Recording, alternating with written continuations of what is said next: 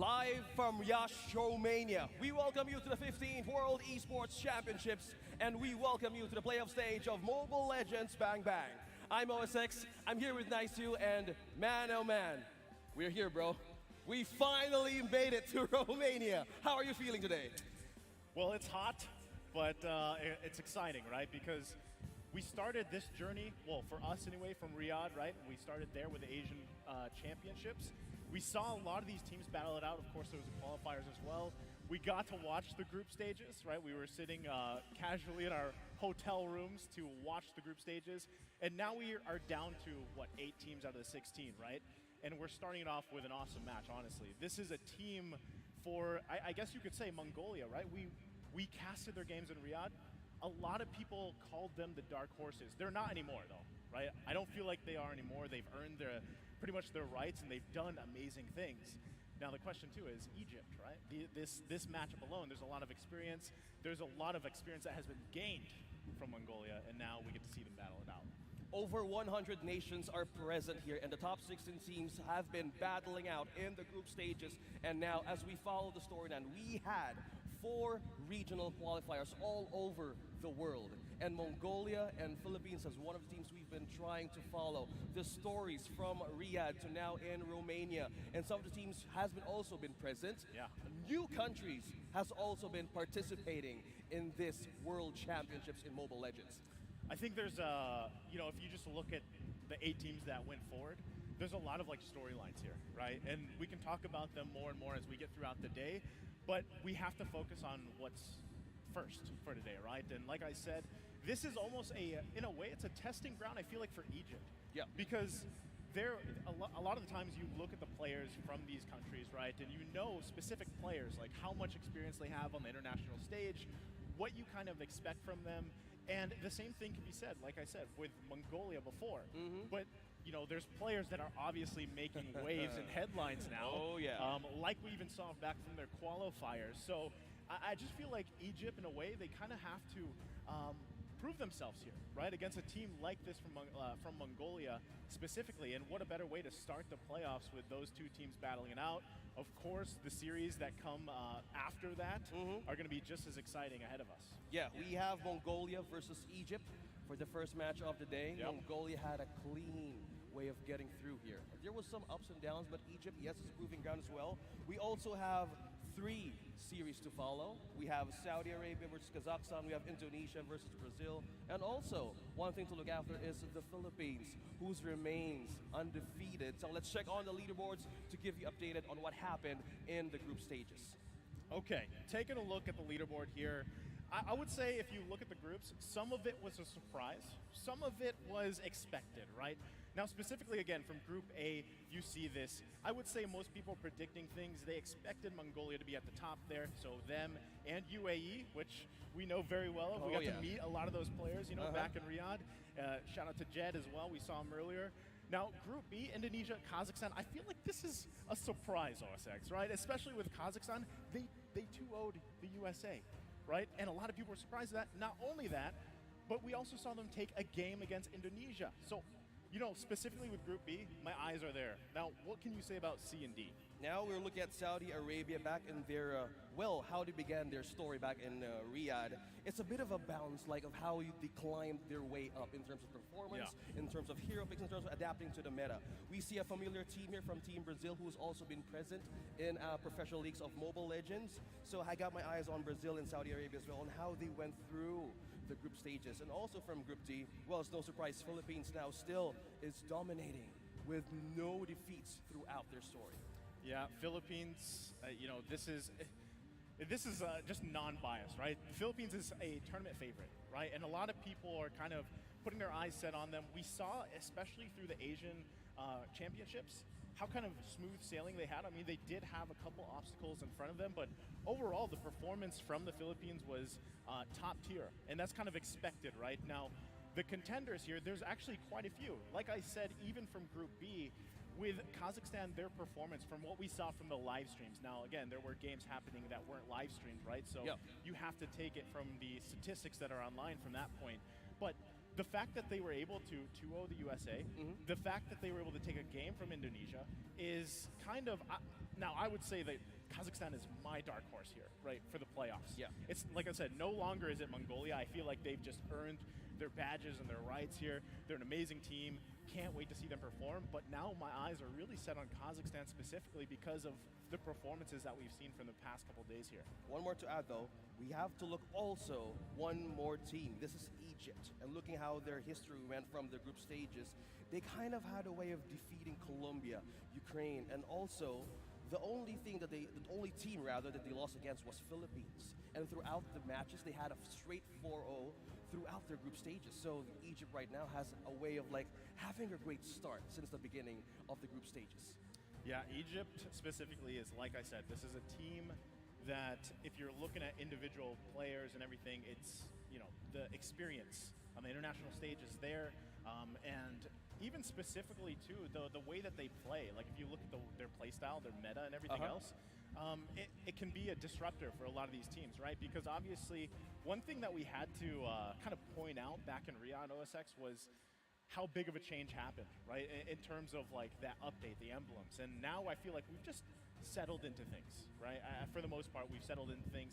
I love that there's still so much flexibility happening here with the emblems, but the play style for these teams really does show depending on what they like draft, what kind of emblem setup they go for. Now, again, this is today what we're going to be focusing on. We have 4 matches for you guys, 4 best of 3s.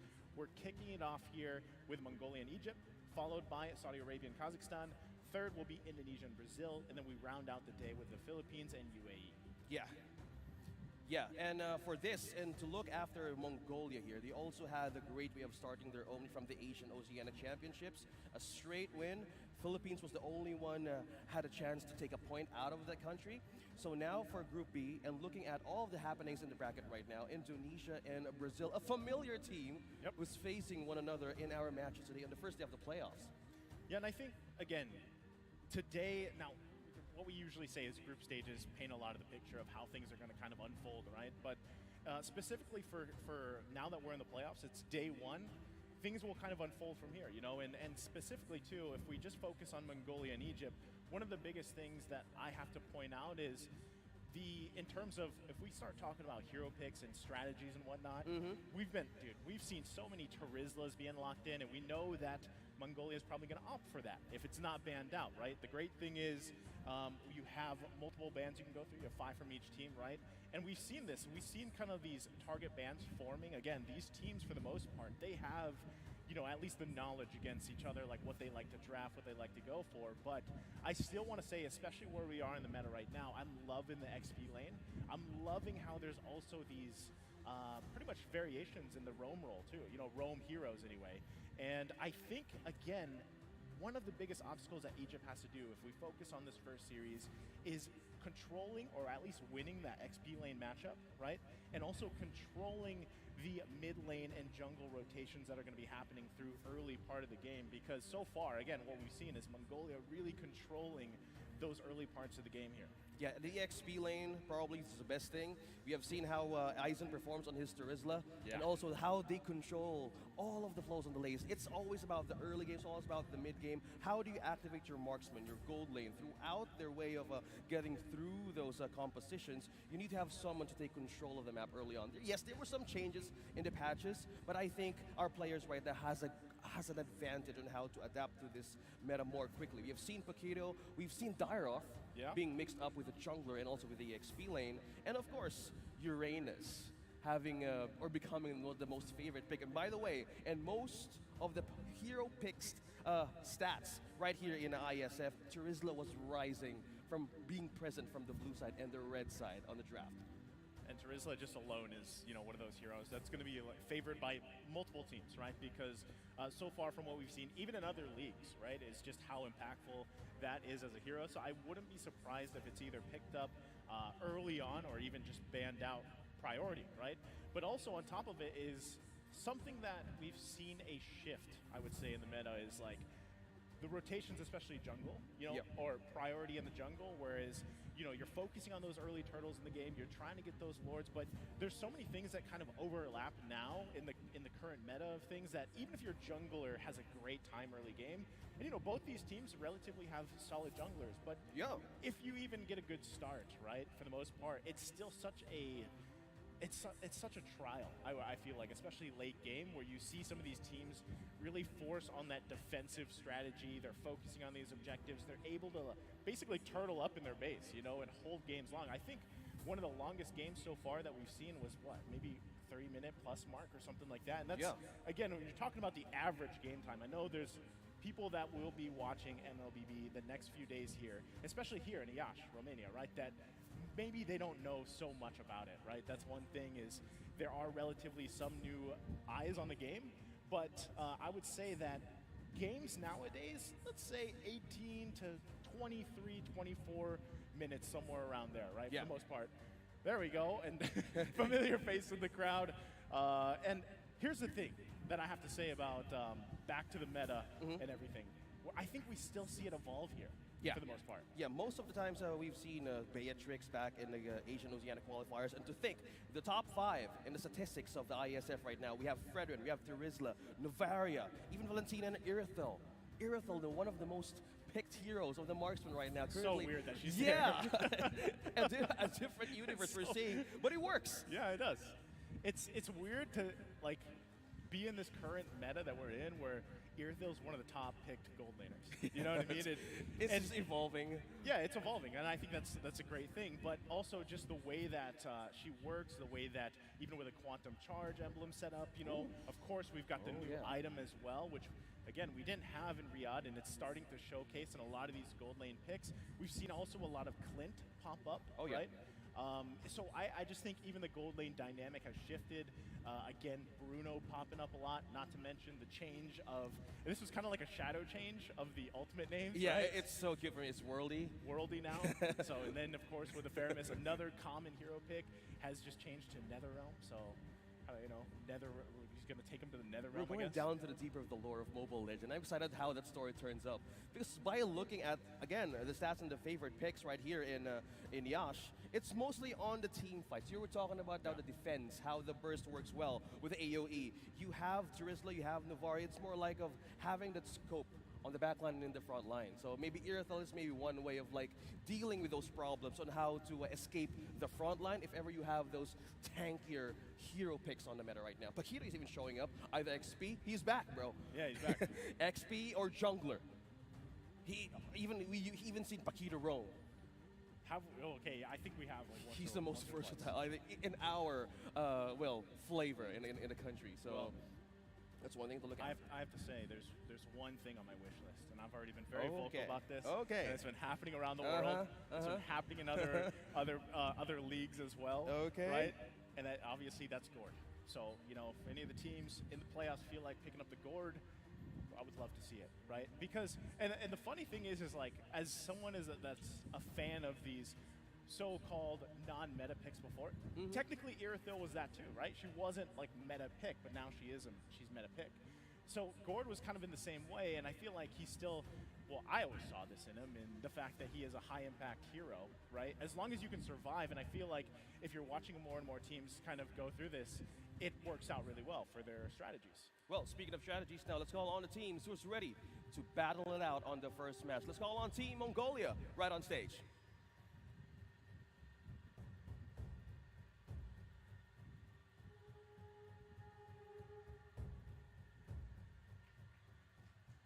There you have it. Nice with the familiar faces that we see back in Riyadh. Mongolia. Okay. As they come out for their bow and everything, again, Mongolia, a team that before, like we said, they were seen as a dark horse. They're not anymore. And of course, we've got popular players such as Aizen, ZX Aura, Forbid, Bebex, and Ethan.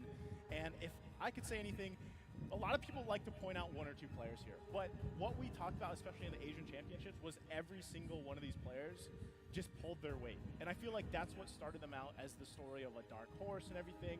And then all of a sudden you see this team really synergize well with each other. yeah, there's obviously playmakers here, right? Like we said, Eisen, especially when he gets his hands on a Trizla pick, if he gets it. Factor, yeah, the X factor, yeah. I don't even know if he's going to get that hero, right? But other than that, too, again, you have Forbid in the mid lane, right? And he was amazing even with the Novaria that we saw before. So still a solid team here ahead of us. Yeah, Novaria and Jerusalem right now at the second or third on our stats here on Yash. So it's no surprise that this is one of the favorite picks of Team Mongolia. So let's see how will they make this way throughout their matches of this. Either the team who's against them has prepared for this, or they can let this go, depending. Nice. But on their matches, Trizla in Mongolia is just something devastating. Okay, so now let's call on Team Egypt right on stage.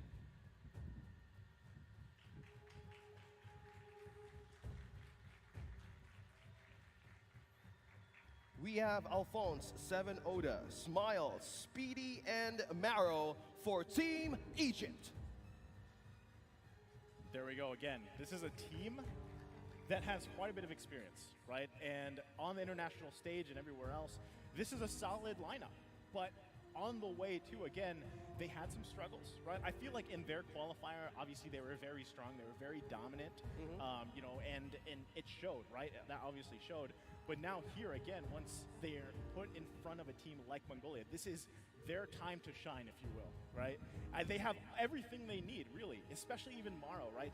And when we saw them play in the last international tournament that they had, I feel like a lot of people were, you know, they had high hopes. They were hoping to see, you know, some of these players, some of this team really perform well, but unfortunately it didn't work out. So hopefully they've had time to kind of figure those things out, learn from those mistakes, obviously. And like you said, OSX, I mean, at this point, these teams know how the other teams want to play, how they want to draft for the most part, right? And here we go. So now we got the lineup, right? Again, let's go ahead and give a big shout out here to Mongolia. We got the gold lane, Bebex, ZXOR in the jungle, Eisen in the XP, Forbid in the mid lane, and Ethan, of course, in the roam. And, you know, we've talked quite a bit about these individual players, OSX. We just can't wait to see how they play in the playoffs, really. Yeah, and also the big factor is as well as the tank picks that we've seen from Ethan back in and in the Asian Oceania. We've seen the Diggy, we've seen the Kufra, we've seen a lot of things from this team. Even the healing meta. Yeah, we were like covered in Riyadh, basically. Florin. We haven't seen Rafaela though, but that's one thing to Angela. consider. Angela as well. We've seen him pop up in the Still very popular, group stages. Yeah. So this is Team Mongolia. Also Bebex. Now we've seen also the marksman pick's favorite for Irithel might change from using the Beatrix or the carry. A lot of things could actually show up for Team Mongolia. And the other thing that points out here is Bebex specifically, his mechanics in the gold lane are top tier, right? And I feel like that's why Mongolia specifically gets to shine really well, because like we talked about in the other lanes, especially with XP and mid lane, it allows Bebex to just kind of farm up if he wants to go into this kind of like vacation mode for 10 plus minutes, farm up the way he wants to. We saw that he loves the Beatrix pick too, who has, I would say Beatrix is still a popular pick, but more so we're seeing some of these other heroes prioritized, right? But that's one of the things that I feel like Egypt has to focus on, is not letting Bebex get to that point, right? Not just, don't let him farm up forever, right? And then start popping off on the team. Well, speaking of popping off, let's see Team Egypt on to this lineup. We have Speedy for the gold lane, we have 7 Oda for the jungle, we have Alpha for the EXP, and we have Smile for the mid lane, and we have Kakashi for the roam. So we're talking about Beatrix, right? So Fredrin is on the top of the charts in our stats as of this day. Beatrix is a good pair for that one. So there's kind of like a race that could be happening on the first set of the draftings here, either from Team Egypt or Team Mongolia. So knowing these two teams can be highly mechanical, so we could expect more of the choices to show up for Team Egypt. I thought I saw on stage Morrow was playing, but we'll see. We'll see what ends up happening, right? But again, Morrow is one of those roams too, and whether it's Morrow, whether it's Kakashi, they're in good hands, right? Okay, here we go. Yeah, so that's the thing. There's some expectation here for these players, for this lineup specifically, and I just feel like this is their biggest test, and it starts in the first match of day one, right? Yep. Again, this is a double elimination, so technically if they lose here, they still have that shot for them ahead of them, but this is if you're going against a team, this is a great way to start. If Egypt can go ahead and get this best of 3 under their belt, sending Mongolia down, that would be huge. Yeah, that's a big impact. If you have a start on the first day and you're up against Team Mongolia, the team who's also getting their eyes on getting through the playoff stage. So this is one way of like starting your day right, starting your day with a firing, blazing with passion in their eyes, right? I thought you were talking about the weather here. It's amazing. It could actually be compared on how these teams are actually prepared for this. Yeah. They're up against Mongolia. And you know what? Here's the thing about it is, again, going what we've seen from the group stages, I feel like there was some really quick games. There was some, and I think that trend's still going to happen here for the playoffs specifically. I can't wait till we get to that first draft, right, where we can kind of start to see. But let's say, if we even see very similar picks like what we saw from the group stages, again, anybody watching online at home, you can pull up those stats for the IESF World Championship Linkopedia, and you can see it there for MLBB. There's a ton there for you guys. If you, again, we missed, or not, I shouldn't say we missed. We didn't have the stream for some of the matches, right? So it would be interesting to see how that some of these teams that didn't get to have that stream, how does that lineup, how does that meta that they bring to the Land of Dawn kind of change here, right? Now, another thing too that you have to kind of consider is the fact that you are the first series of the day, right? It's you're kind of feeling things out, I guess, because another thing that I feel like a lot of people were messaging us about was, what was group stages? Well, yeah, now we're here on the stage, right? We're here in the amphitheater, right? This is another stage along with this amazing production for this event, multiple titles going on. And so when these players were playing the group stage, it was a different setup. So now you're here on stage, right? And as things kind of live, and as things kind of unfold, you kind of have to consider that as well, right? So can't wait for us to get started here in just a little bit while the players get set up. Just imagine how they went through, right? They had four qualifiers coming from different regions. It's been a long road. Europe, Asian, Oceania, Africa, America. So these 4 regions actually came across this challenges on how to prove yourself right here in WEC 2023. So as MLBB Giants, as our concern here, we're looking at different countries. We have 3 in mind for me, but from the day we start the group stages, some of the countries are continuing to show like, hey, we still can prove that we can actually be here with the challenges that we have here in Yash. Again, I think a lot of people probably are, I feel like this happened in the other titles too. Like people had their idea of, okay, these teams are going to end up at the grand final. But then it ended up being a different story, right? And for this specifically, I think a lot of people are just used to being like, hey, okay, Philippines and Indonesia are going to end up at the grand final. I don't think that's the case here. No. I don't think it's fair to actually say that about these other teams that have really improved. You were talking about their journey leading up here to the WEC for IESF. Man, it's been a long journey for a lot of them, right? Through the qualifiers and everything. And I feel like one of the biggest things that you can see, at least from the performance, from group stages or even back in Riyadh where we saw the Asian Championships, is the improvement of these teams from other countries. And I think that's something that is kind of this ripple effect happening right now in the professional scene even, and the global scene is so many people are used to, okay, Philippines powerhouse, Indonesia powerhouse, but now there's these other countries that are rising. And even, again, like I said, I can't wait for the series later on today because specifically Kazakhstan able to take a game from Indonesia, that is a big statement. So who's to say that Mongolia and Egypt can't do the same? Yeah, over 100 nations right here present. When you're watching the top 16 teams right here present on the playoff stage, you were talking about these countries just completely rising to the occasion. So one thing also to note, Saudi Arabia from the Asian Oceania qualifiers, they took a win, 2-1 over Brazil and up against Senegal and Romania as well. Comparing their performance back in the IESF in Riyadh, it's a big of a change. Don't you think? So now that it's opening a lot of opportunities for these teams to actually rise and adapt in the meta, so a lot of chances of opening for these countries to actually go through the playoff stage. Well, that's what we were saying.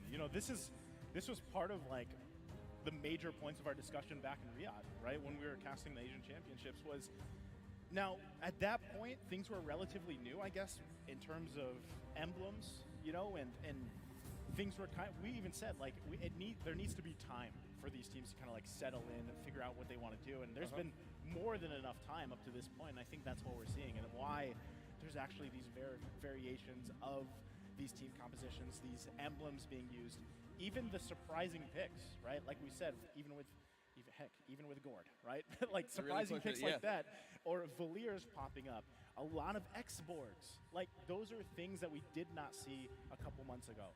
And what more is going to develop here in the playoff stage, right? This is also the point in time where maybe a lot of these teams have been holding on to something, right? Some type of strat, some type of cheese pick, if you will. Yeah. Or maybe they just stick with the fundamentals, what they've established the past couple months here.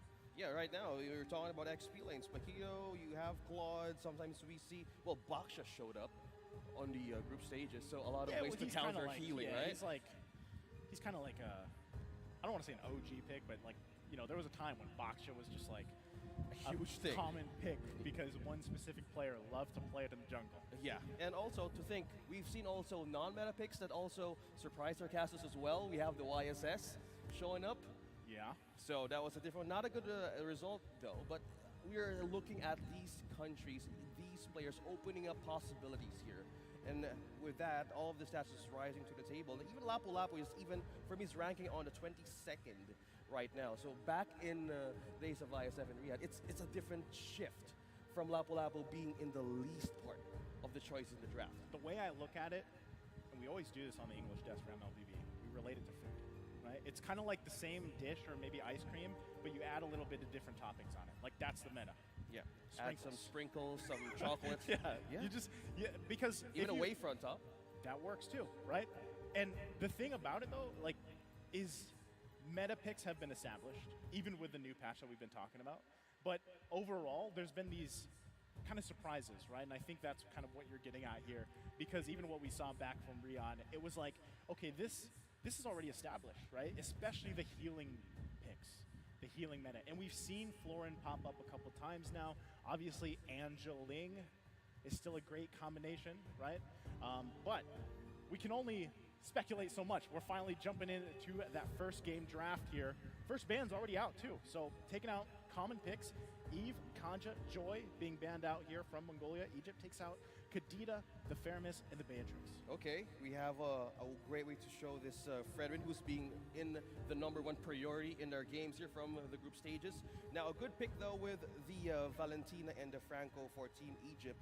So with this kind of way, how Team Mongolia had to set up against Team Egypt, they wanted to gamble this Fredrin, and it also with the exchange of having their comfort picks with the Beatrix as well. So good eye on how Egypt, who wanted to secure this way of lessening the power picks, but no, it's Paquito here who is the option, who has been a favorite as well for the EXP lane. Okay, you did mention this, right? And I love how fast this is happening too. They know what they want to pick. They know what kind of game plan they have here. And for Mongolia specifically, again, Fredrin, you can't go wrong. The big thing about him too is the flexibility options you have. Yes, he's most likely going to go in the jungle, but we have seen him in the XP lane. We have seen him even in the roam option, right? So they locked that in. Now, still, even with the even the fact that you have Paquito here, you said flexible as well for the most part. Yeah. But you're kind of expecting him, right? Fredrin probably, actually Fredrin, because you already have your jungle locked in here. Yeah, to note, this is a 3-0 win for Mongolia throughout the group stages. So we're talking about stats, we're talking about power picks for Mongolia getting their hands on this hero, paired with also with a Paquito and the Arlott. This is a Roam Arlott. Either Roam Arlott, I always thought about you, it could be a Roam Paquito. It could be a Roam Arlott though. Yeah, but this time around, we see the Fanny for Egypt. I like it. You might as well, right?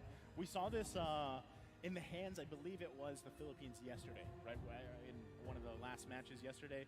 Great performance, still high risk, high reward type hero. You really have to be able to pull this off. If you get shut down, and we know what that means.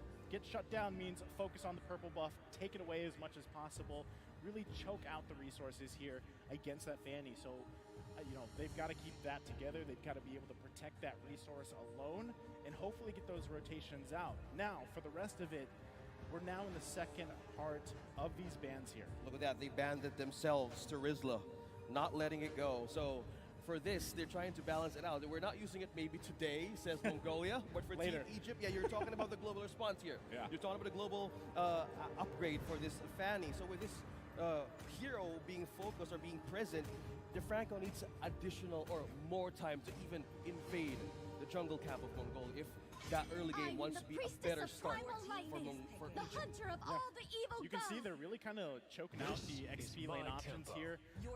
Right now, right on the flip back though, Egypt picks up the Brody, a very popular marksman pick right now as well. You kind of get to play around in the safe zone, if you will, land your marks, pull off the torn apart memory, and relatively stay safe, right?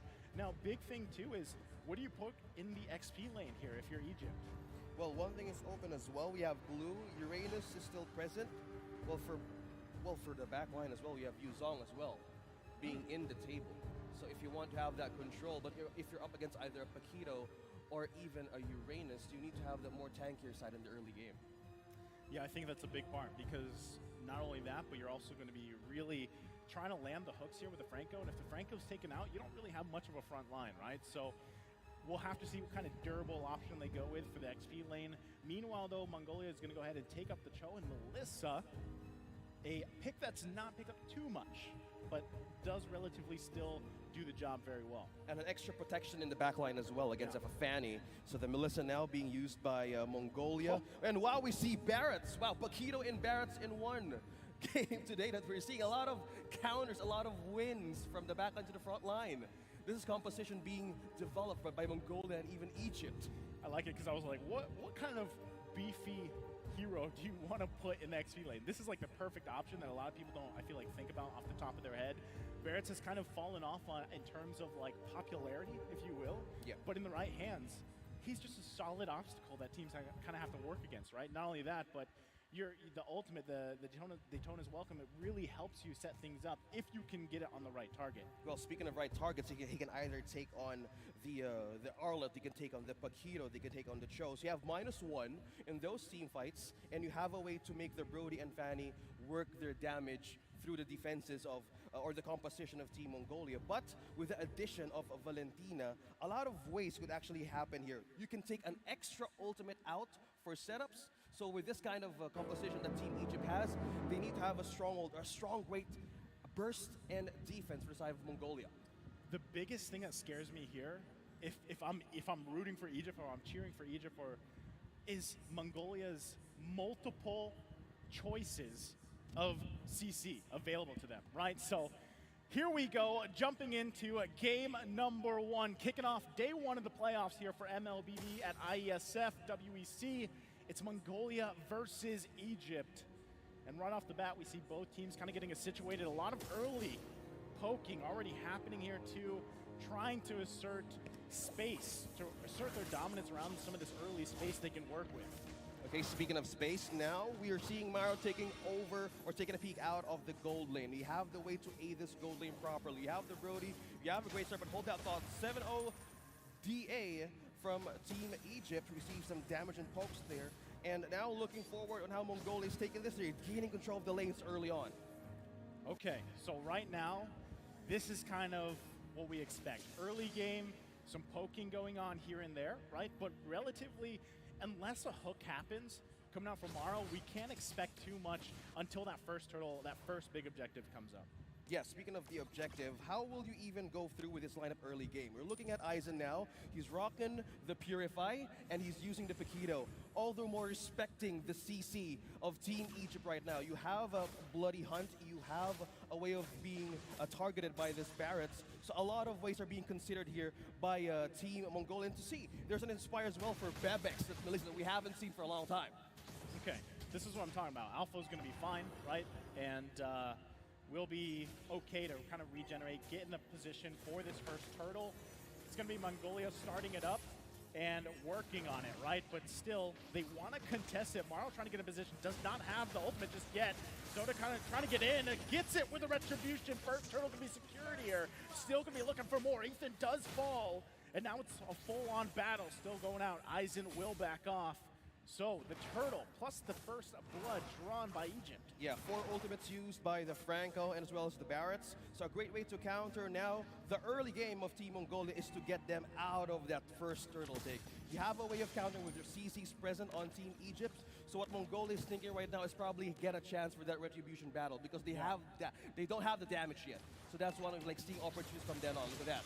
Okay, once again, there's the hook, gonna land on the target. Can they get Bebex? Torn apart memory comes through. Not going to be enough damage, though, just yet. Still too early here for Easy Peedy. We can see even 7 Oda here trying to put some pressure. Looks like he took that as well. And we'll see here in just a little bit what the items are looking like. There we go, popping up here. Like I said, early pressure, kind of expected from Egypt. They have to be able to do that. But as the game progresses here, the biggest thing we got to watch out for is the CC potential. Ooh, Ethan will fall. Hey, Maro's hitting the hooks today. Yeah, looking at lethal ignition present. We have the Blade of Heptasis present for this Fanny. A lot of ways being utilized here globally. Take one out, one isolated member from Team Mongolia, and that's a win for Egypt to just gain coverage slowly by taking over the map of Team Mongolia. But how are we doing this? With this air superiority being present, Aizen being trapped in 2 and securing the kill 7. Oda now has a 3-0 for Team Egypt. Okay, so at this point, Egypt off to an amazing start right now. Now having 3 kills, they're still going to put the pressure on here. They have to be able to do that, right? Now, next turtle comes up here in less than 10 seconds. You're going to see them get in position. Maro has been on fire for the most part right now. Not only that, he's going to find Ethan. The poke potential, too. We'll miss that hook. But here's the big thing, OSX. Trying to get into the purple, bro. Hey, he has the focusing mark, so it's bad news bears here. ZX Aura gonna get caught out. Flicker, Bloody Hunt combination comes through. Still, and now once again, Egypt in prime position for this turtle. Yeah, speaking of which, this Fanny right now is on a roll. Level 8 up against the jungler of Team Mongolia, looking at 1 level XP ahead. But this is just purely damage being developed, being activated with this lethal ignition. Ethan, on the other hand, being trapped, being kicked in. Way of the Dragon will be the one answering to Speedy. Now with an exchange, we have 1 member down from Team Mongolia as well. Smile goes down. Ace with the exchange of 1-to-1. Okay. No one decided to go ahead and take the turtle yet, by the way. So I thought there was a moment there where Egypt could go for it. They're going to go for Forbid instead. So 7 Oda, not worried about it. Might just give up the turtle here. They're happy with these kills. Oh, seconds. They're snowballing quite well here 5 minutes into the game. Yeah, we are talking about the lead of 3K right now for Team Egypt. And now who's going to get this turtle? None other than 7 Oda for Team Egypt securing again. Look at the damage just hitting through Aizen. Okay, so here's the thing, right? You don't see them focus on the turtle, and then they just sweep in.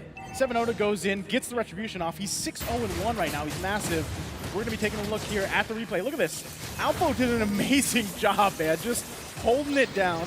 7 Oda comes through, gets the turtle. So objectively, they're dominating. Not only that, but even itemization-wise, because of this gold lead that they've managed to get, they're well ahead of here. Yeah, there's only 1 death on the side of Team Egypt, and that is from Smile from this Valentina. Malefic now being present on 7 Oda, 6-0-1 on this Fanny. Talking about Snowball starting good from Team Egypt, slowly taking down towers from Mongolia. So with this kind of way, they need to amplify their defense right now. They're being pushed in the corner to get those defense right in. You need to have more way of holding the front line now with the start of how Egypt went from early game to now. Okay, so once again, putting the pressure here, purple buffs. Egypt pretty much knows how they want to play around this. They're obviously in the lead, like we mentioned. Another Malefic Roar, big item being picked up here. So if you're thinking Mongolia wants to fight, they don't at this point because they're just kind of outgunned. And just if they try to fight something, especially as we lead into these objectives, these neutral takes, it's going to take a lot, right? You can see the focus here. That was 3 members, right? 7 Oda is still quite confident, though. We'll try to clear up as much as he can, but look at this. They're trying to find the cutoff angle. Maro gonna just jobble his way in, basically. Hook not gonna land. Not able to find the target. So they get back in time. That could have been really bad. Yeah, the score now is 1-7. We're talking about damage that needs to be present in the side of Team Mongolia. We're looking at either for Bebix or even for Cesora or even for the Paquito just to cope with damage right now. How Team Egypt has a hook landed. Landed on Ethan. There's the flicker coming through. Alpha not able to find the target. Gets kicked himself with the way of the dragon. Still going to be falling up. Quite tanky. Still surviving here. That's one big dinosaur. And just like that, that's showing just how kind of much of a lead Egypt has right now in terms of items. Yeah, the stacks right now of this Barrett's being present just by looking at the items. We have Dominance Ice present for this Franco. We have 2 Blade of Hephaestus present for the Brody and the Fanny. By not being touched around the map, this is completely additional true damage for these two heroes present for Team Egypt. With this being said, how is Mongolia going to defend this wedge? Because there's no turret left. No turret has been destroyed yet from the side of Team Egypt. This might just be a free lord here. Egypt right now just massively ahead in terms of gold. Nice push coming through though by Aizen, trying to find something out of this, right? So Lord going to be secured here. It is only the first one of the game, so Mongolia is going to have to hold on. But look at this. They're trying to make a play anywhere they can. Egypt still does not want to let go of this lead. Yeah, the lead right now completely needs to be sufficed for Team Mongolia to have the defense. All of the things being led into the table right here, Nice, is just a bit of a way of holding the damages from a Team Egypt. Who do you target here with this kind of preparation that they need to do in the defense of their own base? You have Small that can take one ultimate out of Mongolia. You also have two tankier heroes you need to worry about, and either Ethan or Caesar or even Paquito could be the actual answer for this kind of team, because most of the time, ultimates are just being used to take on Vision, trying to take on just like this. Okay, Alpha, once again, proven quite tanky here, trying to unleash Easy PD, pops off with the torn apart memory, and 7 Zoda out of there as Alpha fell. So it's a 1-for-1 trade right now. Mongolia showed a little bit of life. They still got to work on this Lord, though, in the top side. Yeah, we kind of felt that, how Ethan wanted to find an angle with this show. You need to have that setup. You need to have that way of serving up 1 kill for your team. They're setting on 2 points, setting on 2 kills, but most of the part, Ethan's looking for a way of having a great setup or finding a comeback for those kind of objectives. You've mentioned how the objectives will actually be the answer for Team Mongolia. Right now, they're just being trapped in the base, waiting for the time to even be an answer to have more defense islands. But look at that. They're respecting through. Respect. Yeah, respecting everything that was happening right now in this game. They know that there's a possibility that Ethan, despite him, being he had some troubles, right? Finding the picks that he wants to, but Easy PD, if they do lose him, Egypt loses a lot of firepower, right? They still have quite a bit in 7 Oda, even Smile, depending on how he kind of approaches this Valentina, but for the most part, man, they have to be careful. Ethan is a playmaker, and he will be able to find a target. Now, one of the biggest things, too, that we're seeing from these skirmishes, OSX, is how useful this Barrett's pick is, right? He's just a huge front liner that is kind of difficult to deal with, and he's playing the part perfectly. Yeah, Team Egypt has this eyes on. We're looking about the non-meta picks showing up from the group stages. Now we're looking at a Barrett's, who's actually being the answer. Look at that, 7 Oda taking another kill out of Mongolia. This is troublesome if you're Mongolia, right? Because you have not been able to stop 7 Oda here at all. He's deathless, 7-0. ZX Aura going to take quite a bit of punishment. Mara will find a hook. Ethan going to be in trouble. Torn apart memory comes through. Ethan falls here right in the mid lane. Mara still on the hunt. Hook going to land out of the zone. Bebex will fall as well. Egypt is dominating. Yeah, Bebex didn't see that coming. Concealed Franco and a hook right onto your face completely. How do you escape that part? Because right now, they're out of defense. They're out of way to hold the damage of Team Egypt, and they're just completely closing the coverage of Team Mongolia right now.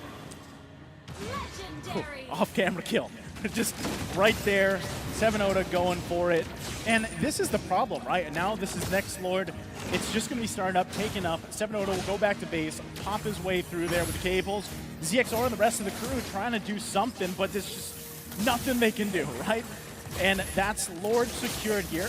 Yep. Again for Egypt. So now Mongolia being down almost, what, 8? Almost 9,000 gold, OSX. They are going to have their work cut out for them in this next defense. Yeah, snowball right now for the composition of Team Egypt. 8-0-2 for the Spanish. Now rocking all of the damage. It's not even getting a purple out from Mongolia. Completely getting by Team Egypt. Again, at this point, you don't know who you're going to rely on if you're Mongolia to find an opening here. It kind of has to be Ethan. He has to, when that flicker is available in just a few seconds, it's going to be up to him.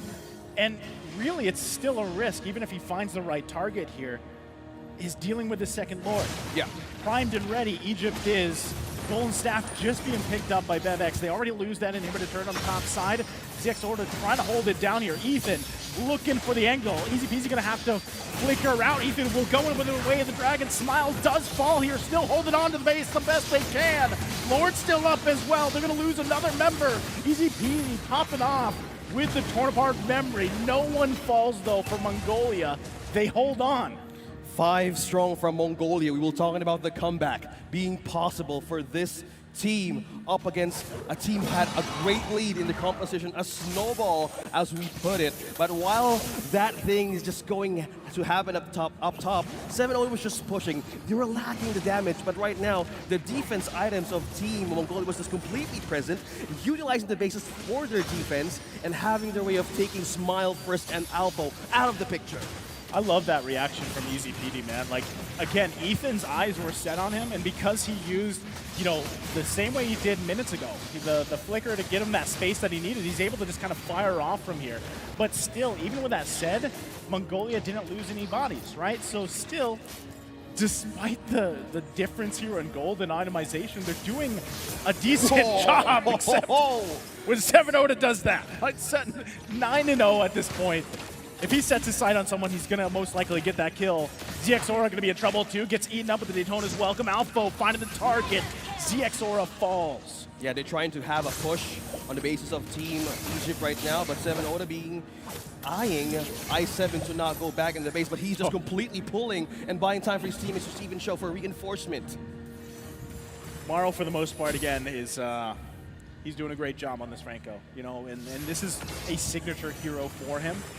There's obviously times in games that he hasn't been able to perform like people are hoping, but this game specifically, and like we built it up here, OSX leading into this match, was Egypt had to prove something, right? And they're doing it against a team that a lot of people have had their eyes on for a while now.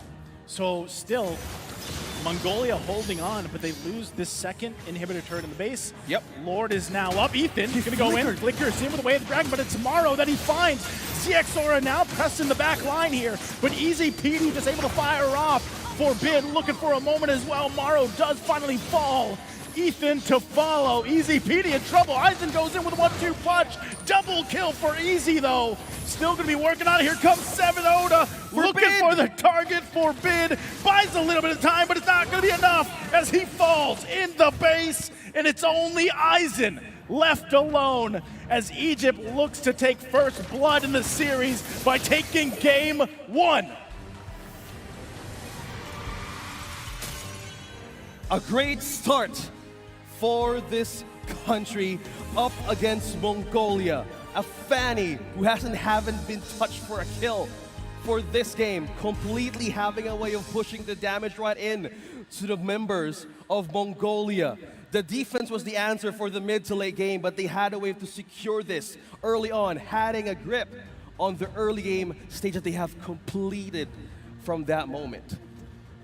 You remember back in the draft when the Fanny was locked in, and I was like, this is high risk, high reward. Yeah. That was high reward right there, right? The guy was just all over the place. And also on the fact that Maro was landing the hooks left and right. One thing I did want to point out too when we were in that game was that he's running with the focusing mark emblem. Yep. And we only know like certain amount of Franco players that actually like to do that.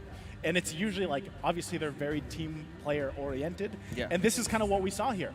And with the way the snowballing effect that 7-0 had on this Fanny pick, and then you're utilizing it with the focusing mark, it works so well, right? It works out so well for them. So amazing game 1 here from Egypt. I would say a lot of people were surprised, once again, because a lot of people are putting, you know, Mongolia, at least from what I've seen online too, they're like, Mongolia, we're favoring them here. But Egypt, come on, they just come out swinging, man. And bringing out the Barretts for that draft is so amazing to have a great counter for the early game that they need to go up against Team Mongolia. Again, they need to have a great start with that kind of composition. And through that, by not being disturbed even in their own lanes, it's a complete way of like activating their own flavor for their composition. Well, we're going to see who the MVP is for that matchup. It has to be probably 7-0. Like, I will just be, I'm throwing it out there. Yep. Yeah, there it is. It's right? him. 10-0-2 on this Fanny pick, and this showcase looked like a best in the world Fanny basically presentation performance, right? It was Yeah. amazing. Again, it was enabled a lot by the team here, but just overall, from early game to end, 7-0 did an amazing job here. Just by looking at the KDA, this is a scary fanny that we might expect to even be respected in the next game. So you have to look at the damage per minute of 850. Most of the coverage that you were talking about in the draft, you said, OSX, we need to have this way of looking at this draft, like either be a high risk, high reward. Yeah. With the addition of the Franco, even for the Barretts, the focusing mark actually does work for this kind of composition, knowing that most of your team fights will revolve either around the objectives or even the lanes that you want to have a focus on. And it's funny too, because when it came down to it, hats off as well to Alpha, man. Like the Barrett's pick, again, this is not a common hero pick, Wow. and I think this is why we were talking about before we actually went into that game, how at least I love it. I don't know everybody watching around the world, but I love the meta that we're in, because you leave so much room for these kind of picks, this experimentation to happen, and Barrett's was just a solid frontline choice. Well, speaking of how this game would actually start from how the series to come, we will be in for a short break. Don't go anywhere. We will be right back.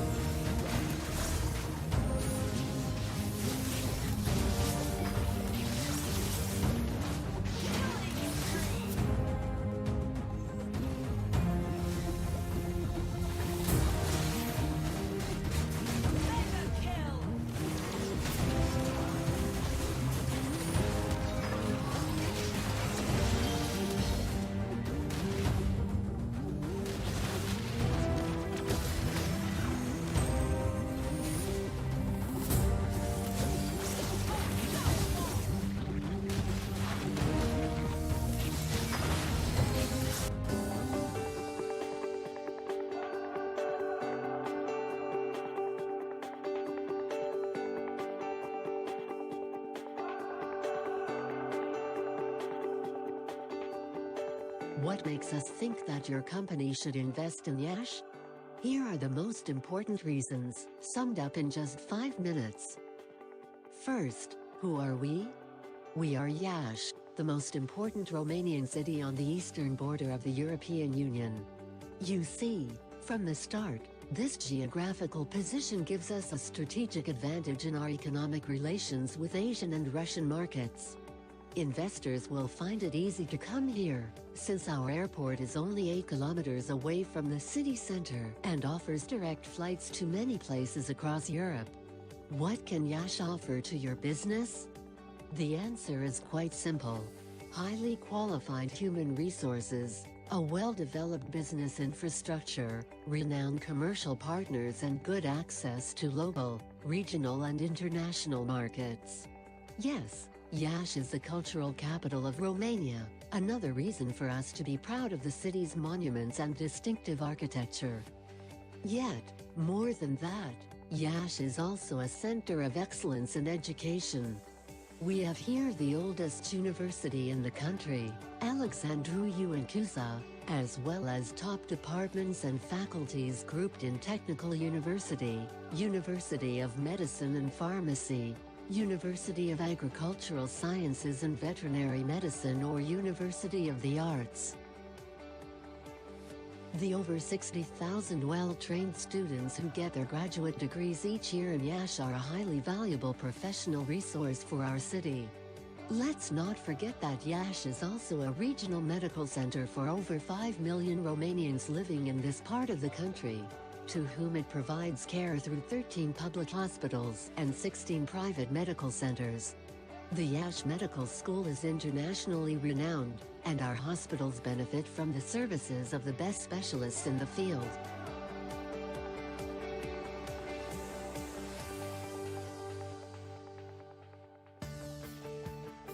At the same time, the Iași municipality has invested heavily in rehabilitating the infrastructure, modernizing the local administration, and supporting the business environment. Tens of millions of euros, mainly from European funds, have changed our city's appearance in record time. This is why we are proud of our business community, which is currently growing in several key sectors, such as IT&C, agricultural, medical or biotechnological research, textiles and many others. The figures speak for themselves. There are over 10,500 companies registered in the city of Iași. Together, they reported a turnover of over 3.5 billion euros. Industry giants, like Amazon, Oracle, Condant, Continental, Pentalog, and a host of others, have already opened branches in Iași, showing that the business environment here is thriving. And these figures are constantly rising. During the last 2 years, the number of people employed in the IT&C and outsourcing sector tripled, reaching over 20,000 people, who work in a total area of over 250,000 square meters of offices in new, modern buildings. A good example in this respect is the Palace Complex, a city in the heart of the city, which boasts new, spacious and modern office rooms, with many leisure and fun areas. What are our plans for the future? We are preparing the launch of the largest industry development park in northeastern Romania, Fortis Industrial Park, which, spreading over 23 hectares, will become an effective platform for all kinds of investors. We are one of the most transparent local administrations in Romania. Our door is always open to serious investors who wish to develop their business in Iași. Innovation and creativity are the key words of our city development strategy. We are looking forward to meeting you in the city of Iași.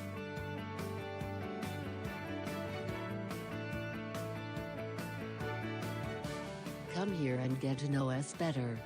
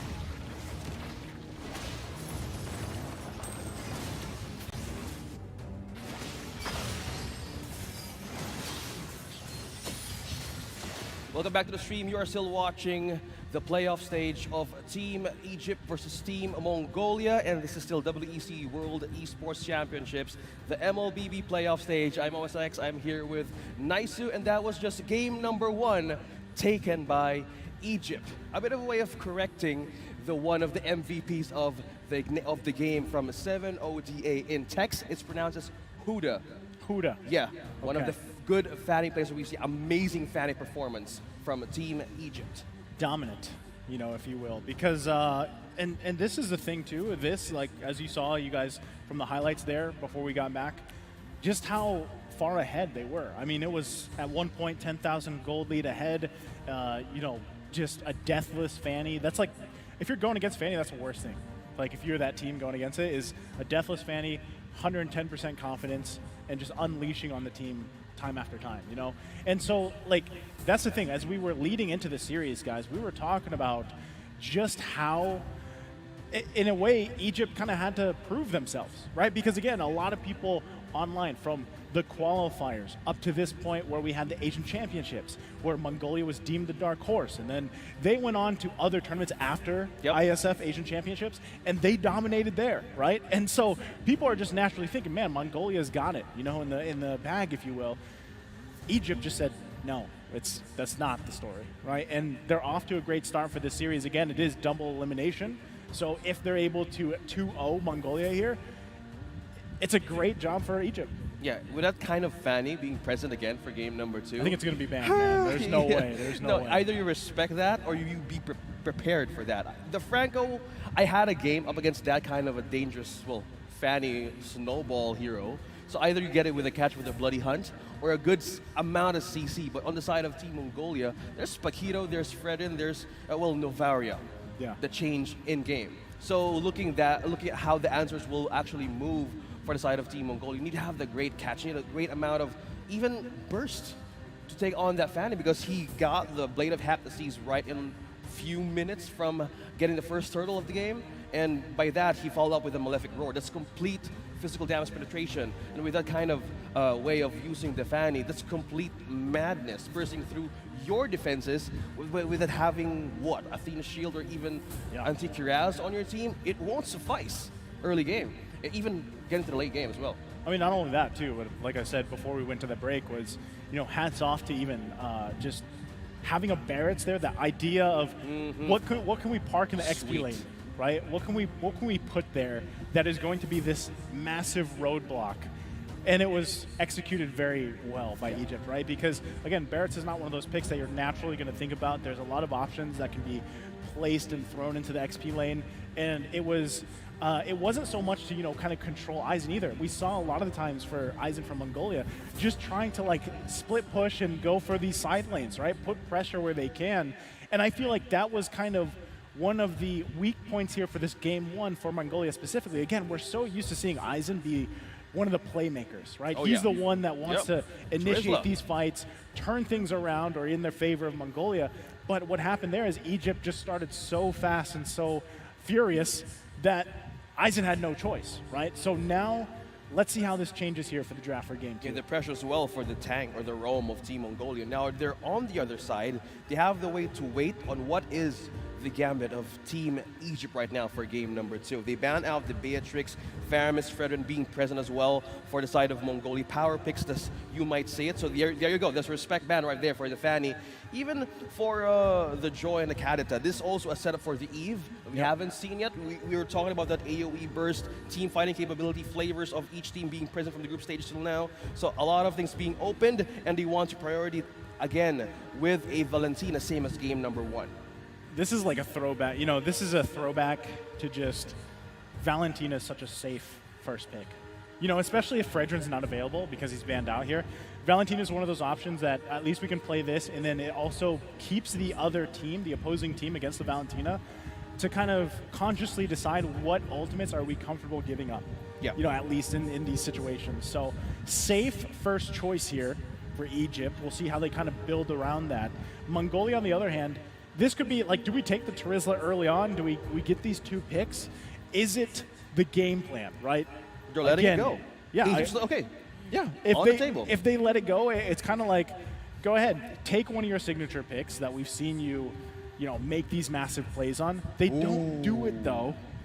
Wow, they go with Brody and Eve instead. Yeah, that was a setup. Yeah, the Joy being banned out, the Kadata being banned out. Well, you have the Respect ban, but this they want to have a grip on the AoE. They want to have a chance on that team fighting edge up against Team Egypt, because most of the times you've mentioned the focusing mark being present on Franco. So this sets up in their heads like, okay, let's try to break down slowly what is the kryptonite in the team fighting capability of Team Egypt. Kryptonite would be literally just not letting them get that snowball effect, early on, because we're talking about very early did Egypt gain control of that game one, right? So they're kind of already starting to build that foundation for this lineup for the same thing, right? But this time, instead of having the family available to them, they go with a Lancelot. And this could work really well because it's paired up with a Kaja, who obviously is one of those heroes that just gives you an automatic plus or -1 to the enemy team, if you will, right? If you're able to utilize that Divine Judgment the way that it's meant to be used. Now, what this does too is it makes, again, Mongolia kind of decide, like, how do we counterplay around this? I think one of the big parts too, and the reason why they prioritize this Brody is because what we saw showcased in game one, right? Yep. That time around, Easy Petey, his timing on the flickers defensively was on point. And from a lot of moments when Ethan was trying to put the pressure on him, Easy Petey survived. And so this is a solid choice. They also round out the first phase with a Martiz pick. This is one of those, I would say, relatively safe heroes to go ahead and lock in the jungle. Yeah, the Martiz right now up against a Lancelot. Clear, great path here for their jungling pattern for Team Mongolia and Egypt. So a great pair for how they gain this kind of advantage they lost from a game number one. They were losing, they were losing the chance and items for that. So a good ban as well for Mongolia. Since we're looking at the marksman pick could be present from the side of Team Egypt with the Lancelot and Valentina and Kaja. Great picks from Team Egypt to pair with. Well, having a Claude on their side is a bit of too much for them to handle even on early game. You've mentioned about the quantum charge just being present and gives so much advantage for Claude as well. And Irithel, a group stage favorite for Yash, respecting the hell out of this hero to not be present for Team Egypt. Well, I was wondering if they would use that, if they would use that last ban basically for the Irithel, and I think that's a solid choice because this is, again, a hero that is constantly picked up, works really well in a lot of mobile compositions, and so it leaves to the table, like, what is our gold lane pick for Egypt, right? The Beatrix was taken out by them, and these 3 marksmen plus the Brody is common. So do we see them pick up another one of the common ones so far in this current meta, which is Bruno? That could pop up here if they really want to go that route. Yeah, good point about the Bruno, though. Yeah, Clint or Bruno, because the great picks here, a great steal pick from Mongolia and taking the Martiz paired with the Eve. Great 3 strong picks for Team Egypt and Team Mongolia. Now they're missing the marks that we're talking about. No Irithel, no Claude, not even Beatrix. So what's in the table is carry for the side of Team Egypt to be present here, and as well as the look at one more. Being present, the Melissa as well. Yeah. If they want to go that route, we'll find out here in just a bit. But on the other side, Mongolia goes and locks in a Lolita. Man, they have just these 4 heroes right here. They have so much pressure objectively, right? You're talking about the real world manipulation paired up with the new on Blast. That gives you a lot. Not to mention a very, when I see Martiz, I just think he's hard to catch. He's slippery, right? I mean, for the most part, the way that he works. Yeah, and most of the times he can be picked off. Yeah, not only that, but you got to watch out for decimates everywhere. Okay. Egypt decides. Okay. And there's the claim. All right, it's high noon here in Yash, Romania. But perfect pick as well for the time today. I love this. Egypt is like, hey, Eisen, we've seen you play this Trizzle. We held on to it. And still, Mongolia didn't pick it up, right? So with this, I love the lineup. I love this 5-man lineup here from Egypt. I see easy prey. And the answer is the usual. Yeah, backline answer, because most of the parts that they will engage is from the pull of this Kaja or even the setup of this Terizla. So what better way to force them out of their comfort zones with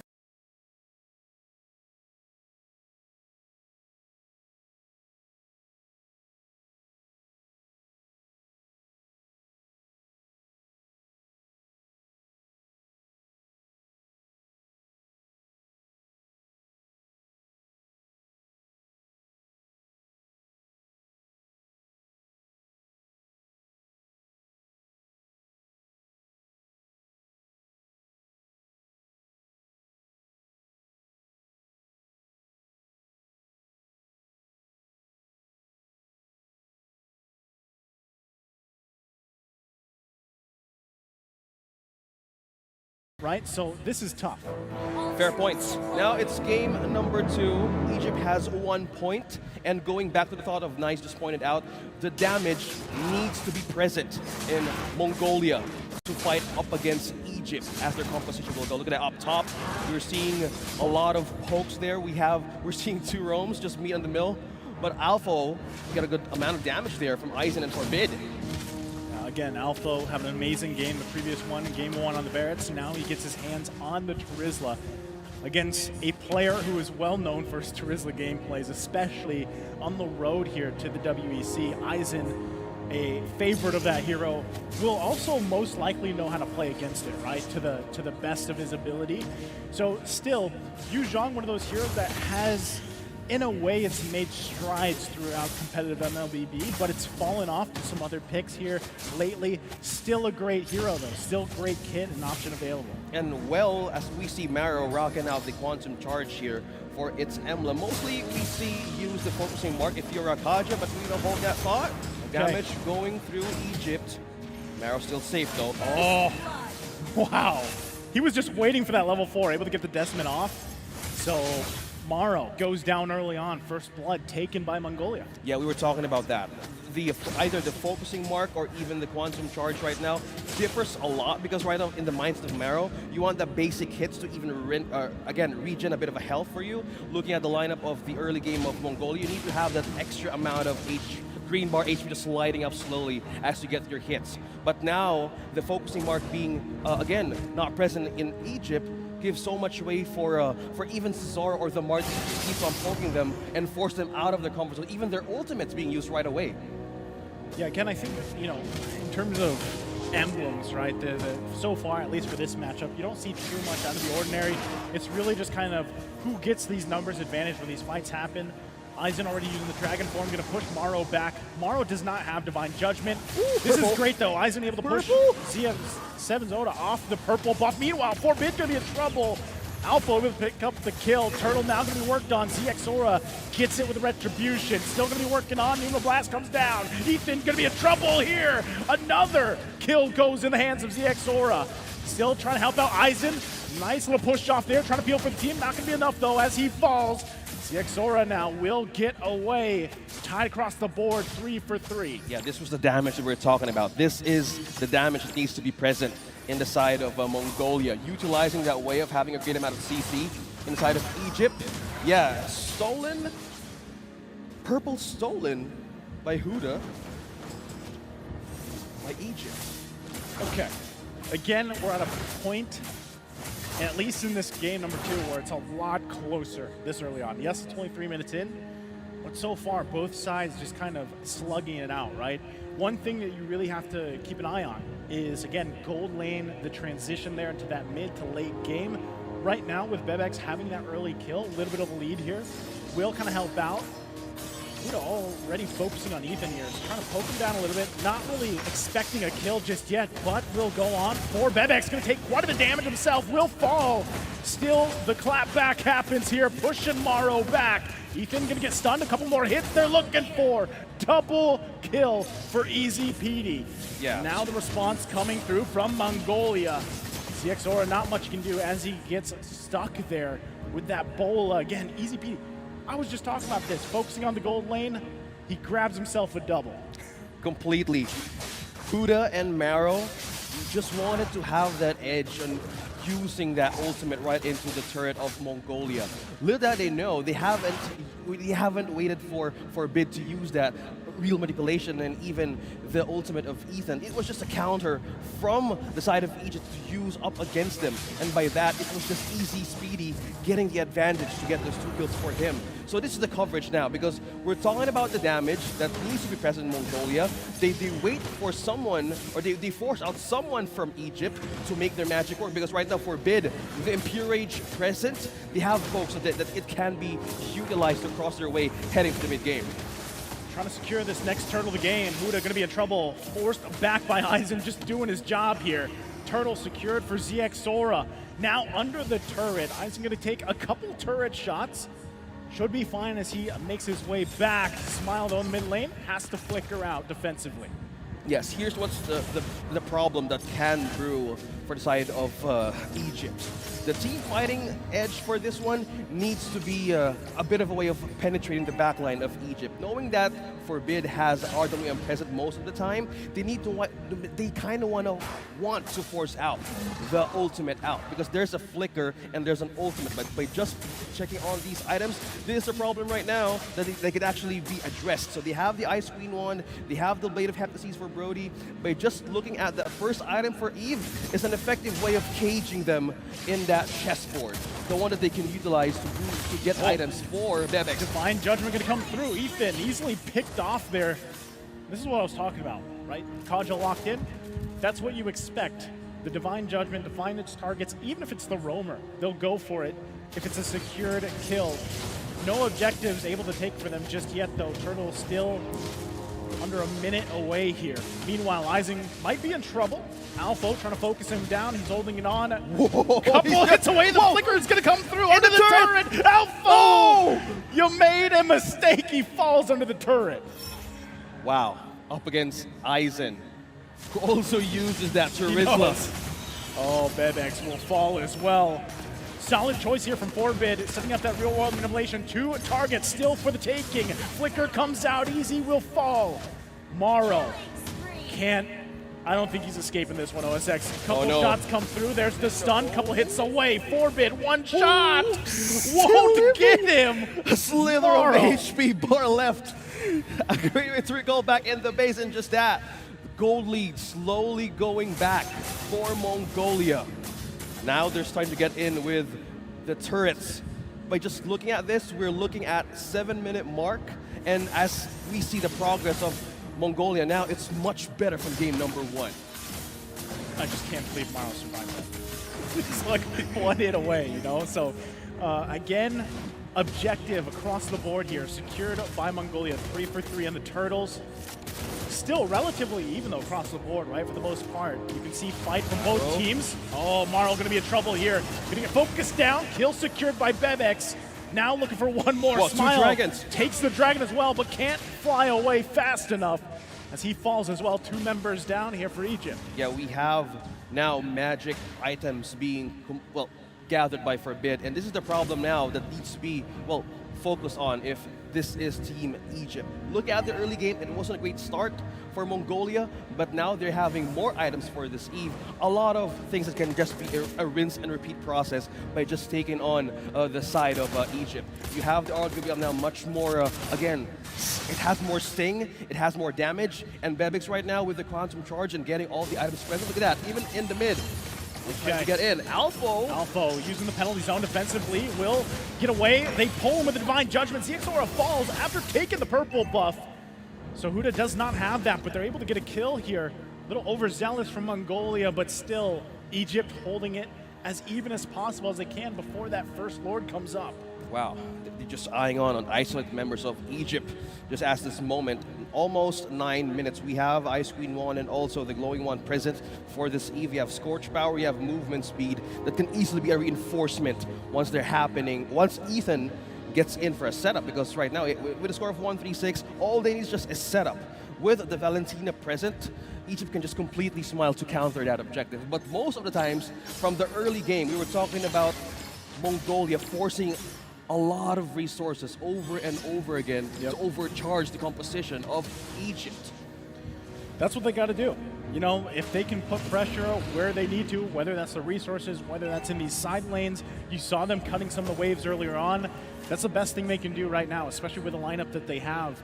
They should be able to win some of these objective-based fights, right? The ultimates that they have available to them, whether that's Newman on Blast, whether that's the real-world manipulation from Forbid, they've got the tools. But again, they have to watch out for Morrow. They cannot lose a member this early on, especially now that this Lord is up. Well, speaking of another objective here that can be taken either from these two teams right here. So into the coverage, Mongolia has an edge in waiting for the right time to strike. They have a setup, they have a Newman on Blast, they have the manipulation that can be a greater attack from side of Egypt. Now they're just waiting for them who makes the first step right into this Lord. But look at that, nobody's seeing Nobody's seeing this. Conceal has been activated. Conceal going to be used. Maro looking for the target, gets the Divine Judgment off. He gets Aizen. Terrify going to come through. There's the Black Dragon form. Will push them back. Alpha a little bit in trouble. Had 3 members on him. Still going to be focused on. Lord will reset. Alpha goes down by the Decimate. ZXOR able to pick up a kill. Numablast going to charge up. Will miss, though. Smile flickers as well. Responds with his own. And they're still trying to follow up on this. Ethan could be in trouble, has to back off for the team. Bebex with Wind of Nature gets a kill on Easy. Will be able to get away though, just in time. ZXOR 1 hit away, and he escapes as well. 3 members. Could be a kill. No, Smile is still looking for another way of getting another target from Mongolia, but that was still a safe passage for that team to go back in the base. How many moments in this game alone as someone got away with just a sliver of health? It's just one auto attack is all they needed, but all that again, Lord still not claimed just yet as both teams get re-situated to fight for that Lord. It could have been a different scenario. Huda was there, members of Egypt was there, but they wanted to have this discipline to not re-engage because at most of the times they're trying to feel the power spike now of Mongolia, and they're respecting the fact that we need to have counters, we need to have the tools for this. So with this kind of a time that we're seeing on this game, it's 11 minutes. Nobody's taking the first coverage here as they wanted to take on the first appearance of the Lord as it showed up earlier. Okay, Alpha trying to get some information here. Pushing them back. Bebex falls. Lord's going to go ahead and reset. A big play coming through from Egypt already. Able to get the gold lane. Marksman jumps in there. Alpha, though, going in with a flicker. Penalty zone. We'll be able to hold on just a little bit longer. RWM going to come out as well. Aizen there to back him up. Looking for the kill. Alpha falls. Still going to be looking for more. Ethan a couple hits away. Gets the flicker out. And still a bloodbath here for that first Lord of the game. Completely, that is still Egypt winning that fight. A kill onto Bebex, 3 kills onto this Brody. You would want to have that damage, yes. We were looking at Mongolia rising up to the problems of early game, but in the stages where you enter the late game from minute 15 or later, you need to have the damage from Brody to happen. Because that's one thing they needed to actually compensate the damage that they're building up with this. Remember, that's what we said in the draft. OSX was, with the Kaji, you always have to be worried about who is he going to grab. I mean, even looking at the items here, just everything kind of falling into place, right? Relatively gold-wise, economy-wise, it's even, right? But it comes down to those micro decisions, and the fact that Egypt was able to find Bebex before that Lord take, gets the kill, you lose so much firepower if you're Mongolia. Yeah, he opted for the Blade of Heptasis instead of going for, again, he went for the Blade of Heptasis instead of going for the Blade of Despair from Brody. And this is one thing that he wanted to have a coverage on, because at some points he could get pulled by Maro and Conceal. We heard a Conceal here from Egypt. Maro gonna go ahead and grab him, get some of the Divine Judgment. They're gonna unleash, the penalty zone comes through from Alpha. No follow-up just yet, though, gonna hold them back. Easy and a little bit of trouble trying to fight off Aizen. The rest of the team gonna help him out here. 3 versus 1 in the jungle. They finally take him down. The trade for 1-for-1. Lord finally taken care of too, but they will lose that inhibitor turret in the bot side. Yeah, I am feeling the pull of Aizen, which is how he did. He wanted to pull to Egypt out of the equation in their own team fight. They wanted to take out the damage dealer right in that fight. Because as of the moments that we're seeing, Bebex now has the Rose Gold Meteor instead of going for an additional damage item. This is securing his own way in, again, being in those deeper team fights because they're lacking the damage. They need more protection this time to even cope up with a setup of Egypt doing over and over again. So 14 minutes in, we find ourselves relatively even in terms of economy gold. It just comes down to that execution factor. And what we're seeing both teams do is really lead up into that Lord. It's about less than a minute away. So expect another Conceal play to come through here, OSX, from Maro. And it's going to be up to Mongolia to really play defensively against that. They have a lot of tools available to them. But man, right now, it seems like Egypt is controlling things a little bit better, at least picking the right fights, the right skirmishes, and trying to come out winning those. So again, as we lead up into that next Lord take, you're going to see both teams kind of just stay together as much as possible, right? Looking for their own conceal entrance play. Yeah. And Forbid just got his enchanted talisman just now, but prioritizing the Ice Queen wand, and again the glowing wand, is more likely to proc the Impure Age more in those kind of setups that can be effective for the side of Mongolia. So with this, more mana being present in the late stage of the game could actually be, again, a complete rinse and repeat, but much more faster for Mongolia. With this, they need to answer a lot of damage, but they need to pick who on the side of Egypt. Again, conceal play going to be used here. Marl going to flicker in, looking for anybody you can grab. Penalty zone to follow up. Ethan trying to flicker around, still going to be able to survive. Alpha now in trouble here, caught in the RWM. He will fall, and here comes Eisen to cut them off. Has the Petri available, does he use it? Finds a target, pushing Easy back. Easy firing off from the back line. He can't be stopped, it's too easy for Easy Petey. And now they fall here in the jungle, right in front of the Lord. 2 down, plus the flicker from Bebex. This is tough, it's a 2 for 2. That was a complete tug of war just right there. Being in the front line, Alpha was trying to force out a lot of resources from Mongolia. The discipline, and just by looking at this Reaper, look at that, the penalty zone onto Ethan. But one that they didn't see was Zor was right in the back, and that pushed Egypt to actually retreat back because of the CC that Mongolia has, and what they wanted to do was just completely be in those team fights so that can be pulled back and forth. And it's just that with the damage and CC that they can bounce up against Mongolia, it was a complete win. Oh yeah. Okay. An objective thing, they got penalty zone right onto Ethan. Lord was taken here. Ethan going to go down just shortly. Eisen there once again, focusing on Easy. Going to take a couple shots, has to back off here. And still will be focused on Huda. Now looking for Forbid. Can't get the target he's looking for. Eisen might be next. Still going, and it looks like they're going to be just fine. ZXora trying to help him out. Couple shots away. Huda! Not able to get the kill. Smile will clean it up, though. And the Lord was taken by Egypt, now marching on the bottom side here. It's looking dire for Mongolia. There's no way of defending this, but it can still be an answer. RWM will be the key here. Okay, ZXora trying to keep this game going. This Lord, though, still going to be working on the base, and it's Egypt that takes the series in a sweep. Team Egypt having a great start up against Mongolia, who remain undefeated in the group stages. Wow, look at that. In this kind of performance, heading through the playoff stage, this is a great way of pushing their own limits and also keys on getting the victory out of the challenges that they're heading throughout the playoffs.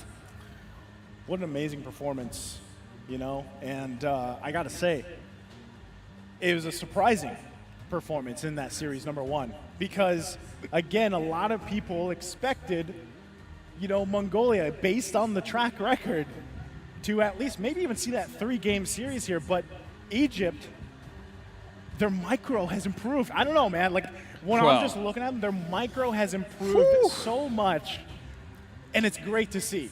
And so with that, again, they send Mongolia down, right? Double elimination, they still have a chance. But what a performance and what a showing from this team from Egypt. Wow, day number 1. First match, you got a 2-0. Team Egypt just rocking in the points up against Mongolia.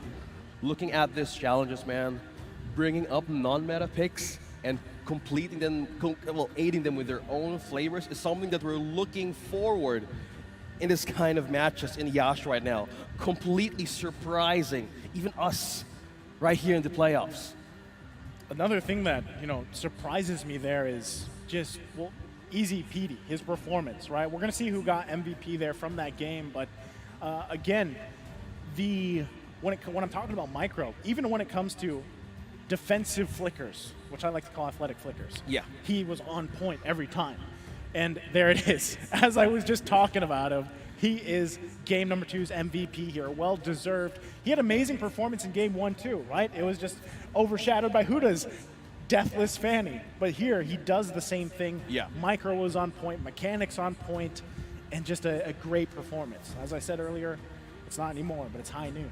It's high noon right now, completely, even Yeehaw. in that. Yeah. Just looking at how the match has started to get completely heated up this first series, the first two of the playoffs, a lot of heroes right now are showing us promise being used in this meta right here just for this tournament. Nice. So we have Clint, we also have Barretts. Man, I'm going to start my counter right here from this moment to see what heroes might show up next. Even your hero could actually show up. I think there's a good chance that he does. And when he does, Yeehaw. yeehaw, you know? I don't know if he says that, but it works, right? But he has a skin, yeah. He has a skin, yes, that's true. He's the point here, though, that you know, we're both making, I feel like even though we've talked about a lot leading into this first series, was just, we're in a great position, like, for this meta, you know, and the fact that there's so much variability that can happen, so many different kind of things that can fall in place, not just with the heroes, but emblems as well.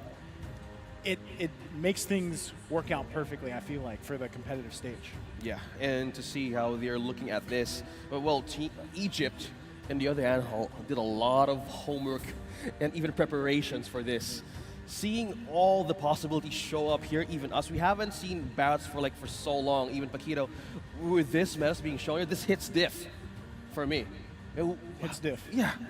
We've seen YSS the other day, we've seen Barretts, who knows, but now we're just commending how Team Egypt went through this first match of their day. I didn't think it'd be a sweep. You know, like to start off, like at this point where we're in the day one in the playoffs, what we saw from group stages, the last thing that I thought was like, we're gonna see a sweep today, like to kick it off. You know, hopefully again, as I feel like as casters, we're always looking forward to games going the distance, going these 3 games. And I feel like this was a situation again where Mongolia was in a position to actually take it to game 3, but Egypt just did it perfectly. They executed well. Yeah, that was just game number 1, ladies and gentlemen. Once again, I am OSX, and this is nice. So we'll be heading in for a short break. Don't go anywhere.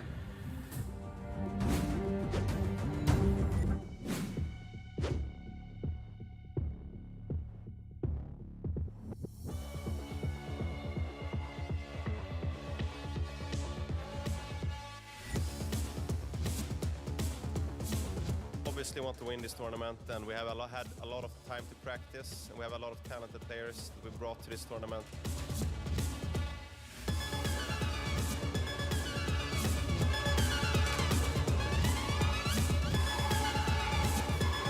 Toată lumea vorbește Iași. Iași e capitalul sportului în țara asta. Over 700 gamers from around the globe will join us to compete and battle it out for glory to earn their place in the pantheon of champions. Because of this event, so I'm really happy that I saw a lot of female team. Like it's an opportunity to play against them all.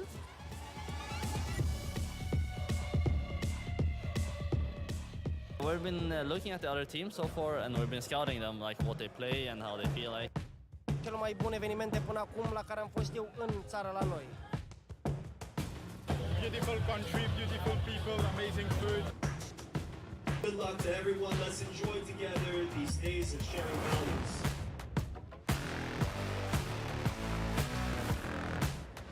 We have a couple of things prepared, so we're coming in with a little strat book, but enough to win our games.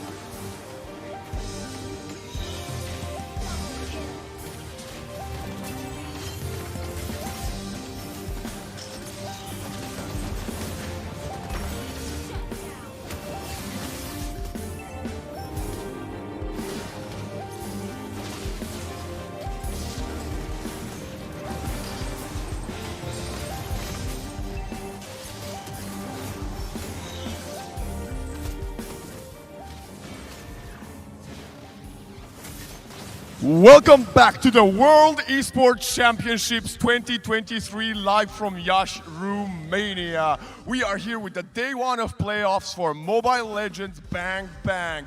I'm Waxin on stage bringing you the action of the second best of three series of the day. We've already had a phenomenal upset in the first matchup with Team Egypt taking down Team Mongolia in a 2-0 fashion. But now we're getting ready and the teams are very eager to make their way onto the stage. So let's not waste any more time and make some noise for the first team, Saudi Arabia!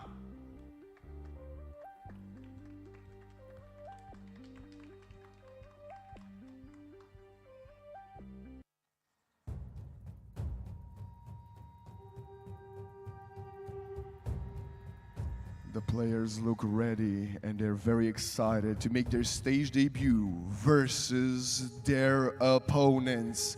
Make some noise for Team Kazakhstan!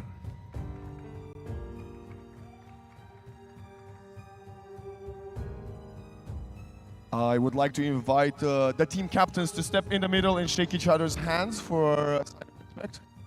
Team captains. And may the best one win. You can make your way into the pods.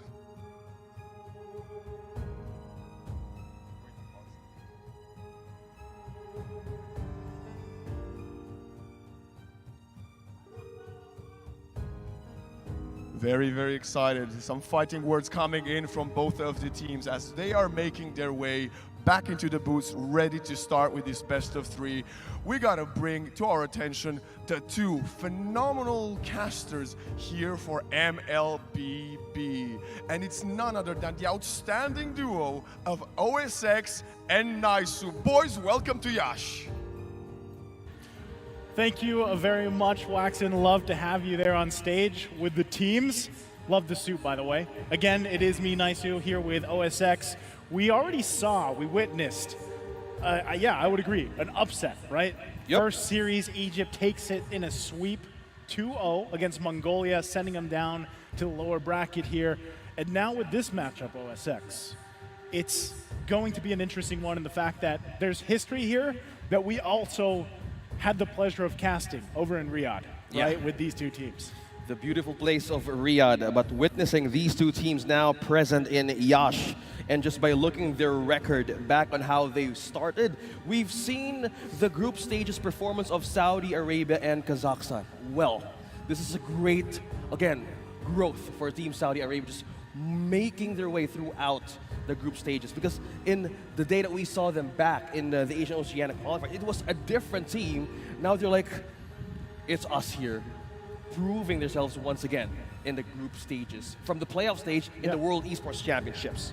I would say when you say different team, it's a team that has made improvements, you know, over that time. Because if I recall, back in the Asian Championships, the first time they went against each other, I think it was a 3-game series, if I remember right. It was a back-to-back, and it was just an amazing series. And now this is kind of like round 2, you know, if you will, right? But this time it's here in Iași, Romania. And so one thing that I'm really concerned about is specifically, again, Kazakhstan, what they've been able to accomplish from the group stages. I said this earlier before the first series. I said, man, I would call these guys the dark horse of, you know, this leg, right? The World Championship here. And as we take a look at the lineup here for Saudi Arabia, we've got Lark in the gold lane, Tarzan in the jungle, Sanji in the XP, Cuffin in the mid, Troll in the roam. Yep, seeing a different team, new metas are being formed, but Team Saudi Arabia, a different team, a different performance that we've witnessed. And now the same names that we saw back in the Asia Oceanic qualifiers are now proving themselves once again.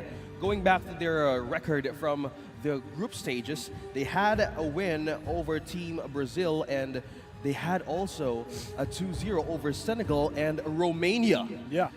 Wow.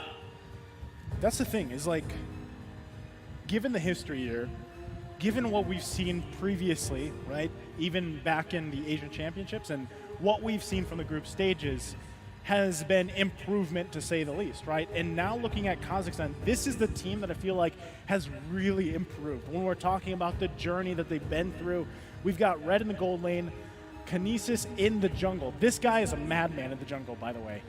Kazak here, Kashi, and Aleem. Aleem as well also really kind of shines from the group stage performances. But I'm just saying, the jungle, Kinesis here, is someone to really keep your eye on for this matchup. Well, if we're talking about junglers here, also Team Saudi Arabia has its own way of utilizing the meta right now.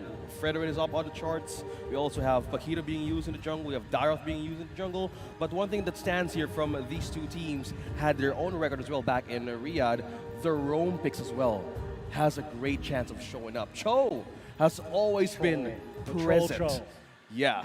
Now remember, one thing about Troll is, and even with the name, let's hold on. Let me hold that for a second. We're gonna look here at the head-to-head, Kevin and Aleem. These two guys specifically are pulling just so much weight for their team in terms of the matchups that they've been through. You know, of course, the kill participation going in favor of Cuffin here. He's all over the place in a lot of these team fights.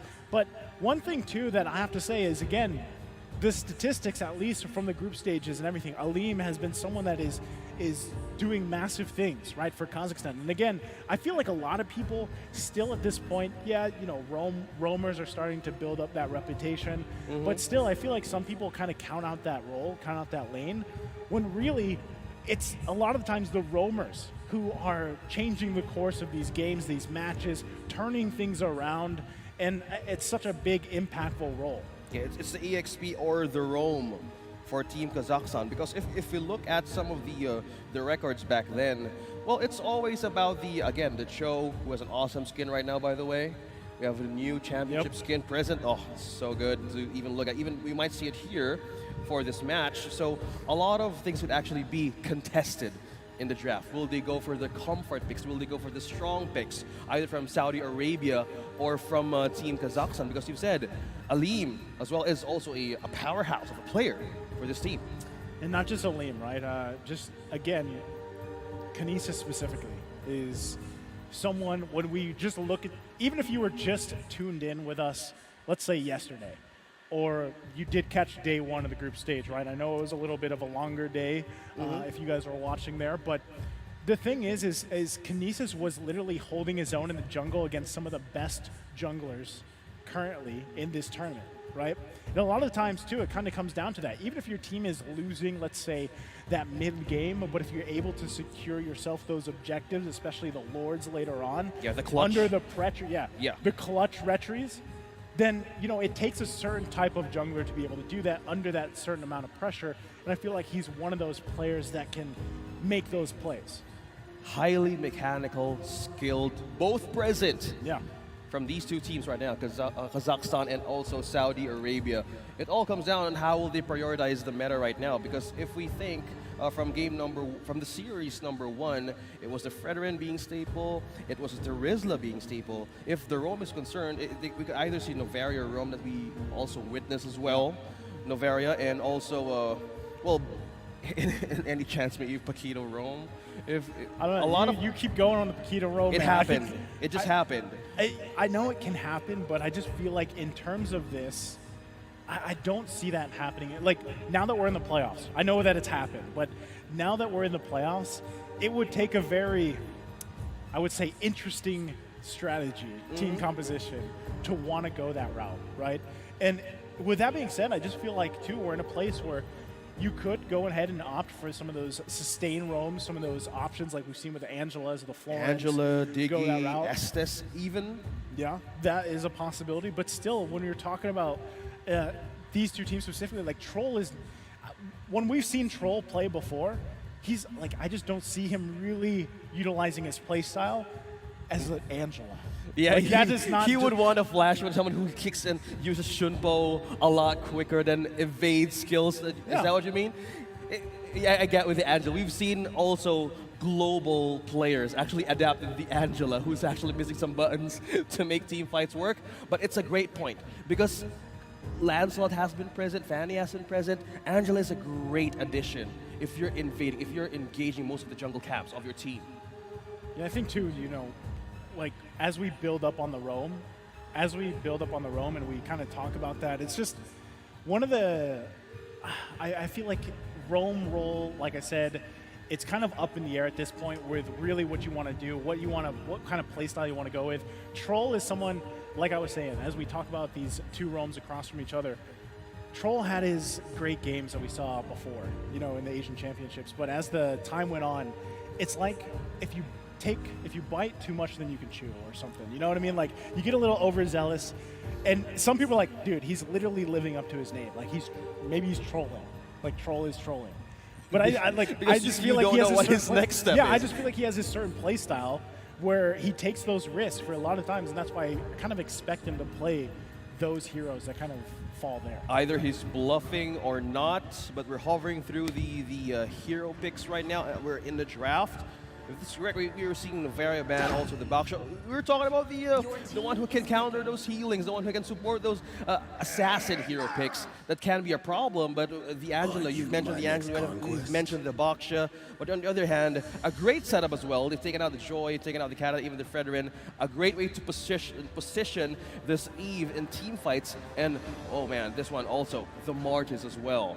Great picks here. And this is one way to see the counter draft on the first phase of Team Saudi Arabia. Will they go for the jungler next, though?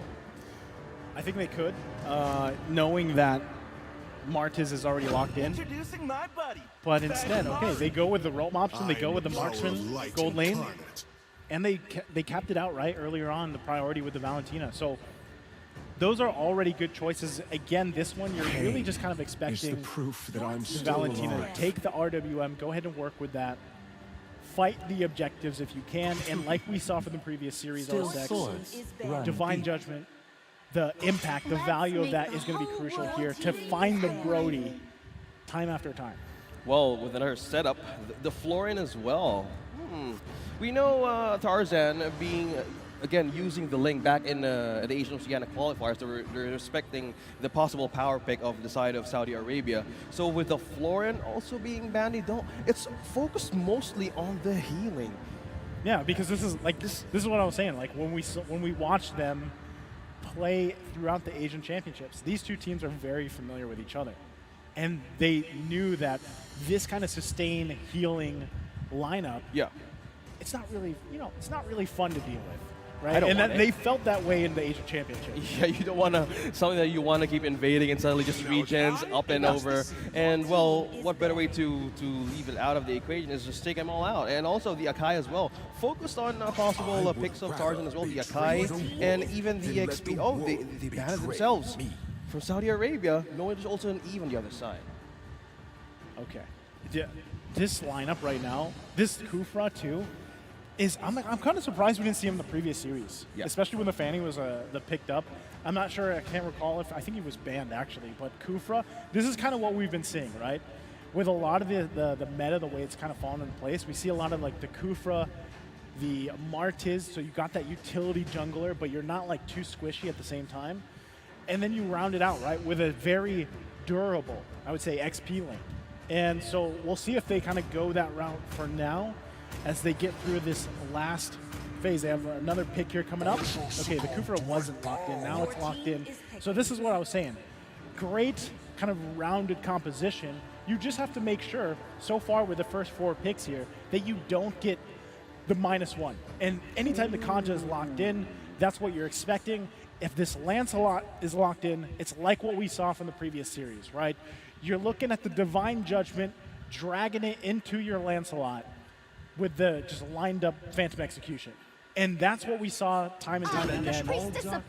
There you go. Edith is locked in as well. Complete layering of skills, and also CC coming through from Saudi Arabia. But by just looking at, we talked about the Lapu Lapu being on the 33rd on the charts of this IESF group stages. Now it's just showing up. A lot of things are showing up right now to this draft. So they have too much CC here for the side of Kazakhstan, but again, it will all check on how will the damage go here. How will the damage will be, again, worked upon early game, because it's just the Brody or even the Eve could suffice this kind of team fights. There's so much CC. You need to also answer the side of the early game power spike of Saudi Arabia? Well, I think, again, as we kind of contemplate exactly how they execute that, it's just your damage department for Kazakhstan specifically it's kind of multifaceted, right? Like, you have good tools in each department, but at the same time, if you just lose one automatically, and this is the power of Kaja, right? The power of Kaja. Literally the power of Kaja, literally the power of the divine judgment, if you will, right? Like, that's the downside of playing against it. Like, you have to be on point, and this is what we saw, like I was pointing out from the previous series, OSX, where the defensive flickers were on point, right, from Easy PD last series. So their micro game right now, man, is just up on the charts right now, completing and having this, of surprising everybody right now in the playoff stage. I'm headed for the first game. It's Saudi Arabia versus Kazakhstan for the second series of the playoff stage in MLBB.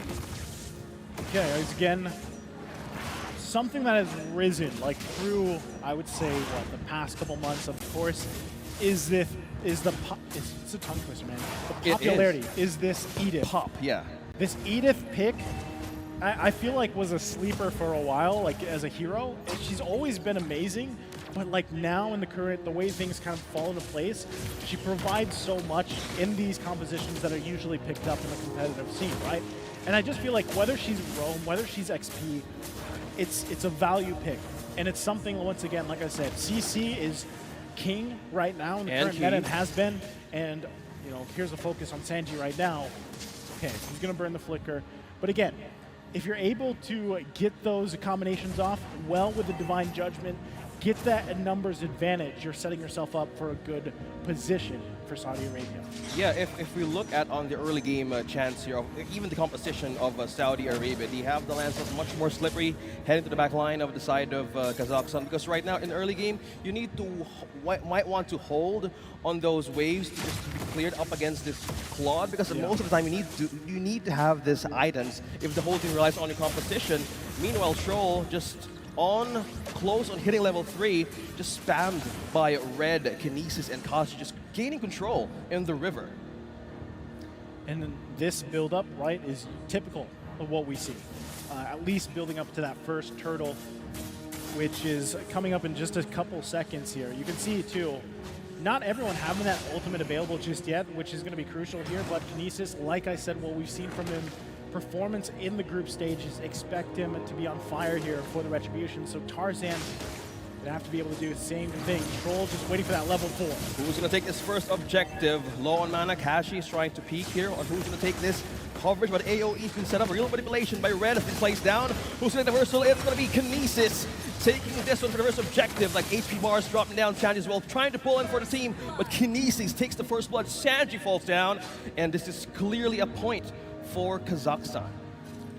Great take there, right? And at the same time, you kind of saw it. As everybody waited to have those ultimates really available to them, the fact that Kinesis able to secure the kill there, able to build up on that momentum on the Smarties is something, like I said, that most teams have to watch out for. He's an amazing jungler from what we've seen, where he can hold his own against some of the best in the world here for this tournament. So that, like I said, the fact, too, that he's going to be locking down those objectives, you have to take care of it if you're Saudi Arabia, now before later, right? So the work there, at least for this part of the game, leading into mid-game, will be up to Troll. Troll right now is rocking on the Quantum Charge. Those hits, well, choosing over the focusing mark on rather taking the Quantum Charge is much more an effective way of utilizing those basic hits if you're a Kaja, those free hits. If you want to say for the team, because most of the time we try to get in for a peek on those bushes and try to see on where they're coming from. Kashi has been doing this again, check bushes with prioritizing the ultimate who might be landed upon for the side of Saudi Arabia, but now the discipline of the scene right now is completely on the priority. Or as you said, they need to get hold of the objectives and they need to get hold of the lanes now. But looking at the goal in on the EXP lane, it's just Sanji just giving so much away on the river as well. Look at that, spamming over the river. Kashi dropping down the bar, HP bar on the throw, the pull, Divine Judgment. Oh, and that's a Thorn Apart member connecting right onto his own turret. Kazakhstan, another kill. Now their eye on this river, Kinesis tolls it. Great pickup there. And this is what I'm saying, like the push and kind of pull going back and forth, these little micro decisions, they're really controlling this early game. And I think that's what Kazakhstan has to do. And this is what we've seen them do. And so they fight it out. Turtle taken. An objective taken, and as well as Tarzan down. The objectives right now is trying to be in the side of Kazakhstan. The coverage, the RWM being set up at most of the times, the objectives just flowing all over the map. It forces a lot of resources out of Saudi Arabia. How do they address that? Because there's so much cash, there's so much damage being built up. Because we were talking about the draft, they need to have more time to get those items properly for Red and even for the Brody. Trying to contest over this Red Kazakhstan seals, that's the ultimate. Hugging down Coffin, Kinesis another time, secures the kill. Did I not say, keep your eyes on Kinesis, right? I feel like this is what people are feeling after the group stages. Yeah. They're like, wow, this guy is insane. And he's shown it here so far in the Marches, 3-0. And you saw too, like at this point, their confidence level is so high, they make plays like this. Yeah, speaking of plays, Kakashi now just in the middle of that blazing duet. BMI out for Lark. Kakashi almost low on health, but man is still present though. As I was saying, the confidence there from Kazakhstan is they're going to be looking for some of these risky plays if they can find them too. And, you know, at that point... Tarzan? Oh, not going to miss that one. Kazak secures the kill. He's just all over the place trying to get into the objectives. You were talking about that earlier. I keep trying to talk about confidence and like it's showing time after time. And speaking of confidence, now set up again from Kazakhstan. Red takes another kill. Coffin is down. Now having the advantage over this first tier turret, Kazakhstan has eye on this lane to even have a push. Now at this point in time, Troll might even give up on this one. And it just keeps happening. At this point, it's a domino effect, OSX. You can see them now taking another buff. There's no entry points at all, it seems like, for Saudi Arabia. As they continue to lose the buffs, as they continue to lose objectives and space to work with, it gets harder and harder. You can already see, right? Gold lead starting to build here. The next turtle is up, most likely going to be taken here by Kazakhstan unless Tarzan can pull something amazing out. But you can see it too, even focus on other parts of the map and lane. Yeah, look at that, almost 2 XP gap here from Kinesis, a 3-0, and you have Dominance Ice present for Akashi. He has a way to drain those defenses in the regen. Troll on the other hand being caught in RWM. Who's going to get this? Will he be in the defensive with reinforcement of Team Saudi Arabia? Tournament will connect, but not enough damage though. Troll would really want to eye and help in Tarzan. Who's going to take the turtle? It's going to be Tarzan. Finally getting their first objective onto this game. Meanwhile, Kinesis got a pull. Troll gets a Divine Judgment out of Kazak, but will they get in? This reinforcement of Kazakhstan. Tarzan is trying to escape this, but no! Decimate is too powerful for you to escape with the catch and the damage. Kazakhstan securing that follow-up from that turtle take that Saudi Arabia took from them. I thought he would use it, like he didn't even use it. He held on to it.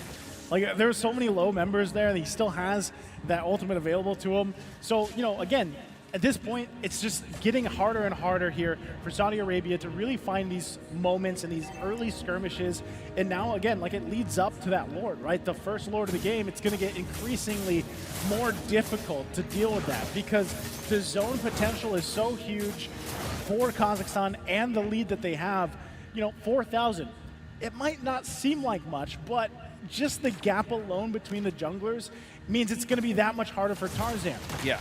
Sanji, 3 members here up top though, using the onward, using the ultimate to escape that. They're giving away this turret up top, bro.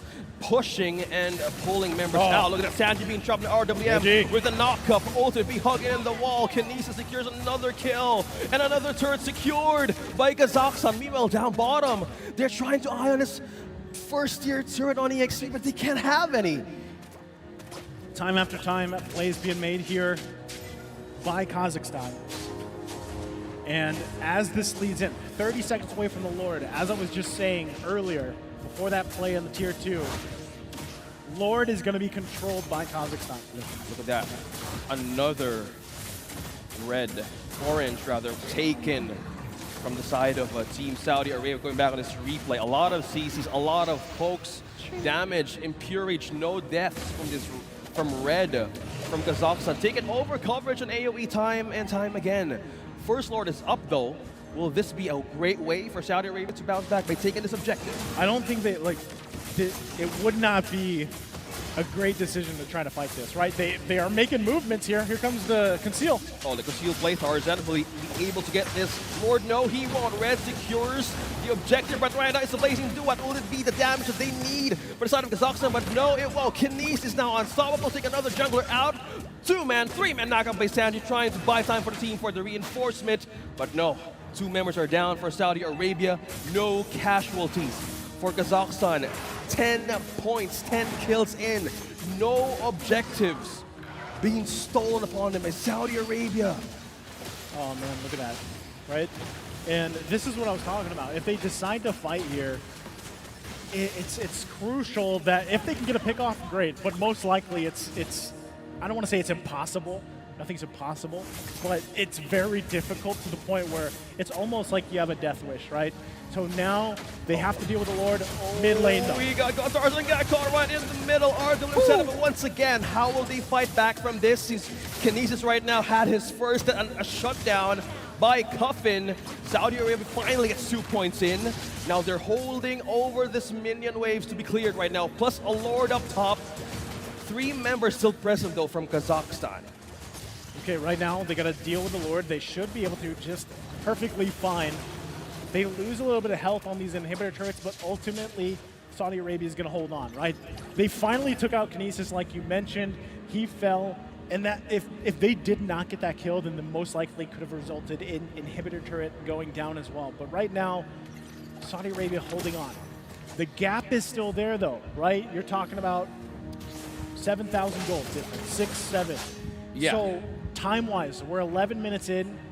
You have about a minute and a little bit before the next Lord. Can you farm up as much as possible on Lark? This is great. He just picked up Malefic Roar. Look at the items. He's got 3. He's got the 3 that usually Claude needs to be impactful, but still, if your entry isn't, I would say, the best here against what at least the defensive choices that Kazakhstan has, your Blazing Duet's not going to do anything. Like, it's not going to be enough to turn the tide, basically. Again, if you're trapped in the RWM of an Eve and most of the CCs that you can get from the side of Kazakhstan, you need to have more penetration. You need to have more ways of taking either 1 and 2 in the team that they can get, since they have an answer by using Sanji or even Troll with the pickoffs, and that could be an easy way for them to actually give kills for Lark as they head onto this game. They're eyeing onto the top lane. They're looking for a way of checking on the bushes of Kazakhstan, but most of the time the coverage right now, there's not even a turret taken from the side of Kazakhstan, Naisu. Yeah, space is not in your fault. Space is not in your favor, man. And again, Kazak. Whoa, look at that regen right onto 4. I kind of think that he might escape having that was just 4 members.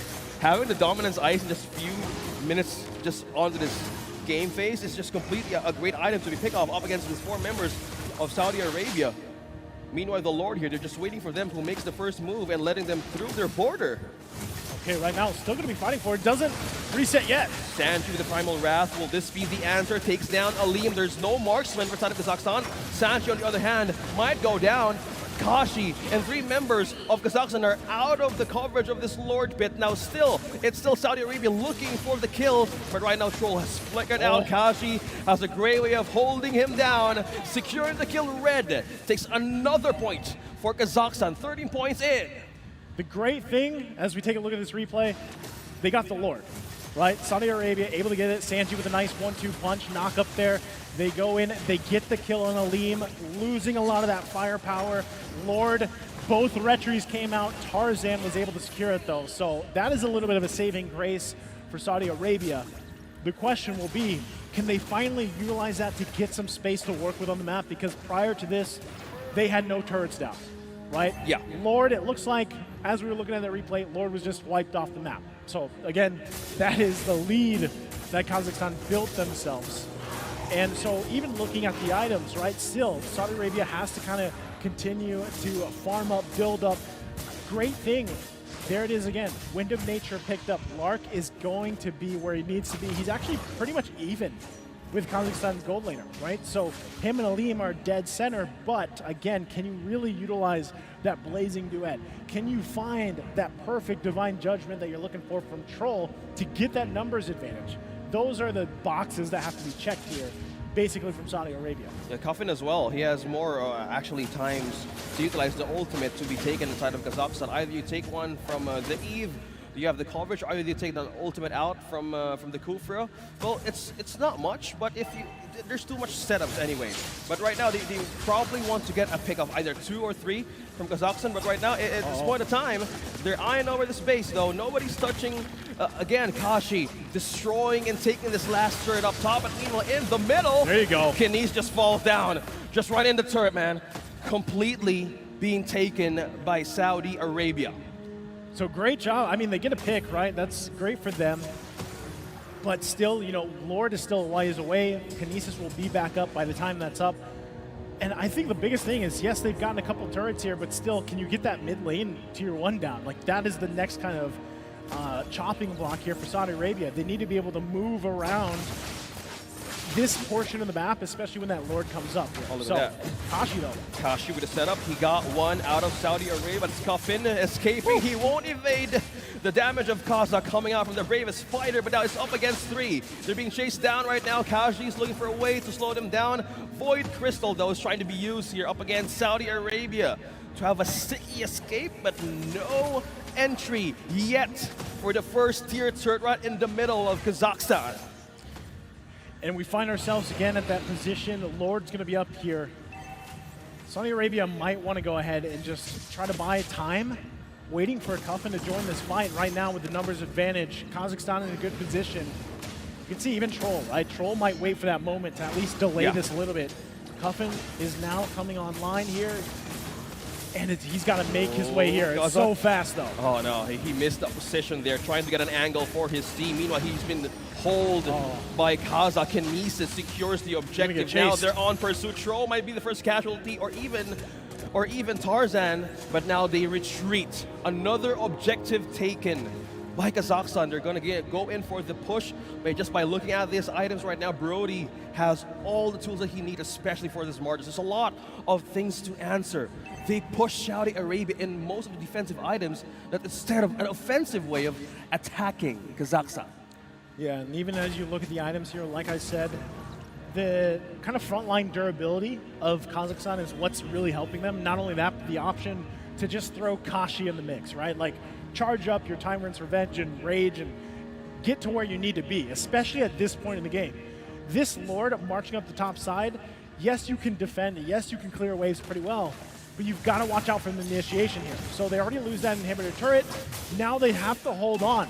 Most likely will lose all the turrets of their base, right? Because they're at the whims of Kashi setting something up if he wants to. If not, they can slowly go about this, knocking these turrets down. Red just picking up a Divine Glaze, so that damage is going to hurt even more. So it looks like right now they're waiting for that last wave to march in. Let's see if they can hold on. Are they just delaying the inevitable now? Onto the base, Kazakhstan is in. They're targeting Sanji, but Kazak is trying to pull in 2 or 3. They're looking for an eye on this base right now, but they're being caged in to clear the minions. But how are they getting through this? Kashi as well is falling down on the HP bars. Still has the immortality now being used and popped in right in the base of Saudi Arabia. Now waves are pushing in. Is this just the inevitable being delayed? But look at that, another charge right on to the team fighting set of Kazakhstan. 2 or 3 members could be taken away, but now it's still Tarzan falling down once again from Kinesis, and 4 more members are trying to hold on. Meanwhile, raging in 3, Sanji can't do much from that real-world manipulation, and now Aleem is just targeting onto the base, locking in the turret, and Kazakhstan takes the first point up against Saudi Arabia. Great game there. It almost looked like Saudi Arabia was going to be able to hold on. It actually looked like that for a second. Even Kashi, as we were saying, building into that kind of base push, it was on the whims of Kashi. He went in, set things up with the Kufra, found the mark, and that started everything there. But it did look like, even without Lark went down. Saudi Arabia was holding on a little bit longer, but just, great timing coming out from Kazakhstan, able to close out that game 1. Yeah, and most of the parts, they forced a lot of ultimates. They forced a lot of resources. That was the time that Tarzan was trying to have a way of stealing either an orange or a purple. Yeah. It was just falling right into his death most of the time that he wants to gain back those objectives. You said it on the first part of the draft. Like, how will they make this work? What is the recipe for this one? Because they banned mostly the power picks of Saudi Arabia back when they met in Riyadh. I think it's just the execution was there, obviously, for Kazakhstan. Like, there was some moments where Saudi Arabia had some fight in them.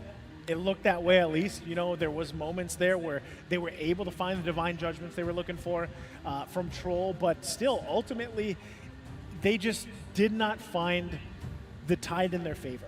Yes, they got one of the Lords, right? They were able to secure that, but still, even with that, they weren't really able to utilize it, to march into that side of the map, get the space that they needed.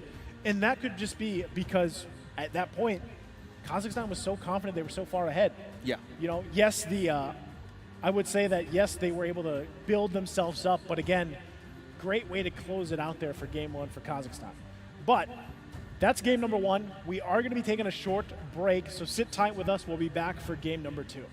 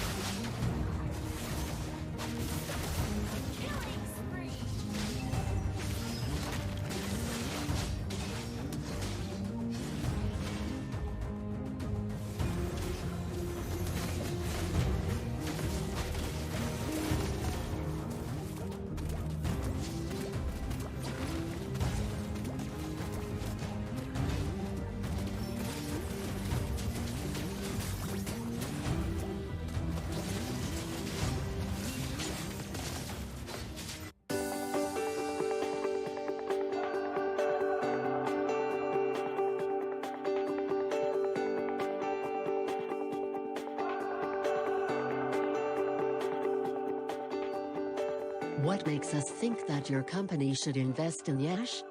Here are the most important reasons, summed up in just 5 minutes. First, who are we? We are Yash, the most important Romanian city on the eastern border of the European Union. You see, from the start, this geographical position gives us a strategic advantage in our economic relations with Asian and Russian markets. Investors will find it easy to come here, since our airport is only 8 kilometers away from the city center and offers direct flights to many places across Europe. What can Yash offer to your business? The answer is quite simple.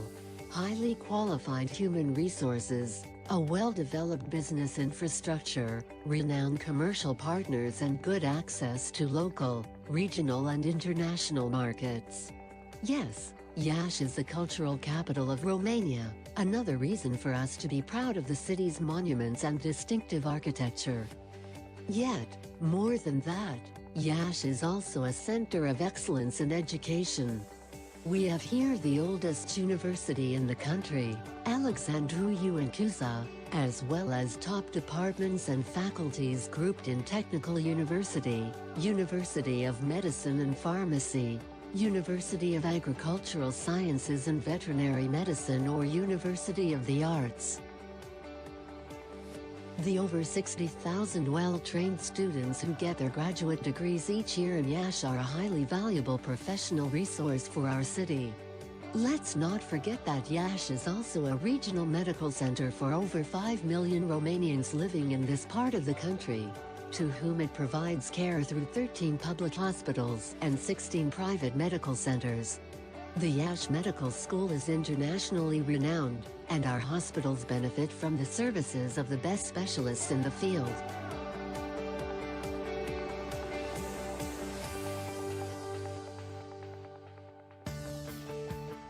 At the same time, the Yash municipality has invested heavily in rehabilitating the infrastructure, modernizing the local administration, and supporting the business environment.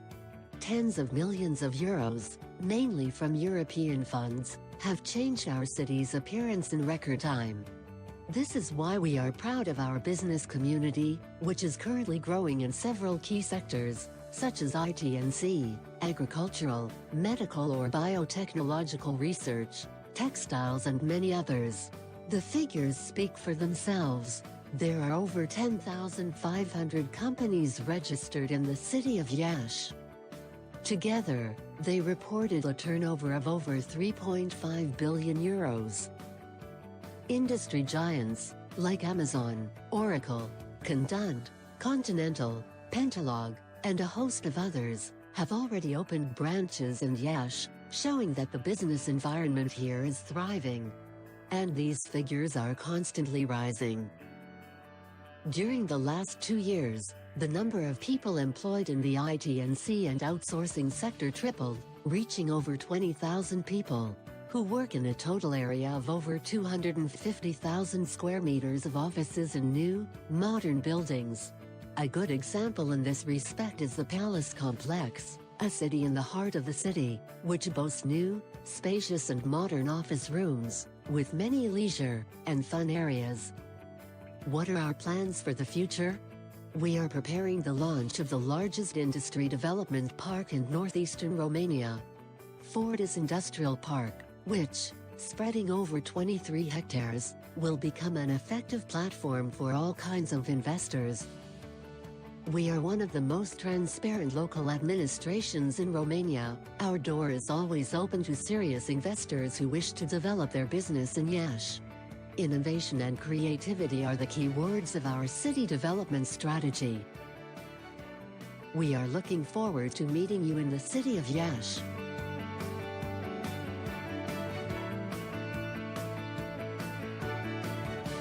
Come here and get to know us better.